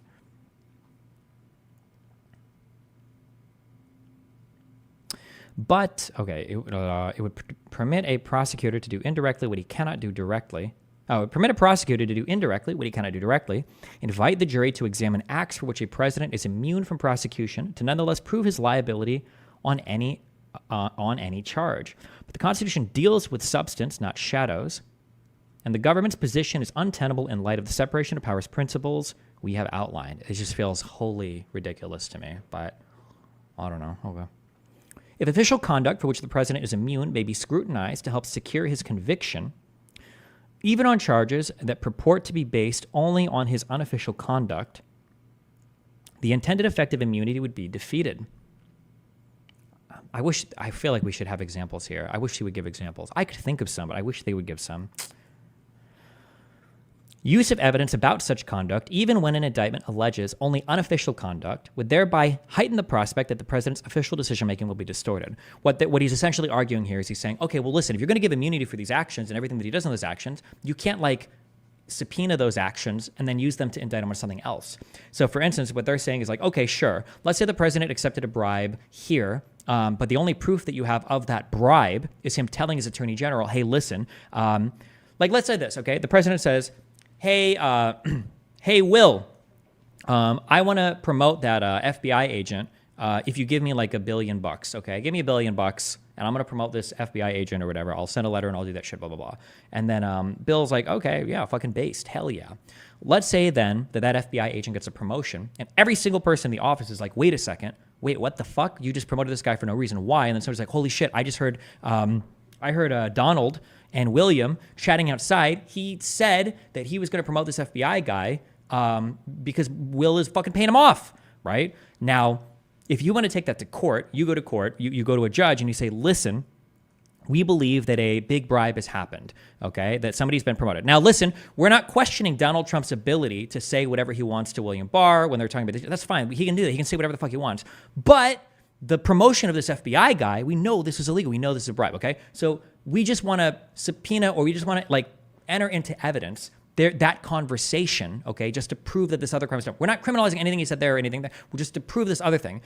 Then what the Supreme Court is saying is no, because if you do that, you're getting around the immunity by still finding a way to scrutinize that to convict somebody else or whatever of another crime, right? Maybe the person being convicted of the crime isn't even the president, but they're saying that the ability to subpoena or have somebody under immunity have to submit evidence for an unrelated crime is still violative of that immunity. Therefore, you can't even subpoena or ask anything about stuff that is within the thing that we would consider absolute immunity.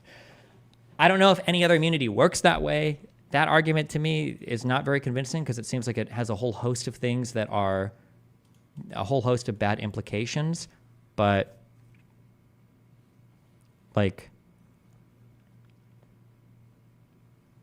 Yeah, like I'm just trying to think of like if Bill Clinton would have said things about Monica Lewinsky. I feel like there are arguments that you could make here. If he were to try hard enough, that would just make it like you can't review this decision. Like it's just, I don't know. That just seems wild to me. But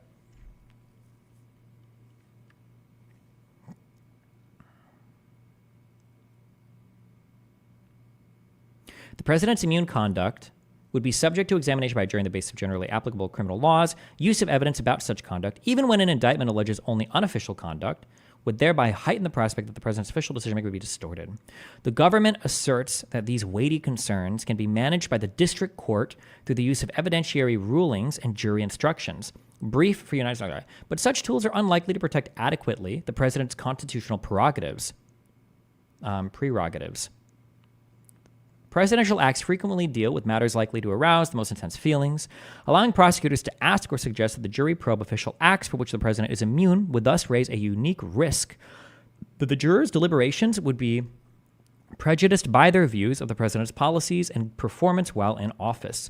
The prosaic tools on which the government would have courts rely are an inadequate safeguard against the peculiar constitutional concerns implicated in the prosecution of a former president. Although such tools may suffice to protect the constitutional rights of individual criminal defendants, the interests that underlie presidential immunity seek to protect not the president himself, but the institution of the presidency. Jeez. Okay. We're on page 40. Is the rest of this just as long? Do you think we'll get through this all today?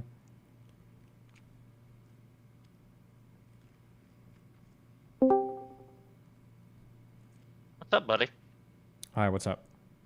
I had a question for you, since I'm not going to be able to listen to the whole thing until August post the VOD because I'm about to leave. But what do you think so far, based on what you've read? Is it as bad as what it could have been? Is it worse than what you thought it would be? What about this opinion? I feel like it's worse than it's hard to say yet. I feel like it's worse than what people worried about initially. That's the feeling right now. But maybe as I get through more, maybe they'll hedge somewhere where I'll feel like it's not quite as bad as it seems. But it seems pretty bad. It just seems like a very bad ruling. But I don't know. Yeah, I mean, you obviously you highlighted a lot of the things that a lot of us took issue with. I mean, number one, for me, the first and foremost, there's just no textual or original basis for this. I mean, you know, the thing they keep going back to, they appeal to this idea that, you know, the founders and framers envisioned an energetic and vigorous executive, but doesn't that seem to imply like the only way you can have that is if you afford them absolute immunity? But I don't see why that's the case. It's not. Remember, it's important when people are lying to you. If somebody's like doing some weird shit in real life, it's not always important to look at what they say. It's also important to look at what they don't say or what they don't do. There is no immunities clause written for the president. Mm-hmm. There is no immunity anything written for the president. No, you're right. Like, it's just, it doesn't, doesn't that imply that the framers, even if they did intend for a vigorous and energetic executive, which I don't dispute, I don't think anybody does, I think they intended for the president to be the most powerful individual in government. Yeah, he is vigorous and energetic because of the powers granted to him, not because of immunity to criminal prosecution. Like, the other thing is, do you buy the, you know, Robert says, I think you'll get to it later, where he basically chides Sotomayor and Jackson and Kagan. He's like, listen, they're freaking out. They're using chilling rhetoric. It's not that bad. We distinguish between absolute immunity and presumptive absolute immunity. But I'm having a hard time like finding a meaningful distinction there. If you can't examine the official acts themselves, if you can't examine motive, like, I don't know. We're getting to that. I'll see how they balance that. But yeah, presumptive immunity just means that it's an act that the president or it overlaps with some other body in terms of what that could do that act. So in there, the government would have to prove that he's acting. What do they have to prove to get over presumptive immunity? Do they have to prove that he's acting in an unofficial context, or do they have to prove that? Yeah, right. That they have to prove that he's acting outside the scope of his official capacity. And I think the line is like, the president acts in a way that's not manifestly or palpably beyond his authority. Like basically, if he is not completely out of left field, he's taking official action. And I'm just like, that's where to me it gets into the absurd hypotheticals. How could you possibly, how could you not possibly make the argument that ordering assassinations or staging a coup, if he interfaces with the Justice Department or the military, that is palpably within his authority. Like, sure. Well, I mean, but they yeah. said that. So, for instance, they remand the lower court on a couple factual things to determine if it would be presumptive immunity on some things, and then they remand the court on one thing to make a determination of like the Pence part on whether or not the president was acting in a private capacity there.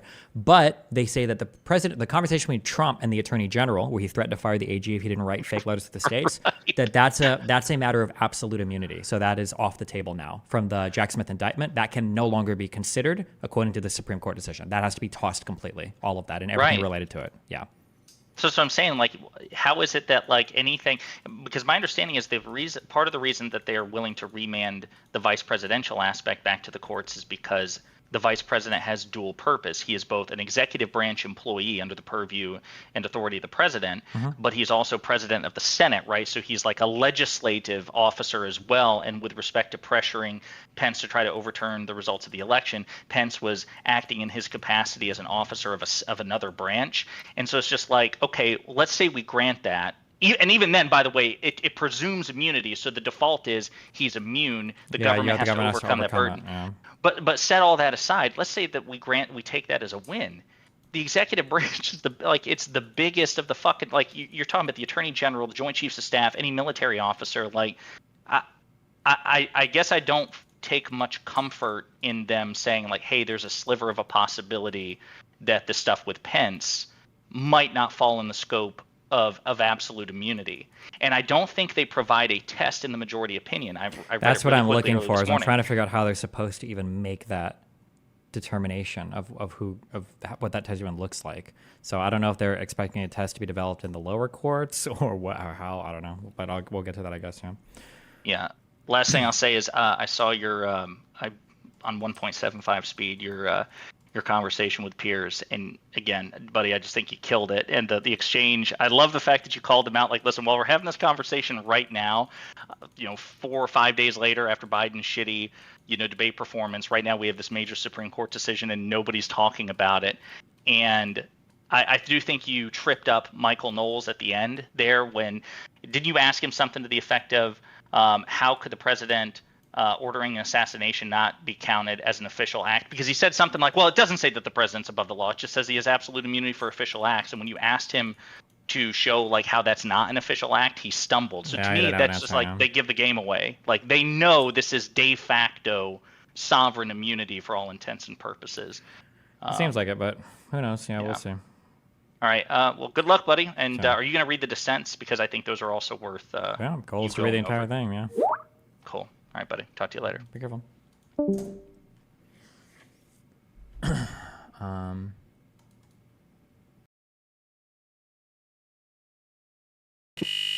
Post. How does the entire liberal establishment campaign for this guy after admitting Do you know he's how not bad fit to it be is president? when you Wow. True.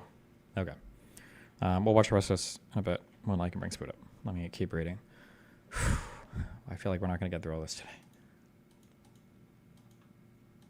Fuck. All of these are so long.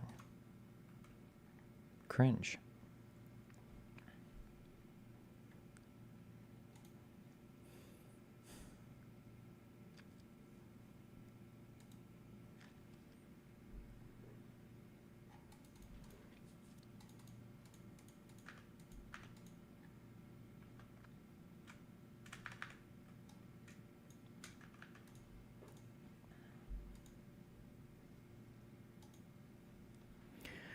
Trump asserts a far broader immunity than the limited one we have recognized. He contends that the indictment must be dismissed because the impeachment judgment clause requires the impeachment and Senate conviction precede a president's criminal prosecution. Brief for Petitioner 16.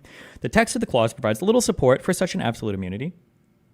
It states that an impeachment judgment shall not extend further than to removal from office and disqualification to hold and enjoy any office of honor, trust, or profit under the U.S.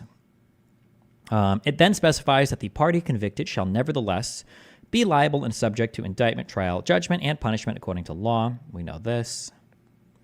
The clause both limits the consequences of an impeachment judgment and clarifies that notwithstanding such judgment, subsequent prosecution may proceed. By its own terms, the clause does not address whether and on what conduct a president may be prosecuted if he was never impeached and convicted.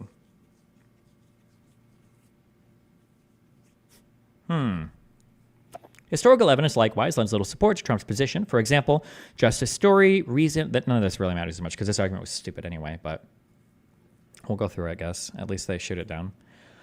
For example, Justice Story reasoned that without the clause's clarification that indictment, trial, judgment, and punishment may nevertheless follow Senate conviction, it might be matter of extreme doubt whether a second trial for the same offense could be had, either after an acquittal or a conviction in the court of impeachments.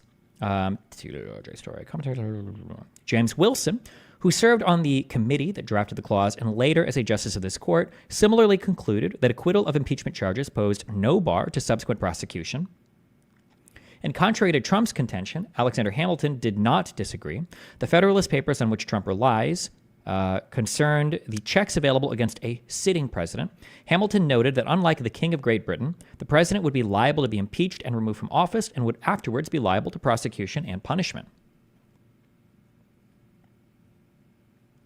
See also number 77, explaining that the president is at all times liable to impeachment, trial, dismission from office, and to the forfeiture of life and estate by subsequent prosecution. Hamilton did not endorse or even consider whether the impeachment judgment clause immunizes a former president from prosecution.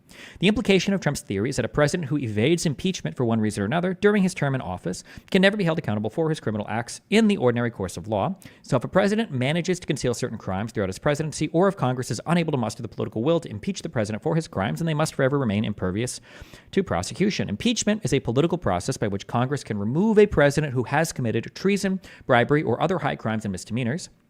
Transforming that political process into a necessary step in the enforcement of criminal law finds little support in the text of the Constitution or the structure of our government. I agree with that. I was arguing with chat earlier when people are saying like, oh, well, I mean, what about impeachment? Or, like you can impeach somebody and make that part, blah, blah. Impeachment has nothing to do with criminal stuff. It's a wholly, impeachment is exclusively a political process. It's only here to remove somebody from office and to prevent them from holding further office.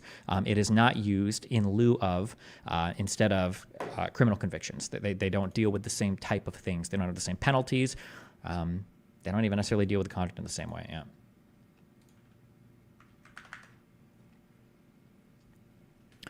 B. The government, for its part, takes a similarly broad view, contending that the president enjoys no immunity from criminal prosecution for any action. It maintains this view despite agreeing with much of our analysis. For instance, the government does not dispute that Congress may not criminalize presidential conduct within the president's conclusive and preclusive constitutional authority. Core powers can't be regulated at all, like the pardon power and veto, see blah, blah, blah. And it also accords protection to presidential conduct if subjecting that conduct to generally applicable laws would raise serious constitutional questions regarding the president's authority or cause a possible conflict with the president's constitutional prerogatives. Indeed, the executive branch has long held that view. The Office of Legal Counsel has recognized, for instance, that a federal statute generally prohibiting appointments to any office or duty in any court of persons within certain degrees of consanguinity,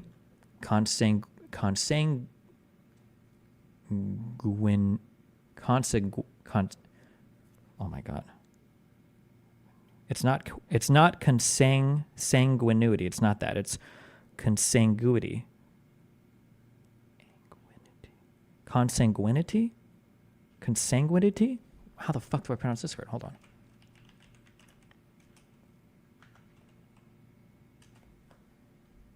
Consanguinity. Consanguinity.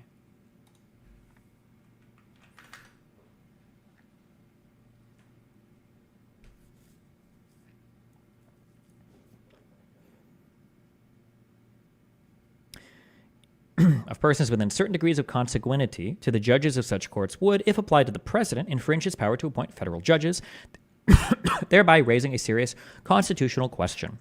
So it viewed such a statute as not applying to the president. Likewise, it has narrowly construed a criminal prohibition on grassroots lobbying to avoid the constitutional issues that would otherwise arise, reasoning that the statute should not be construed to prohibit the president or executive branch agencies from engaging in a general open dialogue with the public on the administration's programs and policies.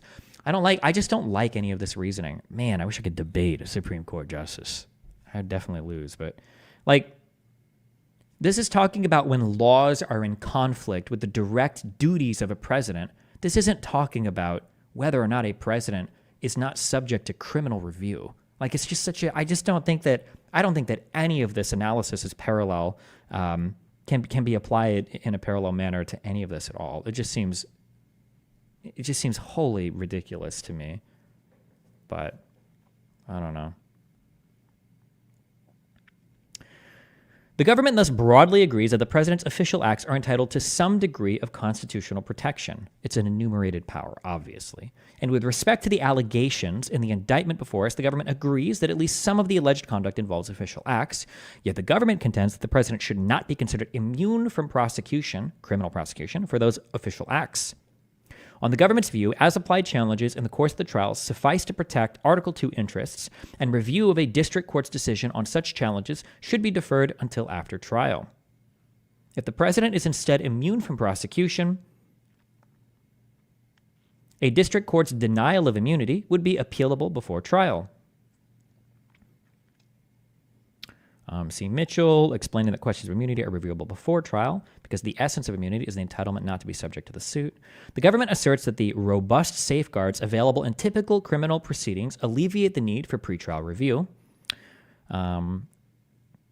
First, it points to the Justice Department's longstanding commitment to the impartial enforcement of the law, as well as the criminal justice system's further protections, grand juries, a defendant's procedural rights during trial, and the requirements that the government prove its case beyond a reasonable doubt. Next, it contends that existing principles of statutory construction and as-applied constitutional challenges adequately address the separation of powers concerns involved in applying generally applicable criminal laws to a president.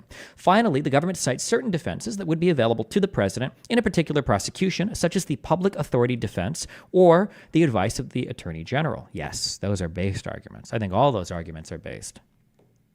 These safeguards, though important, do not alleviate the need for pretrial review. They fail to address the fact that under our system of separated powers, criminal prohibitions cannot apply to certain presidential conduct to begin with.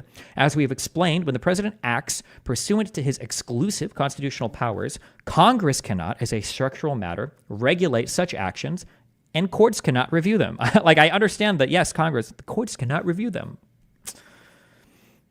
And he is at least presumptively immune from prosecution for his other official acts.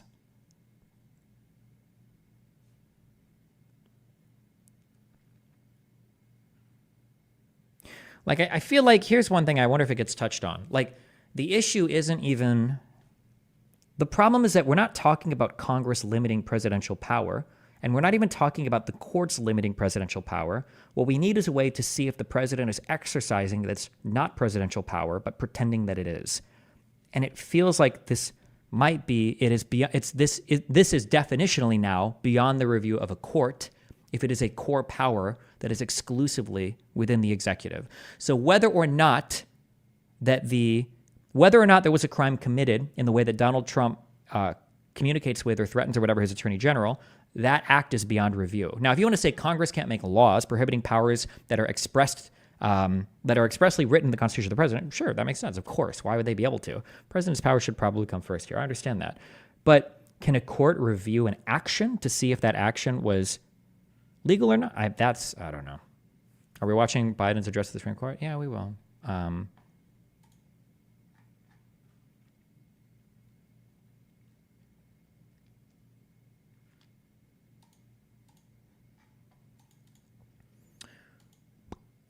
Yeah, I don't know.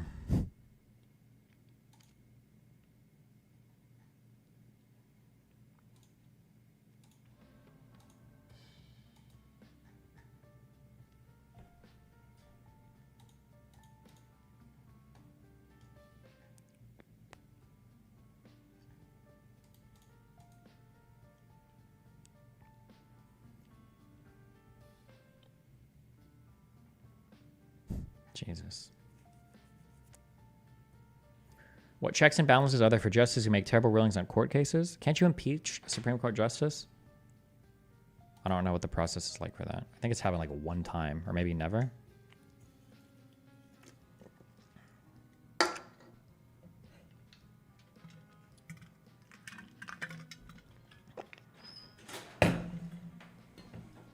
Wow, hi. Don't freak out. Just juice. Okay. Thank you.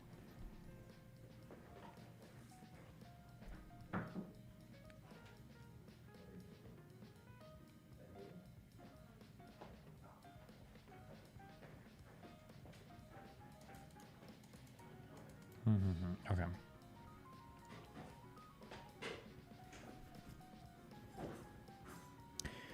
The presidential conduct agreement, as we have explained, when the president acts pursuant to his exclusive constitutional powers, Congress cannot. Okay, and he is at least presumptively immune from prosecution for his other official actions. Questions about whether the president may be held liable for particular actions consistent with the separation of powers must be addressed at the outset of a proceeding.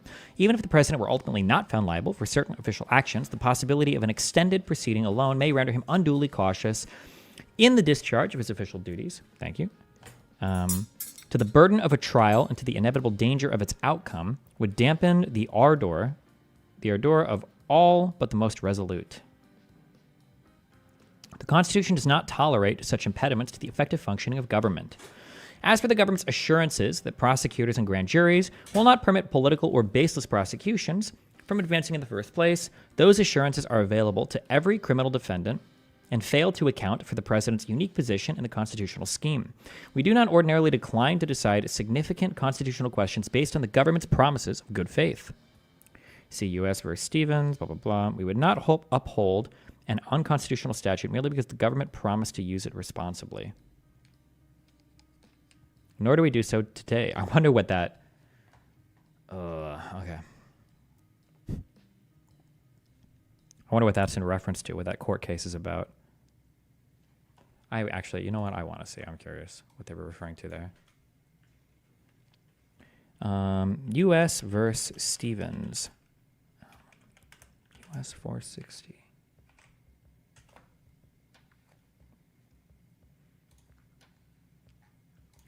Control F. We would not uphold. Let's see what this case is even about. Primary holding. The government may not ban depictions of animal cruelty for commercial gain because this law is overly broad under the First Amendment in regulating based on content. Under 18 U.S.C. Section 48, Congress criminalized portrayal of harmful acts towards animals, although not the acts themselves. Weird. Depictions of animal cruelty that violated federal or state laws in the place where they were made were forbidden to be created, sold, or possessed. The main purpose of this law was to prohibit crush videos, which depict the torture and killing of helpless animals in a manner that appeals to individuals' specific sexual fetishes. Stephen was indicted under this law after he sold videos that depicted pit bulls fighting other animals. He argued that the law was facially unconstitutional under the First Amendment, but he was ultimately convicted. The Intermediate Appellate Court agreed with his argument and vacated the conviction.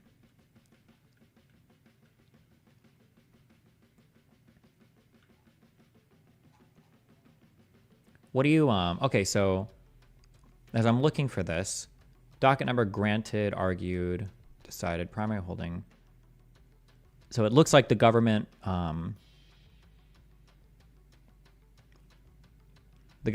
would you say the Supreme Court stayed or the Supreme Court held the decision of the lower court? How do I see that here? I can figure that out from the primary holding and the facts, I think, but how do you...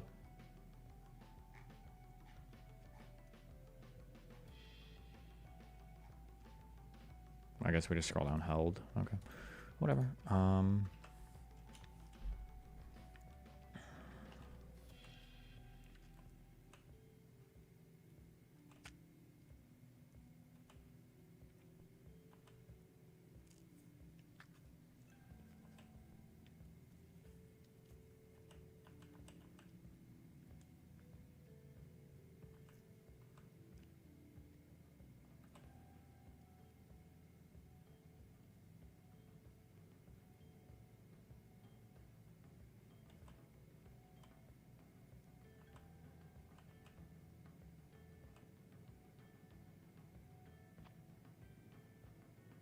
Gotcha.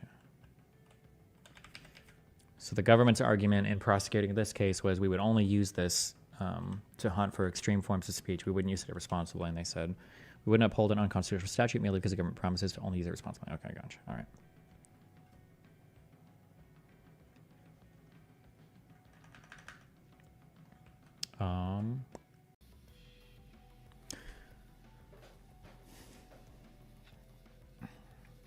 The Constitution does not tolerate such impediment. Okay, as for the government's assurance to prosecute. Okay. As for the dissents, they strike a tone of chilling doom that is wholly disproportionate to what the court actually does today, conclude that immunity extends to official discussions between the president and his attorney general, and then remand to the lower courts to determine in the first instance whether and to what extent Trump's remaining alleged conduct is entitled to immunity. The principal dissent's starting premise, why is the majority allowed to respond to dissents? Can dissents then respond to the response, or like, is this the final one written, or... Silver lining. What is a silver lining?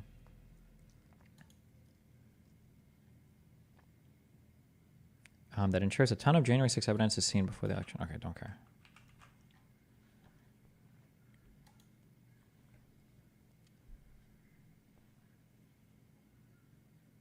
The fuck is that noise?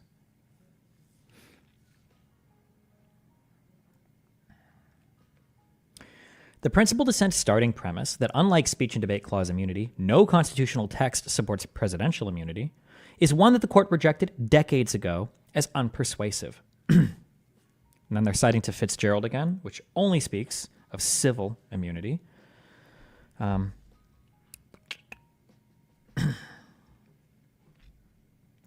See also Nixon, rejecting unanimously a similar argument in the analogous executive privilege context.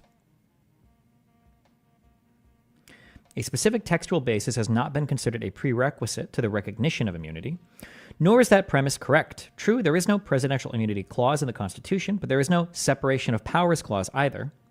Yet that doctrine is undoubtedly carved into the Constitution's text by its 3 articles, separating powers and vesting the executive power solely in the president. While that's true, how much conversation prior to the formation of the Constitution can you find about separation of powers? How, like, that's not a thing that was ever mysterious or like, oh, I wonder what the framers thought about the strict separation of powers in the U.S. government. Like, that's never been a question, right? Like, the idea that we could find as much, I know he's not necessarily arguing that, but the idea that you would find as much evidence for the separations of power, there's not a separations of powers clause, guys. So why can't there be like an infinite criminal immunity for, presidential core actions clause? Like, come on, Jesus, but whatever. I've long recognized the doctrine as mandating certain presidential privileges and immunities, even though the Constitution contains no explicit provision for immunity. Neither the dissent nor the government disavow any of those prior decisions. The principal dissent that then cites the impeachment judgment clause, arguing that it clearly contemplates that a former president may be subject to criminal prosecution. But that clause does not indicate whether a former president may, consistent with the separation of powers, be prosecuted for his official conduct in particular. It doesn't need to. Why would it? But... And the assortment of historical sources the principal dissent cites are unhelpful for the same reason. As the court has previously noted, relevant historical evidence on the question of presidential immunity is of a fragmentary character. True. Noting the poverty of really useful and unambiguous authority applicable to concrete problems of executive power. The most compelling arguments, therefore, arise from the Constitution's separations of powers and judiciary's historic understanding of that doctrine. The court's prior admonition is evident in the principal dissent's citations. Some of its cherry-picked sources do not even discuss the president in particular. And none of these sources discuss criminal prosecution. See, for example, post at 7 to 8, citing 2 debates, and none of them indicate whether he may be prosecuted for his official conduct. The principal dissent's most compelling piece of evidence consists of excerpted statements of Charles Pinckney from an 1800 Senate debate.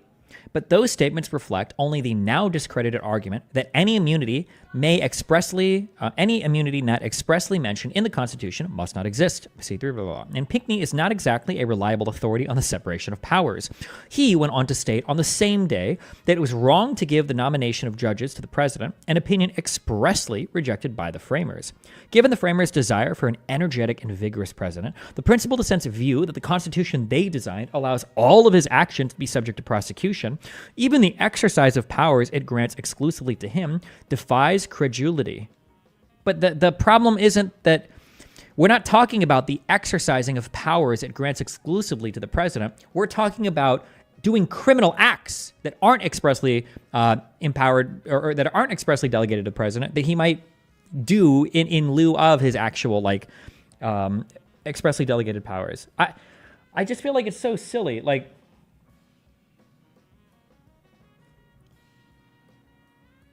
if I were to make a constitution that says I have the right to fuck your mom whenever I want, and you can never question that, and then I put a knife on my cock and I fuck your mom in the throat, and then I fuck her in the stomach, and then I fuck her in the ass, and she's bleeding, dying on the ground, and you're like, bruh. And I go, sorry, I'm allowed to fuck your mom however I want. You actually have literally you fuck all that you can say, because I can fuck her any way that I want. You wrote that. Get bent, bitch. Right? It's just such a stupid, it's just such a weird way to nobody here is talking about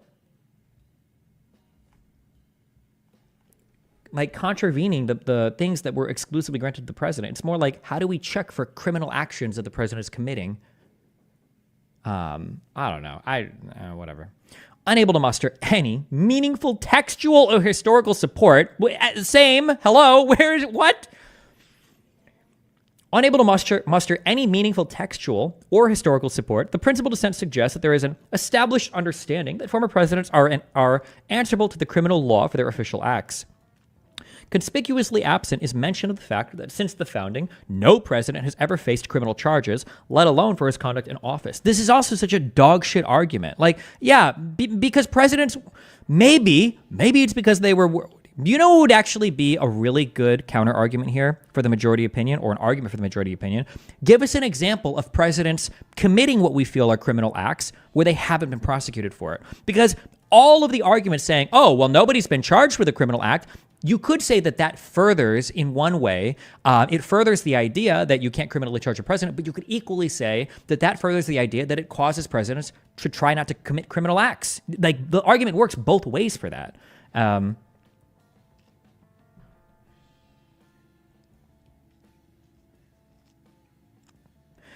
And accordingly, no court has ever been faced with the question of a president's immunity from prosecution. All that our nation's practice establishes on the subject is silence. Do you think in any of the opinions, the concurring or the majority, do they mention the fact that Nixon was pardoned? Or I guess they're just going to say, well, he was pardoned for unofficial acts, is what they would say, huh? Coming up short on reasoning, the dissents repeatedly level variations of the accusation that the court has rendered the president above the law. As before, that rhetorically chilling contention is wholly unjustified. Like everyone else, the president is subject to prosecution in his unofficial capacity. But unlike anyone else, the president is a branch of government, and the Constitution vests in him sweeping powers and duties. Accounting for that reality and ensuring that the president may exercise those powers forcefully, as the framers anticipated he would, does not place him above the law. It preserves the basic structure of the Constitution from which that law derives, which therefore places the president above the law here, but okay. The dissent's positions, in the end, boiled down to ignoring the Constitution's separation of powers and the court's precedent, and instead fear-mongering on the basis of extreme hypotheticals about a future where the president feels empowered to violate federal criminal law.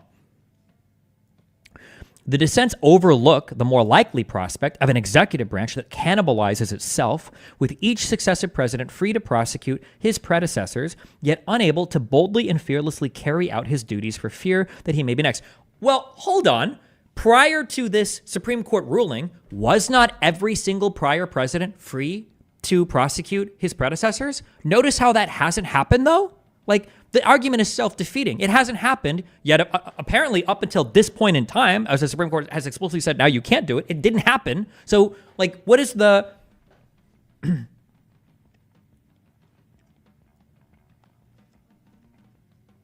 For instance, Section 371, which has been charged in this case, is a broadly worded criminal statute that can cover any conspiracy for the purpose of impairing, obstructing, or defeating the lawful function of any department of government.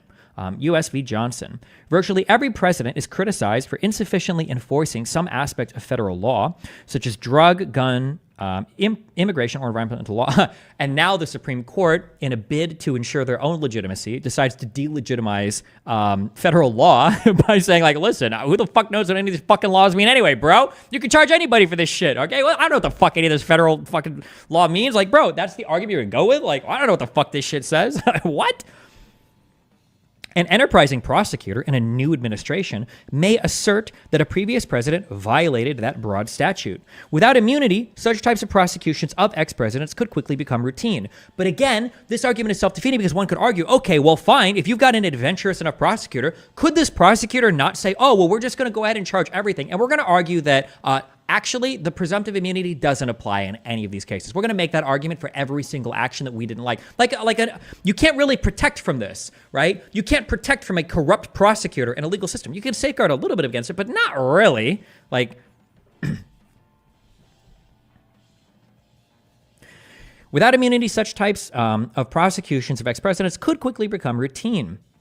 The enfeebling of the presidency and our government would quickly result from such a cycle of factional strife is exactly what the framers intended to avoid. Ignoring those risks, the dissents are instead content to leave the preservation of our system of separated powers up to the good faith of prosecutors.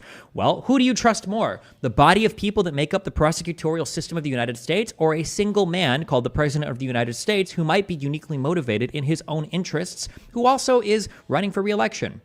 Like, who is more at risk here for making selfish decisions that are contrary to the interests of the United States?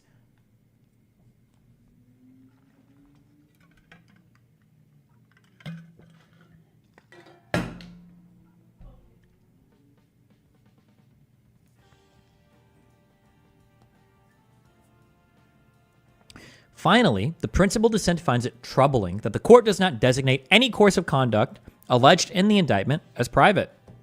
Despite the unprecedented nature of this case, the significant constitutional questions that it raises, its expedited treatment in the lower courts and in this court, and the lack of factual analysis in the lower courts, and the lack of briefing on how to categorize the conduct alleged, the principal dissent would go ahead and declare all of it unofficial. The other dissent, meanwhile, analyzes the case under comprehensive models and paradigms of its own concoction and accuses the court of providing no meaningful guidance about how to apply the new paradigm or how to categorize a president's conduct. It would have us exhaustively define every application of presidential immunity.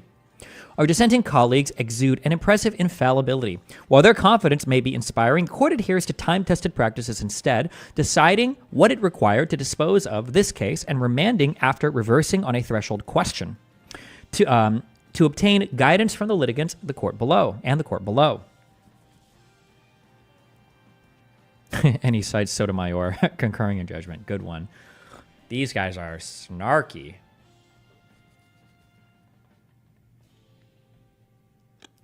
This case poses a question of lasting significance. When may a former president be prosecuted for official acts taken during his presidency? Our nation has never before needed an answer. But in addressing that question today, unlike the political branches and the public at large, we cannot afford to fixate exclusively or even primarily on present exigencies. In a case like this one, focusing on transient results may have profound consequences for the separation of powers and for the future of our republic. Our perspective must be more far-sighted, for the peculiar circumstances of the moment may render a measure more or less wise, but cannot render it more or less constitutional. Our first president had such a perspective. In his farewell address, George Washington reminded the nation that a government of as much vigor as is consistent with the perfect security of liberty is indispensable.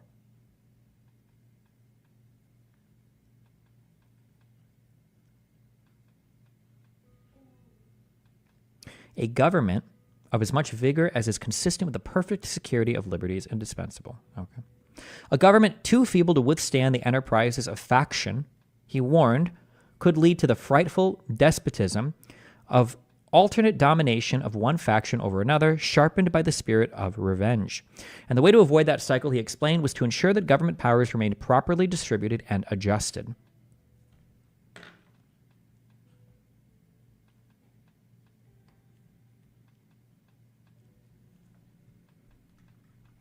I wonder what this whole speech by George Washington says.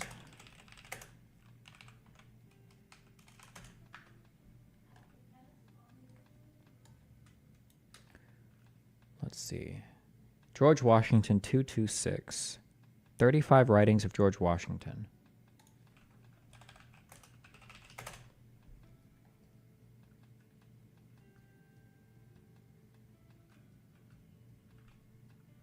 Fuck it, I'll just Google a quote.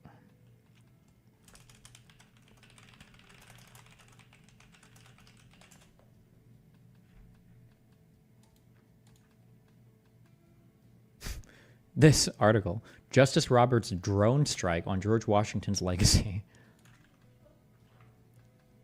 Jesus, that's a nice title.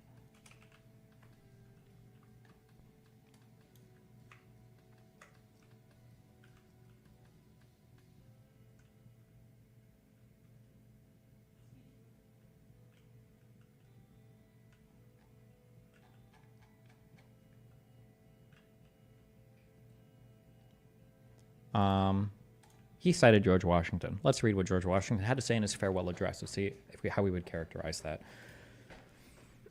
Annotation. By 1796, Washington had pushed the British out the western fronts, opened the Ohio country to white settlement, and avoided war with Britain. In a farewell address published in a Philadelphia newspaper in 1796, Washington warned his countrymen against the growth of partisan divisions.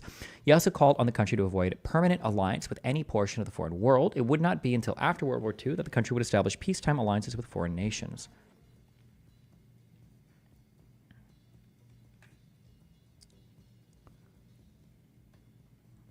Hold on, I want to read the whole thing. The unity of government which constitutes you one people is also now clear to you, or now dear to you. It is justly so, for it is a main pillar in the edifice of your real independence, the support of your tranquility at home, your peace abroad, of your safety, of your prosperity, of that very liberty which you so highly prize. But as it is easy to foresee that from different causes and from different quarters much pains will be taken, many artifices employed, to weaken in your minds the conviction of this truth. As this is the point in your political fortress against which the batteries of internal and external enemies will be most constantly and actively, though often covertly and insidiously directed, it is of infinite moment that you should properly estimate the immense value of your national union to your collective and individual happiness, that you should cherish a cordial, habitual, and immovable attachment to it, accustoming yourselves to think and speak of it as of the palladium of your political safety and prosperity, watching for its preservation with jealous anxiety, discountenancing whatever may suggest even a suspicion that it can in any event be abandoned, and indignantly frowning upon the first dawning of every attempt to alienate any portion of our country from the rest, or to enfeeble the sacred ties which link together the various parts. Sorry, just reading stuff.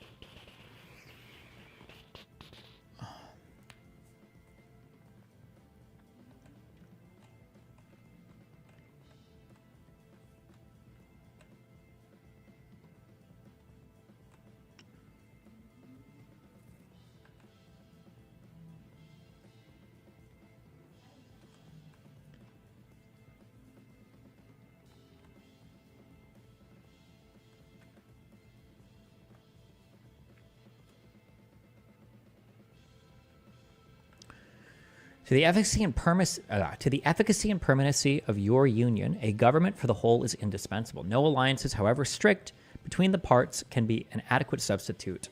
They must inevitably experience the infractions and interruptions which all alliances in all times have experienced. Sensible of this momentous truth, you have improved upon your first essay by the adoption of a constitution of government better calculated than your former for an intimate union and for the efficacious management of your common concerns.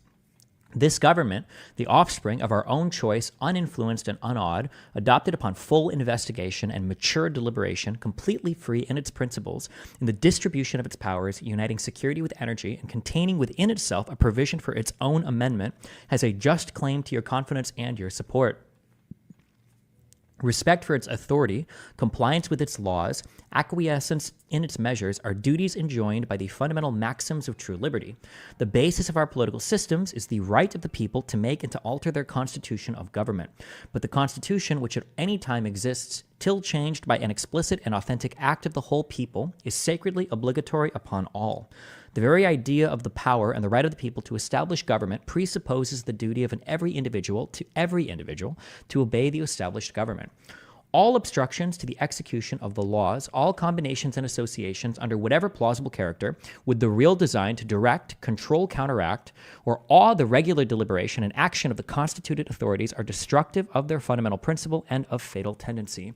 They serve to organize faction, to give it an artificial and extraordinary force, to put in the place of the delegated will of the nation, the will of a party, often a small but artful and enterprising minority of the community, and according to the alternate triumphs of different parties, to make the public administration the mirror of the ill-concerted and incongruous projects of faction, rather than the organ of consistent and wholesome plans digested by common councils and modified by mutual interests. Jesus, these sentences.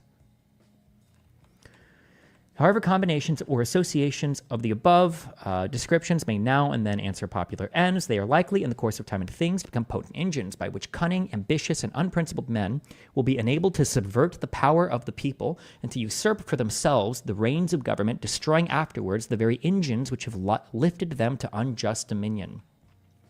Towards the preservation of your government and the permanency of your present happy state, it is requisite not only that you steadily discountenance irregular oppositions to its acknowledged authority, but also that you resist with care the spirit of innovation upon its principles, however specious the pretexts.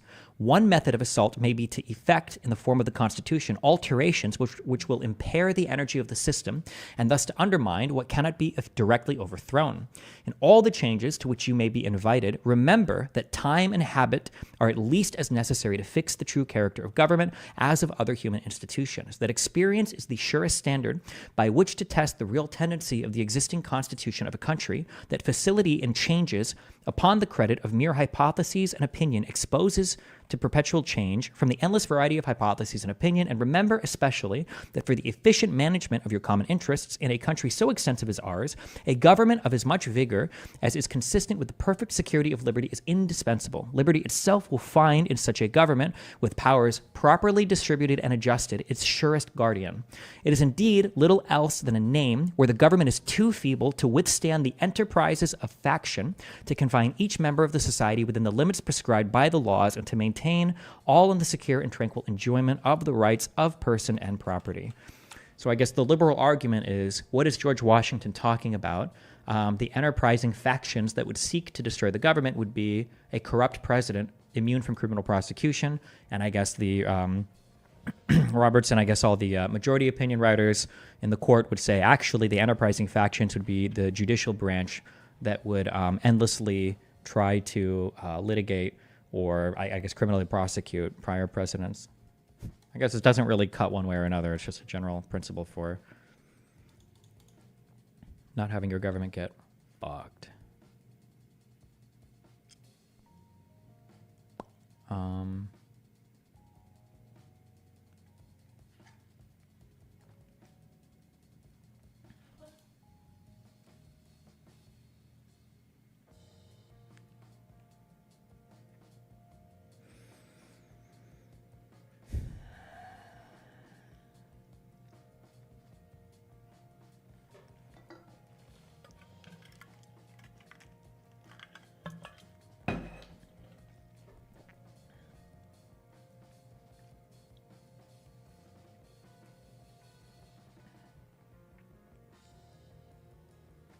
Yeah, Washington is kind of arguing against political parties here too, but I guess like in the original U.S., I don't think we envisioned having political parties, huh? I don't think so.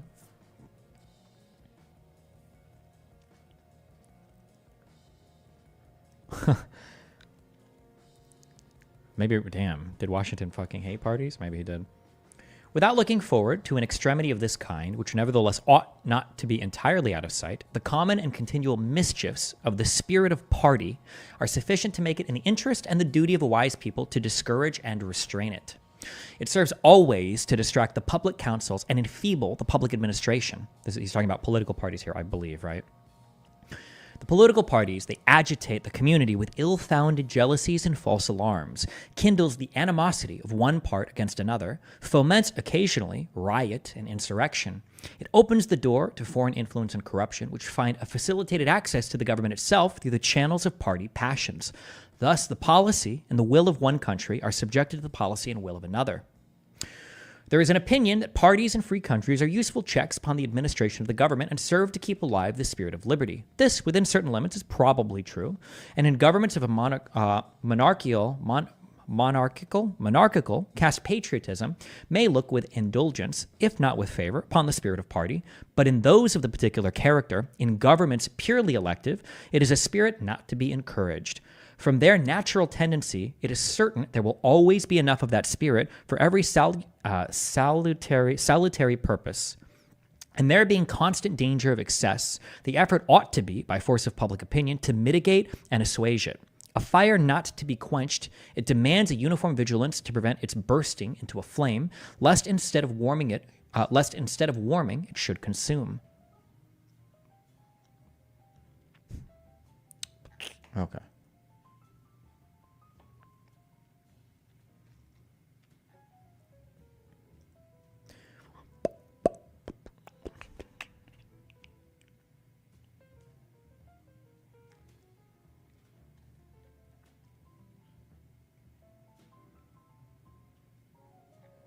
Doesn't like foreign allies either.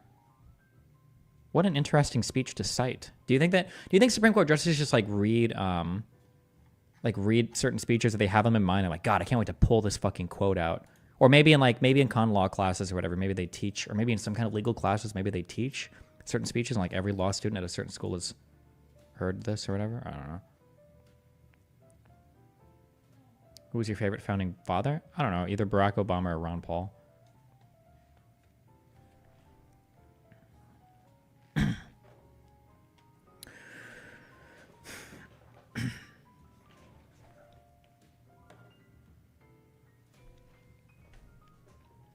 In his farewell address, George Washington reminded the nation that a government of as much vigor as is consistent with the perfect security of liberty is indispensable. A government too feeble to withstand the enterprises of faction, he warned, could lead to the frightful despotism of ultimate domination of one faction or another, sharpened by the spirit of revenge. And the way to avoid that cycle, he explained, was to ensure that government powers remain properly distributed and adjusted. Well, it sounds like what he was saying is we should just not have parties at all, but okay.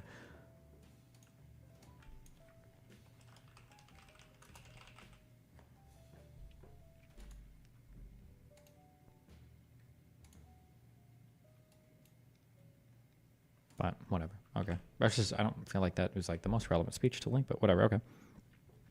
It is these enduring principles, I guess the general point maybe is kind of these enduring principles that guide our decision in this case. The president enjoys no immunity for his unofficial acts, and not everything the president does is official. The president is not above the law, but Congress may not criminalize the president's conduct in carrying out the responsibilities of the executive branch under the Constitution. Then why would you give absolute immunity just based on the relationship that the president has with somebody that he speaks with? I think that this entire yap here, I think that all of this could work except for the fact that there is absolute immunity granted for some classes of presidential action, which, if all of this was just presumptive immunity, I could maybe get behind, I could understand at least a lot of this. Maybe I wouldn't say, I don't know if I'd agree with it, but I could at least understand the rationale here.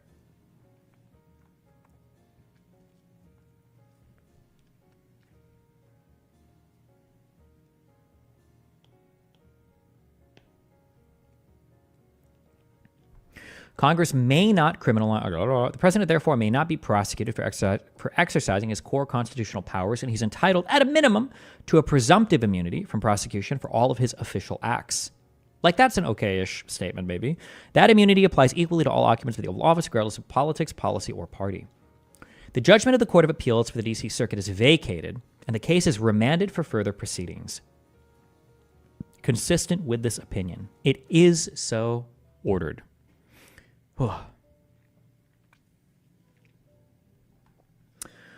This was written by Chief Justice Roberts, right? Now we are going to read the first concurring opinion by Judge Thomas.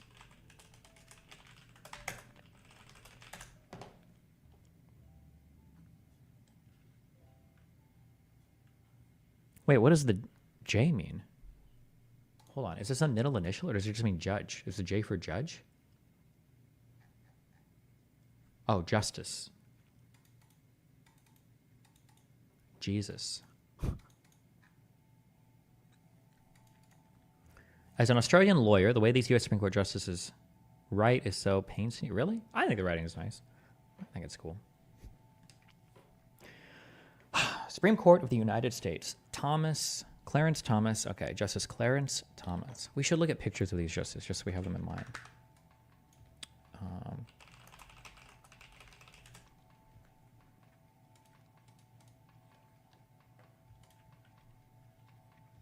This was Roberts.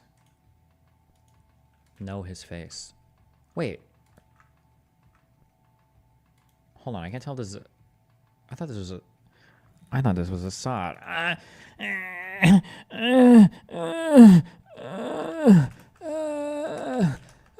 That was him 20 years ago. I don't care. Here's Thomas. Boom. There you go.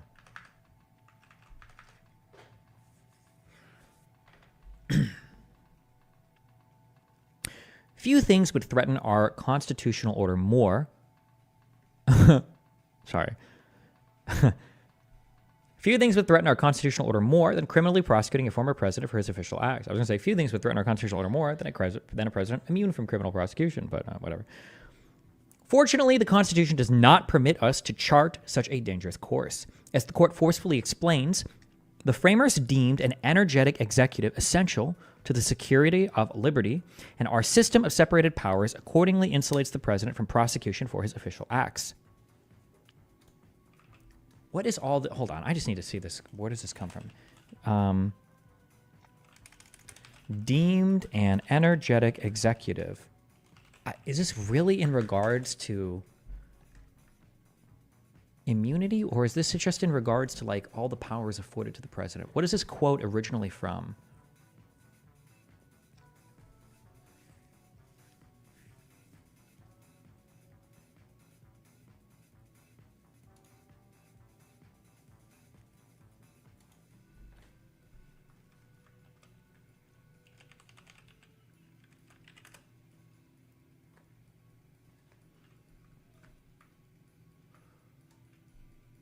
What is this?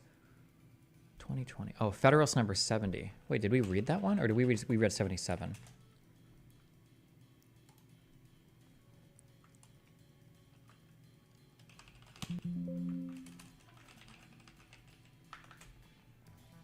To the people of the state of New York.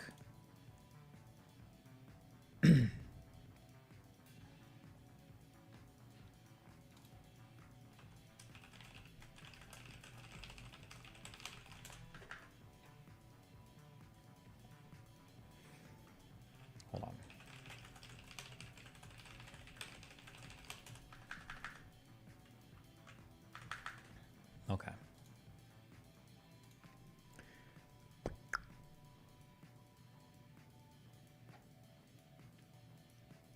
Bro, you're a sentence in. He's just stating general background truths that are needed for context. Holy fuck omega lol.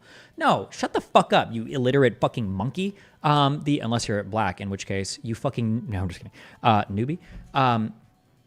This quote is brought up over and over and over and over again. When you use these older quotes, you're doing it because you're lending. You're essentially borrowing on or trading on the reputation of the person that you're quoting. So no, if they're going to quote over and over and over and over again this particular thing, then I want to know what the context of this quote is. What were the framers talking about? Like, if I were to say, for instance, that if I were to say, and I quote the great whatever, that a hard man is needed to do the right job.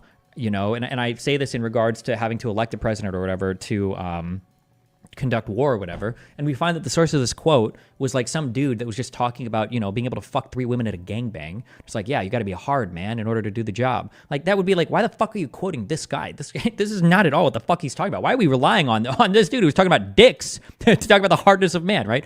So no, fuck you.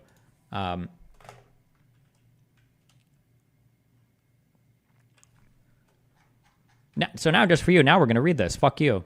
We're going to read the whole fucking thing. Get fucked. To the people of the state of New York, there is an idea. The Federalist Papers were basically just debating.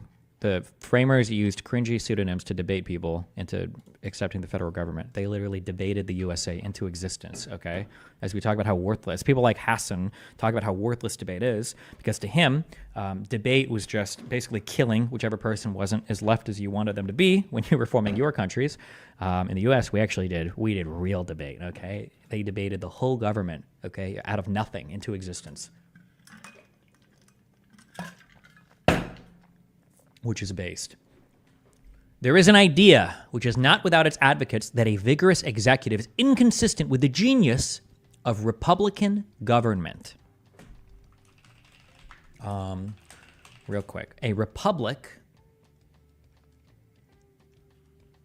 in which political power rests with the public through their representatives, in contrast to a monarchy. Okay. Republic just means that your officials are elected. Not, they don't come from God or from some authoritarian bullshit. Okay, republic, okay.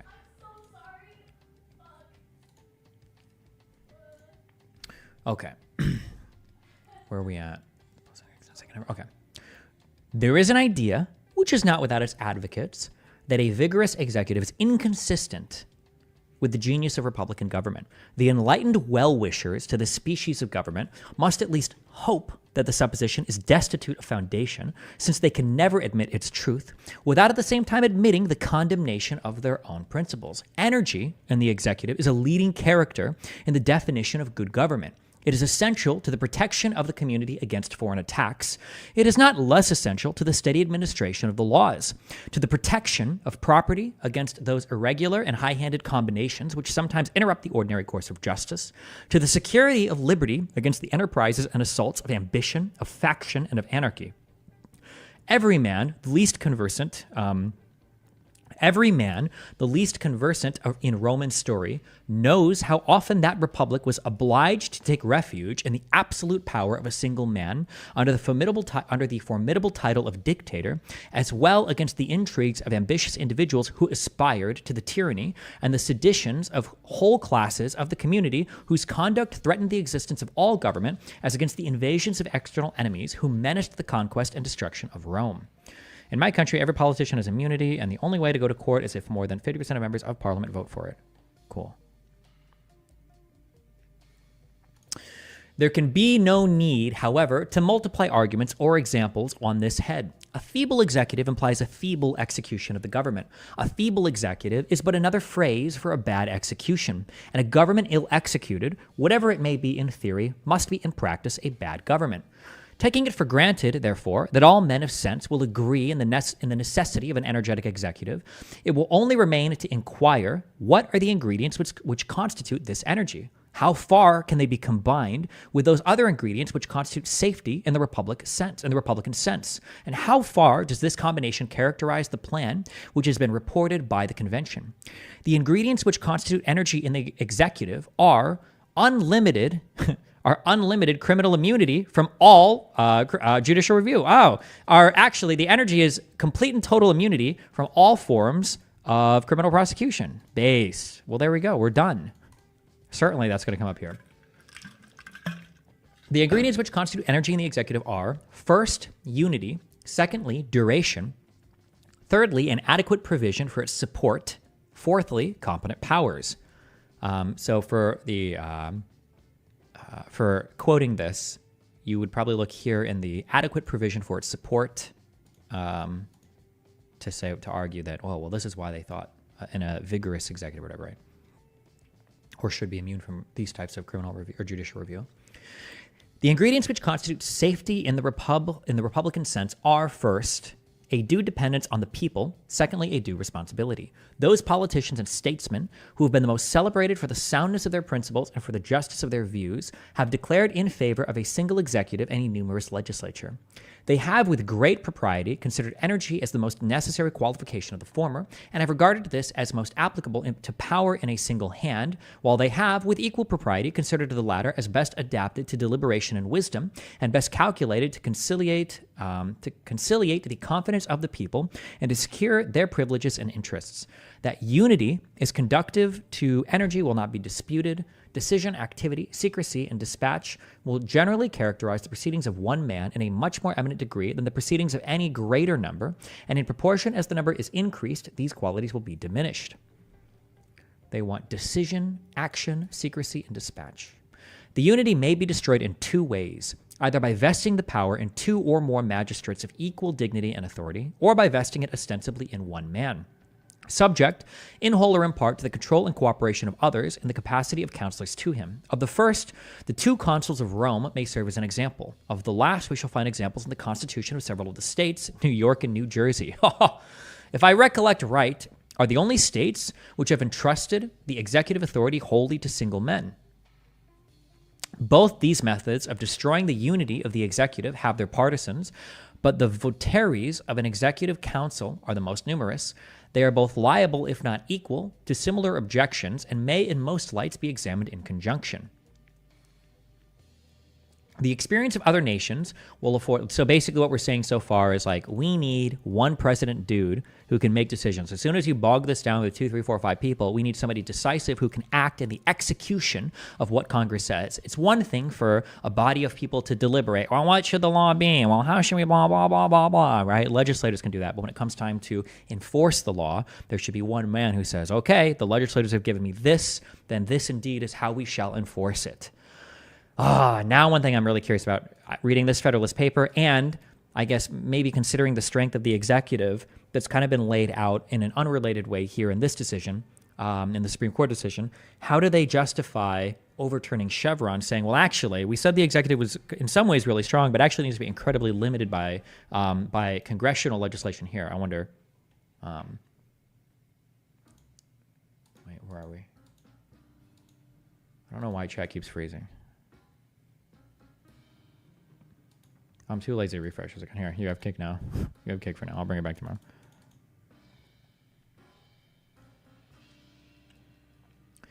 The experience of other nations will afford little instruction on this head. As far, however, as it teaches anything, it teaches us not to be enamored of plurality in the executive. We have seen that the Archaeans, on an experiment of 2 praetors, were induced to abolish one. The Roman history records records many instances of mischiefs to the Republic from the dissensions between the consuls and between the military tribunes, who were at times substituted for the consuls.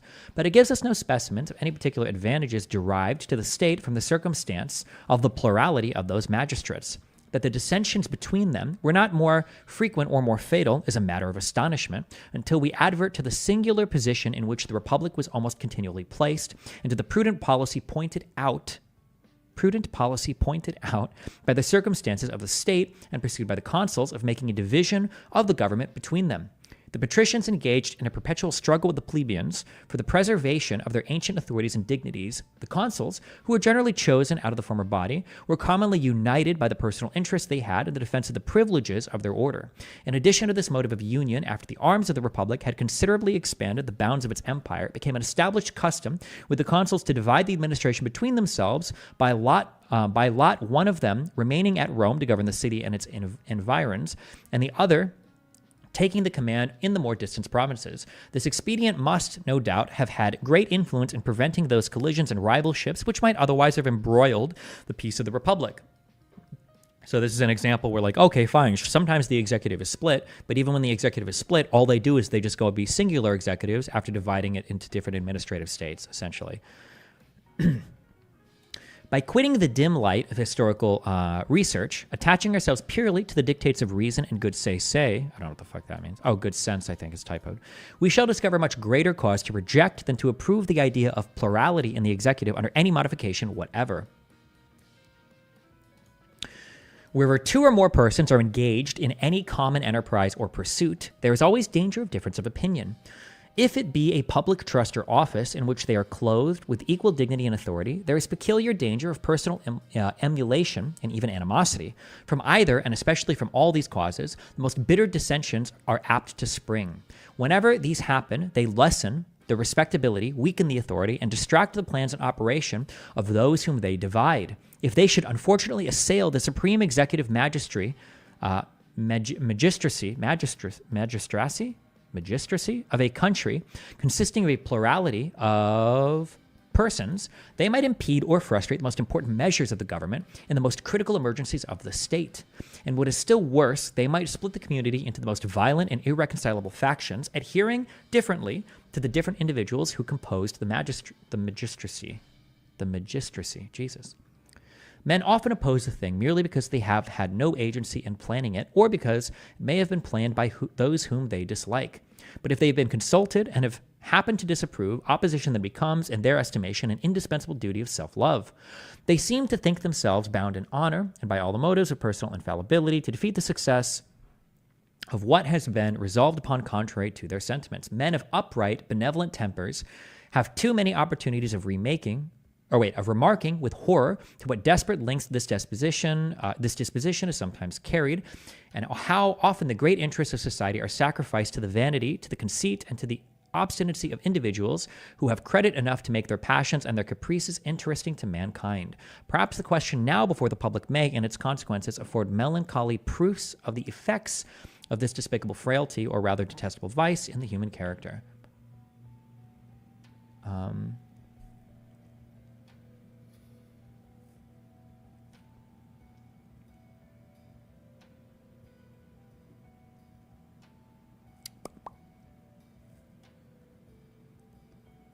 Okay. Wait, what are we doing here? Why is this guy? Oh.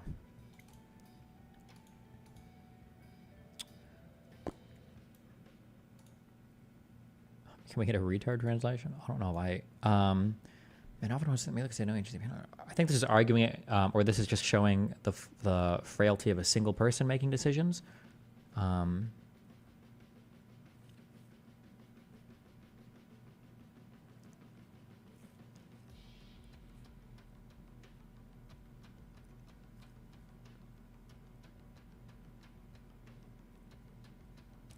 Just basically saying how a good politician can fuck everybody over on their own personal gain or whatever. But okay, just nothing to.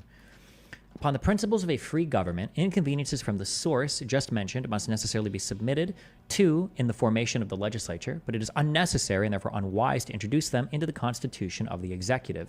It is here too that they may be more pernicious. Okay, it is here too that they may be more pernicious. In the legislature, promptitude of decision is oftener an evil than a benefit. The differences of opinion and the jarrings of parties in that department of the government, though they may sometimes obstruct salutary plans, yet often promote deliberation and circumspection, and serve to check excesses in the majority. That's just saying here that, like, okay, well, in the legislature, you don't want decisive action. You do want them deliberating a lot. If the legislature is moving too quickly, there might be really bad things happening. When a resolution, too, is once taken, the opposition must be at an end. That resolution is a law, and resistance to it is punishable, but no favorable circumstances palliate or atone for the disadvantages of dissension in the executive department. Here they are pure and unmixed. There is no point at which they cease to operate. They serve to embarrass and weaken the execution of the plan or measure to which they relate, from the first step to the final conclusion of it. They constantly counteract those qualities in the executive which are the most necessary ingredients in its composition, vigor, and expedition, and this without any counterbalancing good. In the conduct of war, in which the energy of the executive is the bulwark of our national security, everything would be to be apprehended from its plurality. So they're basically saying that, like, well, look, when people debate in the legislature, that's good. You want people to pass legislation, but there should be people that are arguing on the other end. It's really good to have people debating and making laws. In fact, if there was no debate, if the legislature was just shitting out laws, that would be really, really, really bad. But once a law is passed and you have the law done, for the execution of the law, there is no virtue in its debate. Like, once you've got the law passed, you need one man to execute on the law. Nothing good comes from two people who are having a huge disagreement over the application of said law. You just need one man to implement it. Yeah, that's essentially what they're saying here.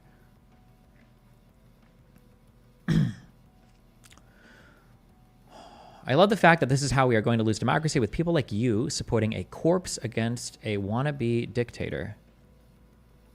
Okay. I hope I see you at the other end of the Civil War, my friend.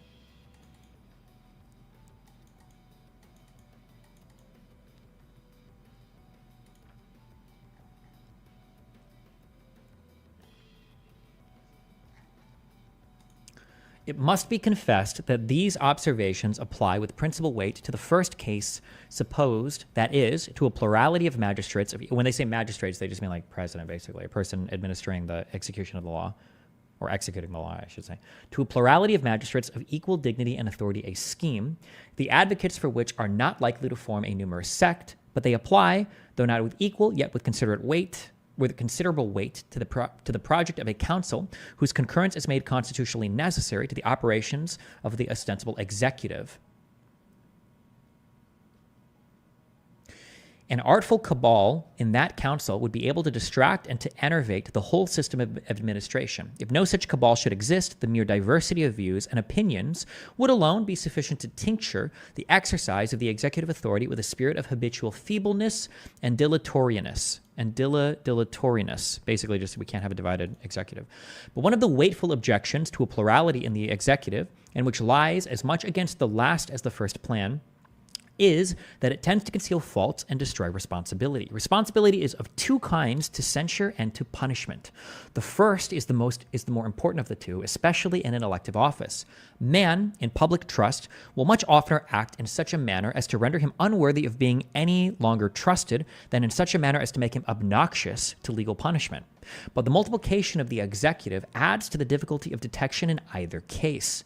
It often becomes impossible, amidst mutual accusations, to determine on whom to blame, or the punishment of a pernicious measure or series of pernicious measures ought really to fall. It is shifted from one to another with so much dexterity and under such plausible appearances that the public opinion is left in suspense about the real author. The circumstances which may have led to any national miscarriage or misfortune are sometimes so complicated that, where there are a number of actors who may have had different degrees and kinds of agency, though we may clearly see upon the whole that there has been mismanagement, yet it may be impractical to pronounce to whose account the evil which may have been incurred is truly chargeable. This is basically saying that, like, if you were to try to consider if a president is making a mistake due to, what did it say? Basically, are you doing something that's bad publicly, or are you doing like a criminal act, essentially? It can be hard to differentiate between those two things.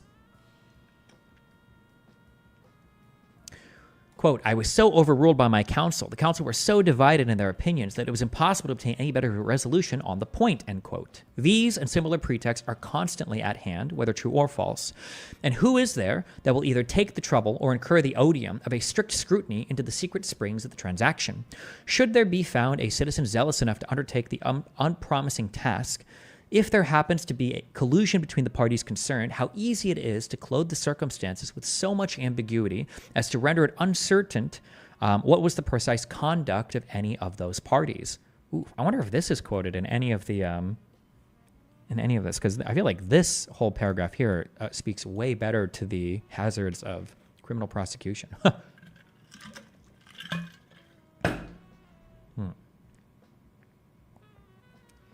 In the single instance in which the governor of this state is coupled with a council that is, in the appointment to offices, we have seen the mischiefs of it in the view now under consideration. Scandalous appointments to important offices have been made. Some cases, indeed, have been so flagrant that all parties have agreed in the impropriety of the thing. When inquiry has been made, the blame has been laid by the governor on the members of the council, who, on their part, have charged it upon his nomination, while the people remain altogether at a loss to determine by whose influence their interests have been committed to hands so unqualified and so manifestly improper. In tenderness to individuals, I forbear to descend the particulars. Out of respect for those accused, I won't say shit. This is what he's saying here. This is like a tongue-in-cheek or cheeky. It is evident from these considerations that the plurality of the executive tends to deprive the people of the two greatest securities they can have for the faithful exercise of any delegated power. First, the restraints of public opinion, which lose their efficacy, as well on account of the division of the censure attendant on bad measures and on bad measures among a number, as on account of the uncertainty on whom it ought to fall. And secondly, the opportunity of discovering which facility and clearness the misconduct of the persons they trust in order either to their removal from office or to the actual punishment cases which admit of it. Hi. Oh. In England, the king is a perpetual magistrate, and it is a maxim which is obtained for the sake of the public peace, that he is unaccountable for its administration, and his person sacred. Nothing, therefore, can be wiser in that kingdom than to annex to the king a constitutional council who may be responsible to the nation for the advice they give. Without this, there would be no responsibility whatever in the executive department, an idea inadmissible in a free government. But even there, the king is not bound by the resolutions of his council, though they are answerable for the advice they give. He is the absolute master of his own conduct in the exercise of his office and may observe or disregard the counsel given to him at his sole discretion. But in a republic, where every magistrate ought to be personally responsible for his behavior in office, the reason which in the British Constitution dictates the propriety of a council not only ceases to apply, but turns against the institution. In the monarchy of Great Britain, it furnishes a substitute for the prohibited responsibility of the chief magistrate, which serves in some degree as a hostage to the national justice for his good behavior. In the American Republic, it would serve to destroy or would greatly diminish the intended and necessary responsibility of the chief magistrate himself. The idea of a council to the executive, which has so generally obtained in the state constitutions, has been derived from the maxim of Republican jealousy, which considers power as safer in the hands of a number of men than of a single man. If the maxim should be admitted to be applicable in this to the case, I should contend that the advantage on that side would not counterbalance the numerous disadvantages on the opposite side, but I do not think the rule at all applicable to the executive power. I clearly concur in opinion, in this particular, with a writer whom the celebrated Junius, I don't know what the fuck this refers to, pronounces to be deep, solid, and ingenious, that the executive power is more easily confined when it is one, that it is far more safe should be a single object for the jealousy and watchfulness of the people, and in a word, that all multiplication of the executive is rather dangerous than friendly to liberty. A literal consideration will satisfy us that the species of security sought for the multiplications of the executive is unattainable. It becomes more liable to abuse, more dangerous when abused, and in the hands of one. Yeah, okay. I wonder. I wonder if any of the Federalist Papers wrote about criminally prosecuting a head of state. But I feel like, I mean, this is mainly just addressing like how the executive should act. This Federalist paper is basically meant to be giving the president enough power and flexibility to act decisively in crises and handle the responsibility of the office effectively, right? Yeah, and it's arguing over the balancing of a single person versus a council of people, basically. But okay.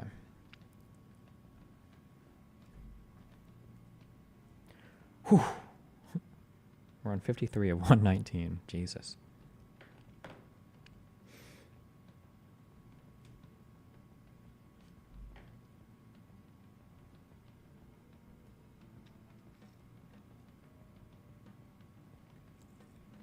Any thoughts on how it's cited now that you've read it?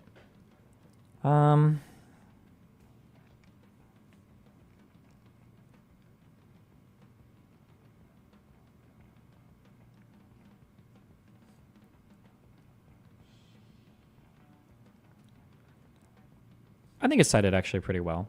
I'll reread Justice Thomas's opening paragraph. Few things would threaten our constitutional order more than criminally prosecuting a former president for his official acts. Fortunately, the Constitution does not permit us to chart such a dangerous course. As the court forcefully explains, the framers had deemed an energetic executive essential to the security of liberty, and our system of separated powers accordingly insulates the president from prosecution for his official acts. Do I? That paper was essentially talking about how you can't divide up power in the executive because they would constantly be fighting over themselves and it would undermine the executive. But would a challenge from another branch of government be the same thing? I don't know. I'll give it a 50-50, actually. I'm not sure. I'll give it a 50-50 on it. To conclude otherwise would hamstring the vigorous executive that our Constitution envisions. While the separation of powers may prevent us from righting every wrong, it does so in order to ensure that we do not lose liberty. I write separately to highlight another way in which this prosecution may violate our constitutional structure. In this case, the Attorney General purported to appoint a private citizen as special counsel to prosecute a former president on behalf of the United States. But I am not sure that any office for the special counsel has been established by law as the Constitution requires. By requiring that Congress create federal offices by law, the Constitution imposes an important check against the president. He cannot create offices at his pleasure. If there is no law establishing the office that the special counsel occupies, then he cannot proceed with this prosecution. A private citizen cannot criminally prosecute anyone, let alone a former president. Oh, nice. He's just going to challenge. This is written in concurrent. Concurrent? Is that a word? It's a concurring opinion. This doesn't count for anything, right? Like, this wouldn't go. This wouldn't actually, like, do anything, would it?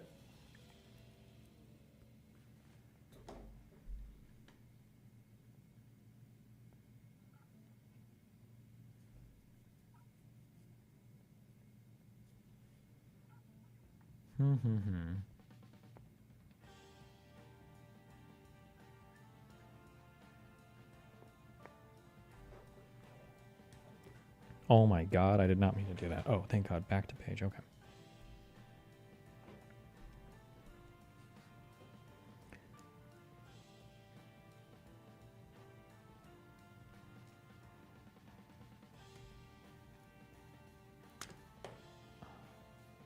Federalist paper number 69.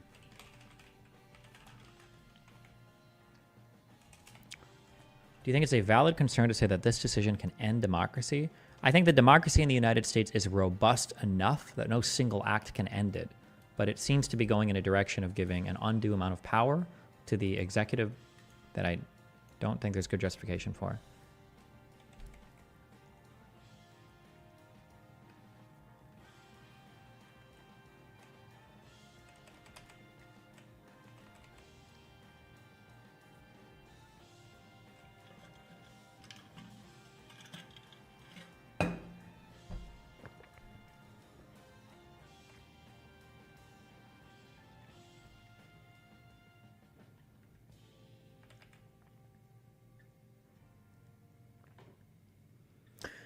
We must conclude that a duration of 4 years for the Chief Magistrate of the Union is a degree of permanency far less to be dreaded in that office than a duration of 3 years for a corresponding office in a single state. Let's conclude the duration. Oh, sorry.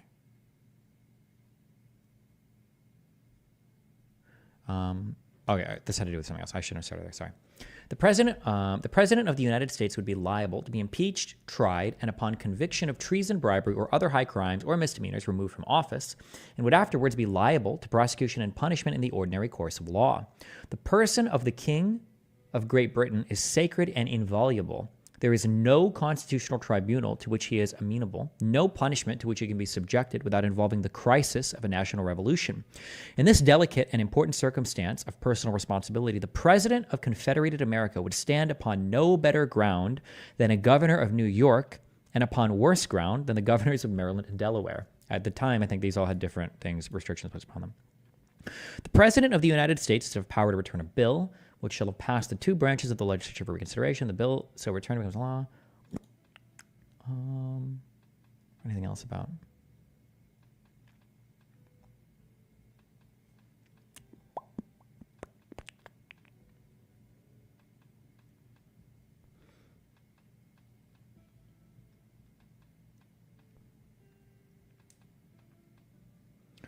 Secondly, the president is to be commander-in-chief of the Army and Navy of the United States. Do you ever notice how none of these guys in the 1700s, none of them ever fucking refer to our Air Force? Do you think that there was like an intentional reason for that? Or do you think they intended for like the Air Force to be controlled by like a second type of leader? Or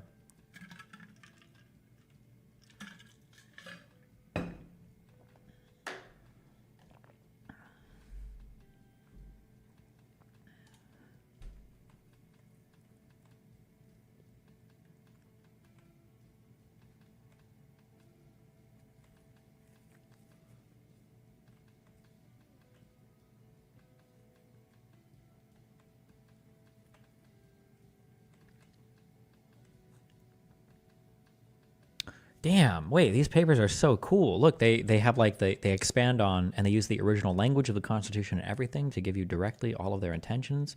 Man, these guys were yappers. Presidents have the power with the advice and consent of the Senate to make treaties, provided 2/3 of the senators present concur. The King of Great Britain is the sole and absolute representative of the nation in all foreign transactions. He can have his own accord. Blah blah blah. Yeah, okay. I don't think I don't know if they mention anything else about criminal liability or anything.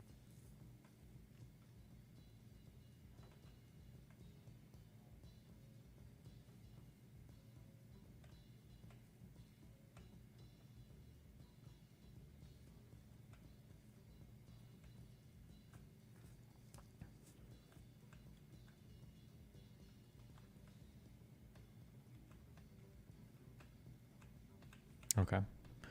Whew, okay.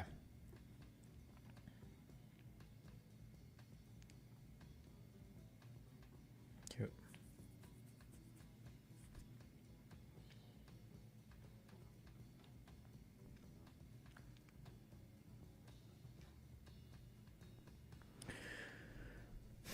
No former president has faced criminal prosecution for his acts while in office in the more than 200 years since the founding of our country. And that is so despite numerous past presidents taking actions that many would argue constitute crimes. That is an unacceptable statement by a Supreme Court justice penning an opinion that is going to be published by the Supreme Court. You need to give examples that many would say. That's a Fox News quote. I think you should provide examples there. For as much as I may disagree with him, Roberts gave plenty of examples and basically every single thing that he talked about. That's a pretty big statement. I think examples should be given, even if they're from dead presidents or something, so you don't like step on anybody's toes politically. I feel like you should give examples for this, but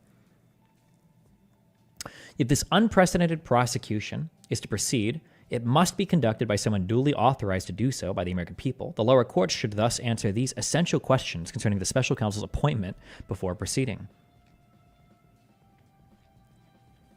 The Constitution sets forth how an office may be created and how it may be filled. The Appointments Clause provides the president shall nominate and bind with the advice. Well, I don't care about this. The constitutional process for filling an office is plain from this text. The default manner by appointing officers of the United States is a nomination by the president and confirmation by the Senate. But the clause provides a limited exception for the appointment of inferior officers. Congress may, by law, authorize one of three specified actors to appoint inferior officers without the advice and consent of the Senate. As relevant here, a head of department, such as the Attorney General, is one such actor that Congress may authorize by law to appoint inferior officers without senatorial confirmation. What does the special counsel existence a part of? Was that attached to the DOJ? Or like, what is the special counsel? Is a permanent, independent federal investigative and prosecutorial agency whose basic legislative authority comes from 4 federal statutes. The Civil Rights Reform Act, the Whistleblowers Protection Act, the Hatch Act, and the Uniformed Services Employment and Reemployment Acts. Formed in 1979. Damn.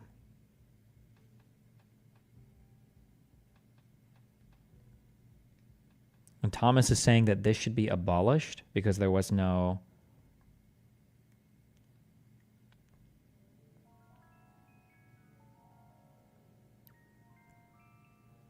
Wait, or is the Office of Special Counsel different than the appointment of Special Counsel?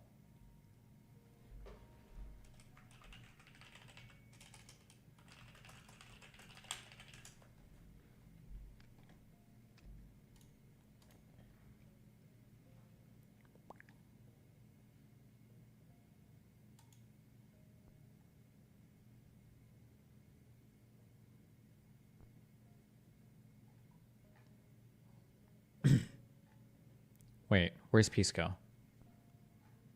Fuck.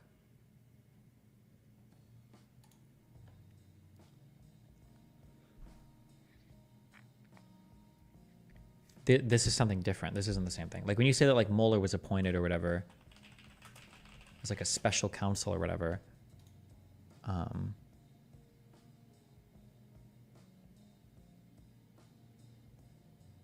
this is not the same thing as the United States Office of Special Counsel. This is a different thing, right?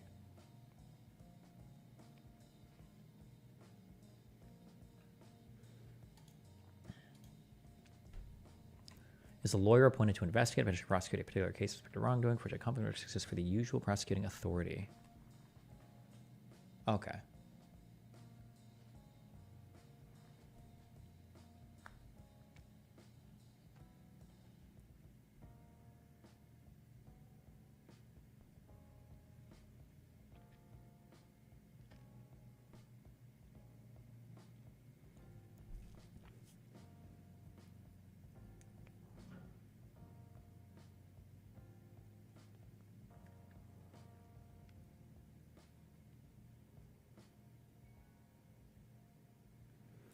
The limitation on the president's power to create offices grew out of the founders' experience with the English monarchy. The king could wield significant power by both creating and filling offices as he saw fit. He was emphatically and truly styled the fountain of honor.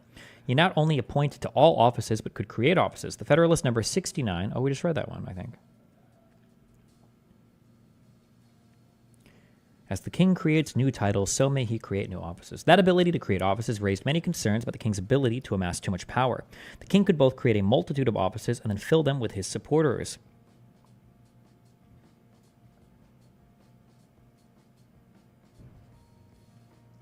In fact, one of the grievances raised by the American colonists in declaring their independence was that the king had erected a multitude of new offices and sent hither swarms of officers to harass our people and eat out their substance. Declaration of Independence. From the Declaration of Independence. The founders thus drafted the Constitution with evidently a great inferiority in the power of the president, in this particular, to that of the British king. The Federalist number 69, blah, blah, blah. The founders broke from the monarchical model by giving the president the power to fill offices with the Senate's approval, but not the power to create offices. They did so by imposing the constitutional requirement that new officer positions be established by law rather than through a king-like custom of the head magistrate unilaterally creating new offices. The Constitution thus gives Congress broad authority to establish and organize the executive branch. By keeping the ability to create offices out of the president's hands, the founders ensured that no president could unilaterally create an army of officer positions to then fill with his supporters. Instead, our Constitution leaves it in the hands of the people's elected representatives to determine whether new executive offices should exist. Where does the special counsel or the special investigators, where do these people come from? Like, how are they created, I guess?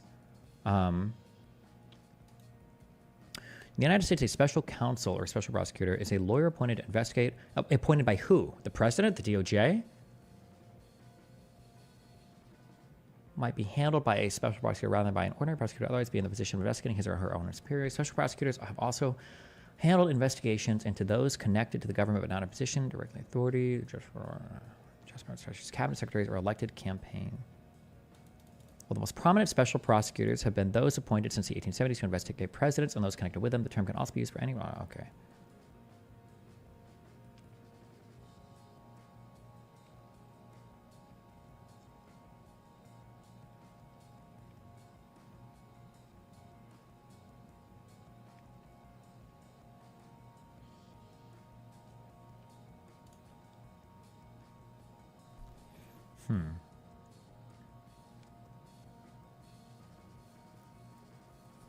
Interesting.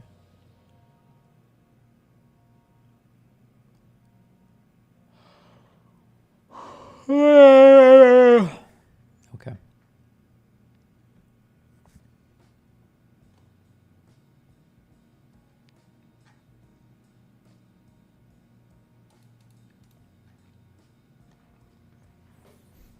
Do you think Truman would have nuked Japan if he feared he could be held criminally responsible for the deaths of so many innocents? Yep.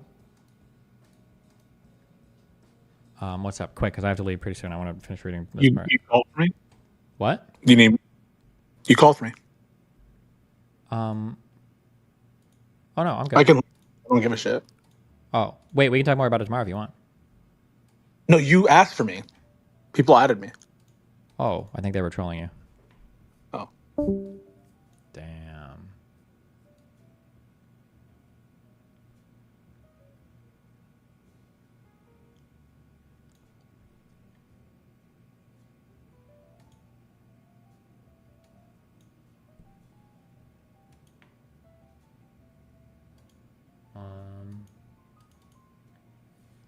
Wait, Jesus.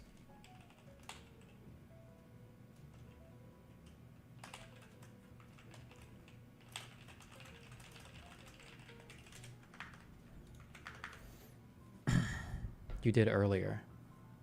Wait, did I earlier? Did I ask him for what?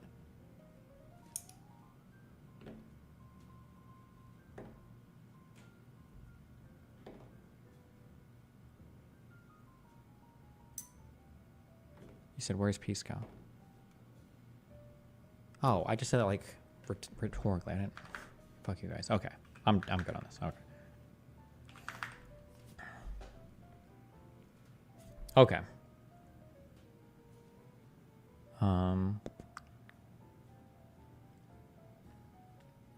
Long-standing practice from the founding to today comports with this original understanding that Congress must create offices by law. The first Congress, for instance, routinely and explicitly created offices by statute. What the fuck does any of this have to do with the ruling that's given today?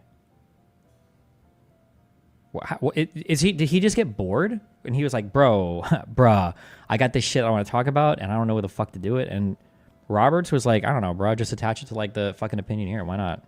What's even your problem? He's like, I don't know, I just fucking hate special counsel. I don't think the president can do that shit. And then Roberts was like, all right, fuck it. We'll throw it in with the the Trump immunity shit, I guess. What, like, why? Like, why is he even writing it? What does any of this even have to do with anything? I don't know. Maybe he'll tie it in at the end. That ability to create offices.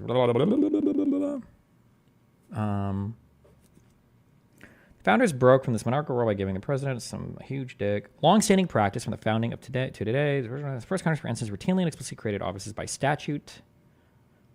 Still today, Congress creates the offices the executive branch may fill. For example, Congress has created several offices within the Department of Justice, including the offices of the Attorney General, Deputy Attorney General, Associate Attorney General, Solicitor General, and Assistant Attorneys General. For some agencies, Congress has also granted the agency head the power to appoint such officers and employees as are necessary to execute the functions vested in him. In the past, Congress has at times expressly created offices similar to the position now occupied by the special counsel.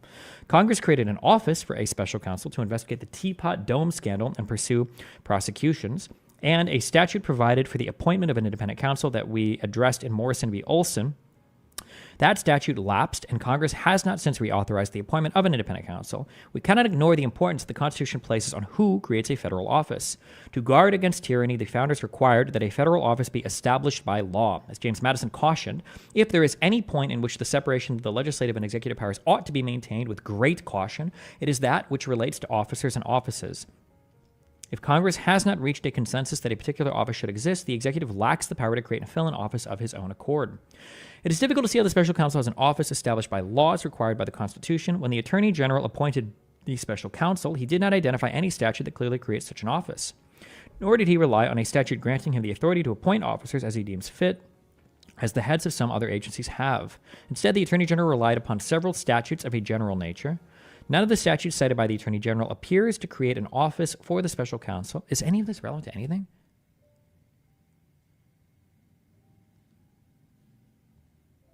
This is page 58. Okay. Maybe I'll read this offline and see if I don't know why Thomas decided to write about this shit here. Okay. I'll be back tomorrow. We'll keep reading through all this because why the fuck else?